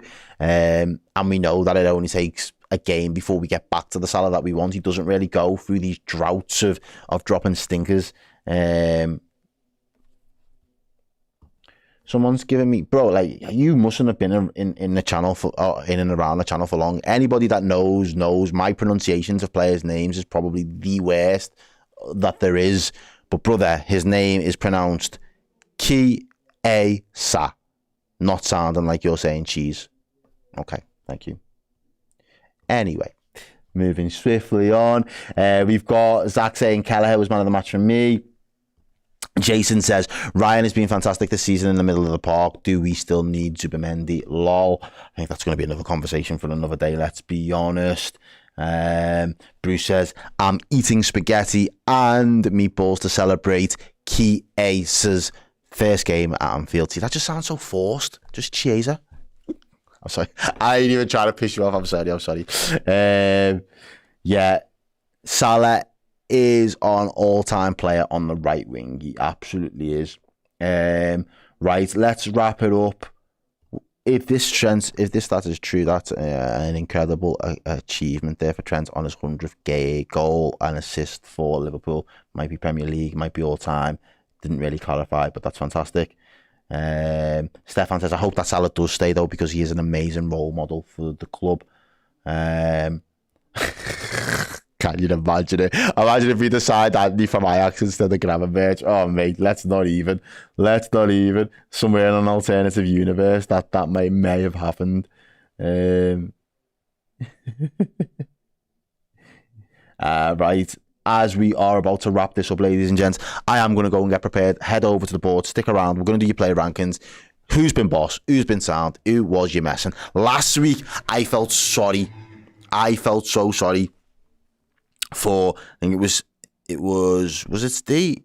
You know, it was Dan. I felt sorry for Dan who had to do this last week. He had a tough job because I can imagine there was a lot of your messings flying around last week. I'm hoping it's the complete opposite. Liverpool have turned around their fortunes. Liverpool won this afternoon, a 3 o'clock kickoff, back to winning ways, 3-0 against Bournemouth. The slot machines got some cash in it, and we're about to cash out and head over to the player rankings. I will see you in a minute. As you know by now, if you sign up on redmenplus.com as a Club Legend subscriber, you are in the prize draw every single month automatically to win incredible prizes from us. And it's generally signed stuff. And we peck the heads every time we meet somebody that used to play for Liverpool. And last time we saw Steve McManaman, we got him to sign this wonderful A Crew shirt. So if you want to be in with a chance of winning this incredible prize, sign Steve McManaman's shirt in A Crew, then all you have to do is get involved on redmenplus.com, sign up as a Club Legend, and if you win the prize draw, you'll win this. There's loads of other great things that you get as part of the Club Legend subscription, so do go over and check that out on redmenplus.com. Thank you very much, and you've got to be in it to win it. Get in. Like I said, I was always going to be running you through your player ranking show. You know the drill. It's me, it's your boy Errol, live here with the Redmen lads. Liverpool 3-0 winners against Bournemouth this afternoon at Anfield. It's time to find out who was boss, who was sound, and who was your messing. Let's rank them. You help me rank them. I'll put them on the board. We'll do this as a team. Let's go. Let's start with Lad in Sticks. Brought in because Alisson Becker has picked up a slight knock. Not a major concern in Slot's estimations in relation to his hamstring, but he is struggling with a little bit of discomfort on it, so he thought best to leave him out. Potentially not a bad time for him to come in as well if he's going to play midweek. Maybe getting 2 games on the spin just helps him when it comes to a competitive knockout game against West Ham in the Carabao Cup. But what are your thoughts about Kelleher today? Was he boss, was he sound, or is he messing? I'll put him there to begin with, not because I think you're messing, because I want to read some of the comments to just see what he's getting. A couple of the lads there say he was boss. A couple of lads there saying that he was boss, played every minute. Ashley Jewell says he was boss. Kelleher was boss.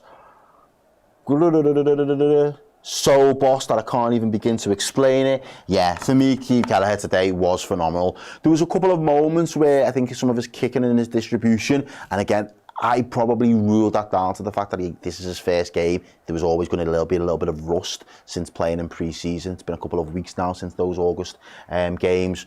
But when it comes to the shot stopping, I don't think there's anything you can do about the VAR offside goal, bear in mind. But when it comes to the shot stopping, I thought he was absolutely incredible today. There were some really big stops, great saves, and potentially match-winning saves as well, because I can think of at least 3 that would have made the game 3-3 if he gets beat at any of those moments. And he stood up tall, he was strong, and the reaction one at the end, I think, that'll be on his highlight reel for the rest of his career. Now, when people are making those mock-ups, when people are saying, how much is he worth, and let's go buy him, and you'll be clipping up highlights from your new sign, and potentially that will definitely be on there as one of those key standout moments. And I thought it was a brilliant display from him in goal today. So yeah, absolutely boss. Nathan Tarr says boss. Between boss and sound, boss. Nexus thought it was boss. Hien's a boss. Oh, Regina Frank says boss and potential man of the match. Respect. Gotta respect it. Gotta love it. Kelleher, my friend, brother, you were boss today. Unbelievable. And again, being able to be that calm and present when Alisson Becker's not there, to keep the clean sheet, to make the big saves that he made, I think it's a lot of credit. And I think we've got to give a lot of props to players when they come in out of the cold and step up for the team. Another one, it's very different for the goalkeepers. It's not really an opportunity you can grab with both hands. We all know when Alisson Becker's fit, he's going to be the number 1. But when you come in and you deputise for him, the standard has still got to be so high. The pressure is so high as a Liverpool goalkeeper, but he never looks intimidated. He never looks overawed by the opportunity. And again, it was brilliant. If we move on to that back line, I'll start with Robbo. Left back. Don't think they do too well in the opening exchanges, just because of the way that we get caught on the break a couple of times, and they get in behind. It starts to build up from that left hand side. There's a little bit of miscommunication between Van Dijk and him, who stays, who goes, all the rest of it.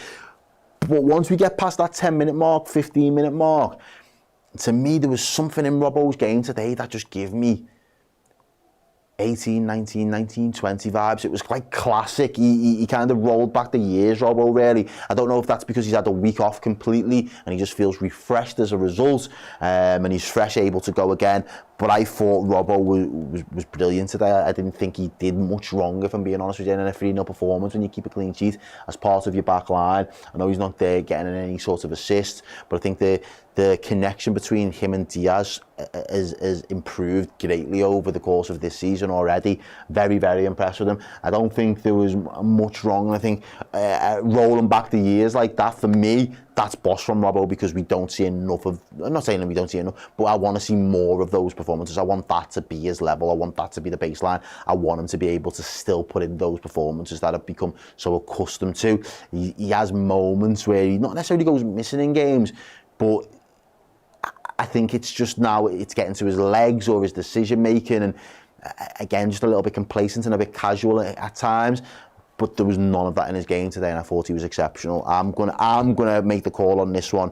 People are saying high sound. People are saying if we don't want to lose, high sound. People are saying sound.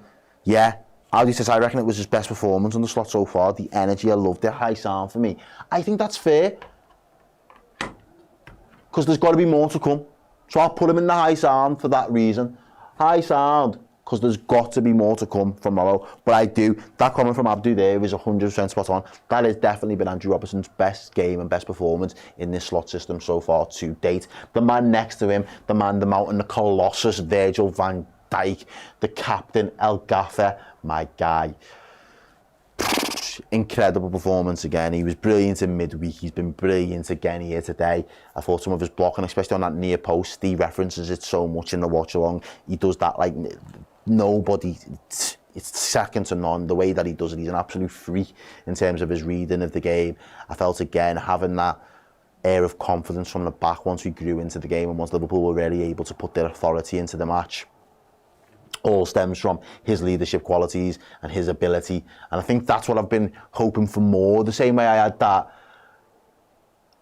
not criticism, yeah, again it was criticism of Diaz. I wanted the output. I wanted more captain's performances from Virgil van Dijk this season. I wanted him to really make this captaincy and this team his own. You know, he had a year of taking over from Henderson and transitioning a couple of these lads and new additions and all the rest of it, but they know what to expect with him. They know his high standards now over the last 12 months. They know simply when it's not been good enough, and I genuinely think he is starting to, especially in midweek with the big contribution of obviously getting us back in front against Milan. But again, I thought today defensively we was resolute, and even when Bournemouth were fancying it and they kept going up until the 90th minute, he kept our defensive line honest. He kept them in the game. It's the first time Trent hasn't been subbed off as well as a right back or moved or anything like that. The back five started and ended the game as a unit, defended and worked hard together as a unit, and I think Verge is definitely in and amongst. And again, the bosses, he is the boss. Another one I think everybody unanimously can all agree, Canate today was absolutely incredible. He does the firefighting, he gets us an assist for Diaz, he gets us on his way. He is in argument, or not even an argument, he is in contention for man of the match without a shadow of a doubt. His best performance of the season as well for me so far, and he did score midweek. Maybe again his confidence is up at the minute, but even that ball, if he's got it in his locker, which I don't think that's natural. I think it's an area of an improvement for him, and an area where he will slowly improve, hopefully, the more that responsibility is given to him. But playing that ball forward, not necessarily having to break the lines with the short passes into feet, but spraying those balls over the top, getting us on the front foot, driving out of defence sometimes, like we used to see with Matip, like we can see with Jarell Ponza. If he can add a little bit more of that to his game, what he does with his physicality, his combative effort, and the way that he is so prepared to put his body on the line like a good old-fashioned defender, getting in and amongst it. He's not afraid to get his kit dirty. He's not afraid to stick it on a player as well. I thought he was absolutely brilliant today. It was, yeah, everyone, Big Ibu bossing it. Yeah, it is incredible boss. He's solid. Canate on fire, a real boss.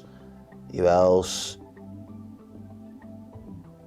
Yeah, could get his head on an asteroid. I had to sit back and think how good he is. Boss. I feel like Boss is a little bit of an understatement. Boss defence, and he's got the assist. People are already giving him shouts for man of the match. He is up there for me as the guy. He is that guy. He is the real deal. Man like Trent, the scouser in our team.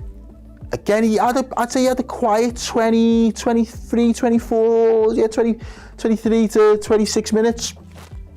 Not overly involved. A lot of the build-up play up until that point was coming down the left-hand side. There was a lot of space to expose. There was a few opportunities where he was really high and wide to create as much space as possible, give us a lot of width. He was asking for the ball. It didn't quite make it over to him quick enough. I thought positionally he was really good today. I don't think there was many opportunities where he was exposed defensively or picked apart. And then he sets us on our way for the second goal, and again it's another assist, another tally, another tick next to his name in terms of his output and what he offers this side. So important to everything that we do. I thought he was sound today. Again, I'd kind of go with where I went with Robertson. I don't think he over-excelled or did anything overly spectacular. Obviously he does get the assist, might edge it a little bit higher than Robertson in that respect, but I just think his passing again is incredible. Some of the 1-2s, some of the passing lanes, and again it was just, again, the fullback performances today were classic fullback performances from what we've seen from these over the years. They were both very rounded performances, and we've seen the best of what they can both do, and he wasn't exposed for any of the frailties that people have tried to level against them over the course of the last 2-3 years, really. I genuinely thought that both of those, the whole back line as a whole, as a unit, incredible, above Boss. But individually, I think, yeah, centre-halves definitely ran it. Goalkeeper was incredible in sticks, but these two as the fullbacks, you couldn't really fault them. I thought he was incredible today. Moving into midfield, which way do I want to go? I'll go Maka first. Again, another performance, another 90 minutes under his belt. There's a lot of running round, there's a lot of the high press, there's a lot of the interceptions high up the field and gets Liverpool the back and winning the ball back. Again, I felt like he's been a little bit quiet in this slot system so far. He hasn't really had moments or individual moments where he's been able to stand out and really impress anybody. But in terms of his functionality and what he's able to offer into this team of just keeping everything ticking over, there was one pass that was unbelievable. It was delicious. I think he set Salah on his way with it, if I'm not mistaken. The ball just kind of bounces on the off volley and he just fizzes it and sprays it into his path. It was an early opportunity there for Liverpool, and he's got that in his locker. He has got that creative ability to just thread the ball and create a pinpoint pass when the time it calls for it. I think McAllister was sound today. I don't think he did anything out of this world, but I will go to the chat. Let's see what the chat say. We'll assess it, we'll round it up, we'll round it down, and we will come to a conclusion. Yes, says he was boss. He gave away like 3 passes. Love the smile of McAllister on your plate. High sound. Toby says, love boss McAllister. Ashley Jewell says was sound. Mad says he's proved massively in defensive duels under slot. Chris says he was quality. Ali says Macca's always boss. Ahmed says high sound, great tackle in the second half. Okay. I'm feeling it. Okay.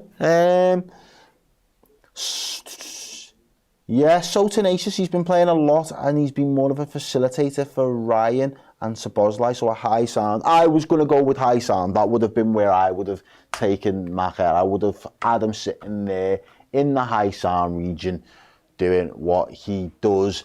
Still think there's room for improvement. Still think there are going to be standout moments for him in this season. Still think he's going to add some extra bits of quality to his game to make us even more fluid than what we've been so far. But everything that I'm seeing from him up to now has been really good, and I am really impressed with him. Again, I think it was probably one of his better performances under this new slot regime.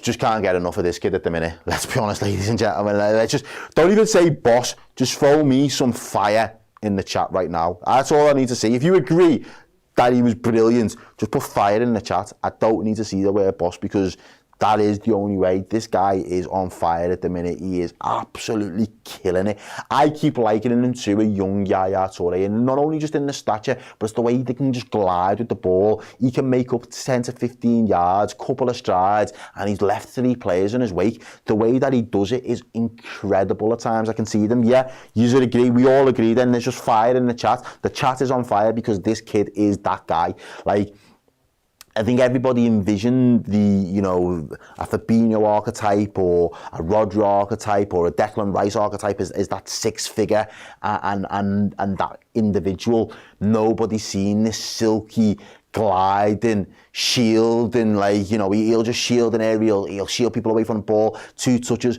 and the instruction is so fucking clear from Arne Slot. You get the ball, you make that yard of space for yourself, yard, 2 yards, head up, play the ball forward.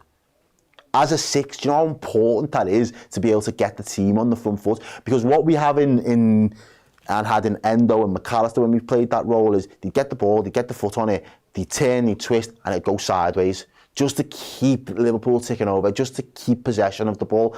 He's not asked about possession, he's asked about getting Liverpool on the front foot. He's asked about getting Liverpool playing further up the field, and he has got the ability to do it. Steve mentioned it in the watch-along. He's got that ability to just drop a shoulder and just leave a man, and he's just done it. It's Thiago-esque, but he has got so much confidence as well. And I think a lot of our players, we're starting to find out, are really confidence players at the minute, and the more that we can support them and give back them, the confidence is just going through the roof. And I think he's come on leaps and bounds. He is by far the most improved player, by far a little hidden gem that we already had that may have just saved us 60-70 million pound. Who knows? There might still be an addition, an extra set of legs in that midfield come January. They might be a 6, they might just be another 8 of some sort, but he is going some way to solving the problem of what we need, especially if we're going to play 2. If we're going to play them 2 next to each other, he needed someone next to him last year. The same way he had at Brighton, he had Caicedo next to him.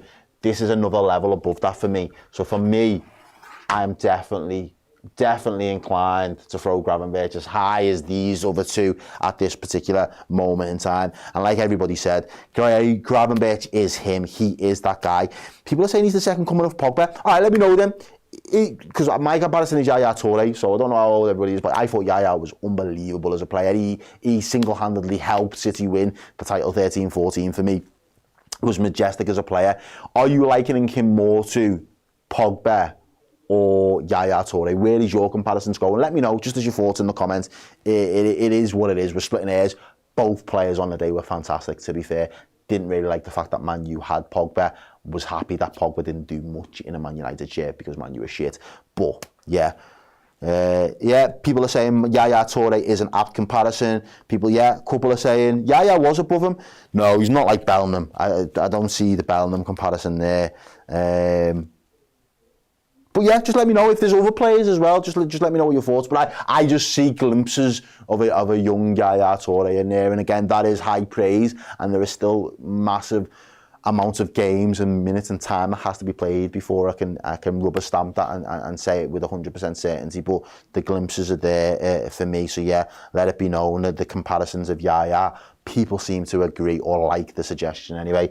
Suppose like difficult couple of weeks. I think he's been blowing hot and cold from that 10 position, especially. I think the work rate is exceptional. I think the end product is questionable, but the endeavour is a constant. It's always there with Dominic Szoboszlai, and I think that is really important. He's just got that groove and that knack for it. I do think he's been sound. I didn't think he was that bad in Milan. I think he was less wasteful today on the ball. But again, I think he seems to be more like the genie one further up the pitch by just keeping Liverpool ticking over him, the work rate and everything else, and being that bit of a workhorse. Not really what I expected from him as a 10, if I'm being honest with you. I expected to be more driving with power, shots off at goal, being able to find those cute passes, tight control in and around the box. And maybe one day, or soon enough, that will click and it will all come together. But at the moment, he's doing the hard yards and putting in the shift for the team. I think he was very good. I thought it was decent today. Don't really think anybody put a foot out of line. I'd say he was probably a high sound as well. But if you disagree massively, let me know. Let me know why you disagree. Let me know some of his standout moments. What did I miss? He's dropping. I'm not trying to drop you. Don't worry. Stay there. Yeah, not amazing, not bad. I thought he had a decent day, sound. He's dropping again. He doesn't even think he was all that. I'll put him higher because I know at some point he's going to drop down. Moving on to the forward lines. Let's go with the lowest hanging fruit in that forward line, and Mohamed Salah, because I think it is quite easy to say that it wasn't his best day. And there's no shame in saying that. He'd probably say that. I think I'm okay to say it. Wasn't overly disappointed. I thought he worked hard. I thought he was still trying to be creative. I thought he was still trying to feed people in. He does get the assist for Núñez. So again, stats-wise, Salah's still there in and amongst it. If you're on your FPL, you'll probably still get some decent return from Salah's performance today. But again, I just think some of his shots on goal were a little bit tame. I think his decision-making lacking as well at times. Might be just in his own head a little bit, and that's fine, for Salah being in his own head for 2 games, and then the next 5 games he's just going to bang goals for fun. So I'm not worried by this performance that, you know, something's off with Salah. It's just one of those. It wasn't his best day in the office, and I'm fine with that. Yeah, he is a little bit selfish. I can definitely take that point on board. Zach Mansfield says it wasn't his best performance. By his own standards, it might have been a Yemessin. I think that's a bit harsh. I think last week, by his own standards, was definitely a Yemessin. I think this week, he'd have said he was sound. If he had asking me, I think Salah would have said quite confidently, I was sound today. I set up a goal. I was a handful. I beat the man a couple of times. I had a few shots, probably could have done better. Man in the middle, big credit. He's taken a lot of flack, particularly from Liverpool fans online. Make of that what you will. It is what it is. Football fans are a very fickle lot. Myself included. I do not exclude myself. I am not better than anybody in that respect. I have my fickle moments too. But one thing I've always said is I rarely rate Darwin Núñez just as a footballer, because I know how much it means to him. To come from where he's come from, to fight through whatever adversity he's had to deal with in his life, to make it and break it in the English Premier League, to score. He scores all different types of goals. He can score with his head, he can score with his left, he can score with his right, he can score cute flick goals. We've seen it against the best team in the world. He's an anomaly, he's a freak, he is an enigma in a lot of senses. But he's an ever-present, and he will continually put in that graft for the team. I think some of his defensive work today was unbelievable. He had no right to be defending for his life. He was doing Bobby-type shit. He's not a Bobby-type player. Obviously, the link-up from the defensive lines and phases of the pitch aren't in the same way, but putting his body on the line, getting in amongst it, popping up in defensive positions to help out his team, battling, being a true warrior. That's just what he's got about him. He's got that energy. He's got that energy to burn. And then when he gets his opportunity on the break on the other end, he makes it for himself. Yeah, Salah will go down and get the assist, but he makes that goal himself. Make no mistake about it. That hard work, the little turn, the little drop inside of the shoulder, and then just letting off that shot with his left foot. I just say he's boss for the celebration alone, but I'm going to give him that today. First real opportunity he's had under Arne Slot, and he's left a very good impression, and it makes it hard to then drop him when his counterpart in Diogo Jota hasn't really been firing on all cylinders so far this season. For me, Darwin Núñez really stepped up today, and I thought his performance was boss. This guy, everybody knows I have been one of Luis Diaz's biggest, critics at times. I have, because he's frustrated the life out of me. I've seen what he should be doing before he sees what he should be doing on the pitch. I've been shouting at this game, do this, do that, drop your shoulder. I've been shouting, watching him, and just thinking, this is what you need to be doing. You need to get it in the box, or you need to shoot. And he's just frustrated me time and time again, because he's got all of it. He's got all of the tools in his toolbox, and it's just about dispatching and the execution sometimes with him. But so far this season, the form that he's been playing has been world-class form. Make no mistake about it. He has been in world-class form so far this season. It's been brilliant. The only dip in his performance is when he's been away on an international duty and come back and everybody was shit to a man. I thought he was absolutely fantastic. A lot of people will turn around and say he's man of the match. He scores a brace. The second or the first goal, takes it down on his knee, leaves Kepa in no man's land, leaves him for dead, and then slots it past the man on the line. Brilliant. And then to score 2 minutes later, be set up, teed up, calm as composed as you like, on your favourite left-hand side. Incredible. Luis Diaz has been a monster, ladies and gentlemen. Again, I just need you to agree with me by throwing some flames in the chat. There's been a couple of people that have flamed up the chat so far today. I don't need you to tell me he was boss. I watched the game as well. He was sick. He was incredible. So he's going to go up there. But if you rate it, if you're feeling it, show me some fire. All right, say less. Boom. There's the 11. Let's move on to Gakpo, Jones, and I will spend a minute talking about what's going on with Keita. Boy, that magnet's strong, boy. Sorry about that. Cody Gakpo, again, I think he was sound. Came on. That's the difficult thing. You play so well in midweek start and then you're coming back off the bench. It is difficult to kind of get back into the rhythm of things, and there's no shame in that. I thought Gakpo was absolutely fine today when he came on. He looked threatening. He almost set up a shot as an opportunity as well. He has a shot that gets charged down and blocked. Don't really put a foot wrong. I think the same with Curtis Jones, if I'm being honest with you. Very interesting. He comes on for Dominik Szoboszlai, does really well, keeps the ball, gets into that tight spaces again. He's another one that when he's in those tight spaces, the way that he operates, and he's so hard to dispossess from the ball. It's incredible. I think his decision making is only going to get better over time as well. I think that's really the important thing that he has to work on this season. It's going to have to be those decisions, when to release the ball. Again, he's very unlucky. His shot gets blocked to make it 4-0. But I thought it was another sound performance, especially from two lads coming in off the bench there. You'd be hard pressed unless you did much more to get higher marks than that. This guy is going to be interesting. He's going to be interesting. He looks like he's got it. He's very unlucky. He hits the post. Might have been ruled off for offside, but at the time of striking the ball, it didn't. We wasn't to know. He looked like he was going to be a handful. Came on, played through the middle for probably about 10 minutes and then ended up on the right-hand side for the last couple of minutes. It was just nice to see, again, another reason for the Anfield faithful to get G'd up and feel confident seeing new additions in this squad, new firepower, additions, extra legs, fresh legs, and a lad that plays footy with a smile on his face as well. It's always brilliant to see. Really enjoyed Kieza's performance today. And I just think, yeah, if we can get more minutes, maybe we'll see him in midweek against West Ham. West Ham didn't have the best performance today against Chelsea, so they'll be wanting to recover and bounce back. But again, if we've got too much quality, if we can bring players like that into the mix, get him a fair start for Liverpool, I think we'll be absolutely fine. I'd say he was, for the debut, it's a high sound for me. Very happy with him. Ladies and gentlemen, there are your players. I need one last thing from you today before I sign out, or two things. Take it back, I need two things. After you've watched this, please do go over to redmentv.com, sign up. You've got a free promotion there for 1 month. Sign up as a club member there, as a club captain, and get yourselves 1 month's free content of Redmen Plus. Fill your boots with all of that content there using the code LFC. Nice and straightforward. It's there for you guys for being fantastic all afternoon, sticking with us, enjoying the content, enjoying what we do, sharing and love and being involved in the community. So fill your boots, make the most of it. The offer ends on the 30th of September at midnight, so make sure you make the most of this promotion while it's there. And then finally, let us know your man of the match right now as well, please, because I'm going to read a couple of those out.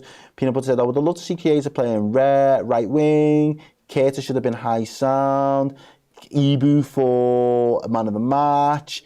Ahmed says for man of the match. I want Grav or Diaz. I'm worried if Real Madrid can't get Rodri. Right, it's a bit soon for that chat, let's be honest, but you know, has to be Ryan.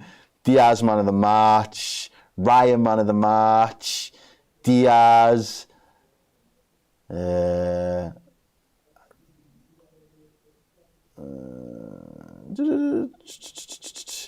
yeah, that's interesting. We'll see. Maybe the midfielder will get a rest. A couple of midfielders might get a rest next week. It might be Endo, it might be Jones, it might just be one of them. Who knows? We will see. Defo Lucho. Okay. I'm going to give it to him, because I probably haven't given him a man of the match very often if I've ever done this show. All of these three, Nunes, give special credit where special credit's due, but these three definitely all could have been man of the match easily today. But the guy that got us the game killed in 2 minutes, out of a 90-minute game, that lad single-handedly killed the game off in 2 minutes on his own and helped Liverpool win it, and then given us an immeasurable amount of control thereafter for these lads to then do their job. He stood up, he grabbed the game by the scruff of the neck. I asked the question, is this system set up for individuals to step up and take the game away from teams? Luis Diaz did that today. So for me, he is my man of the match. These are your player rankings. Liverpool are boss. 3 points on the board, 3-0 against Bournemouth. I've been your host, your boy Errol. This has been Redmen TV, and I can't wait to do it all again in the midweek. Peace.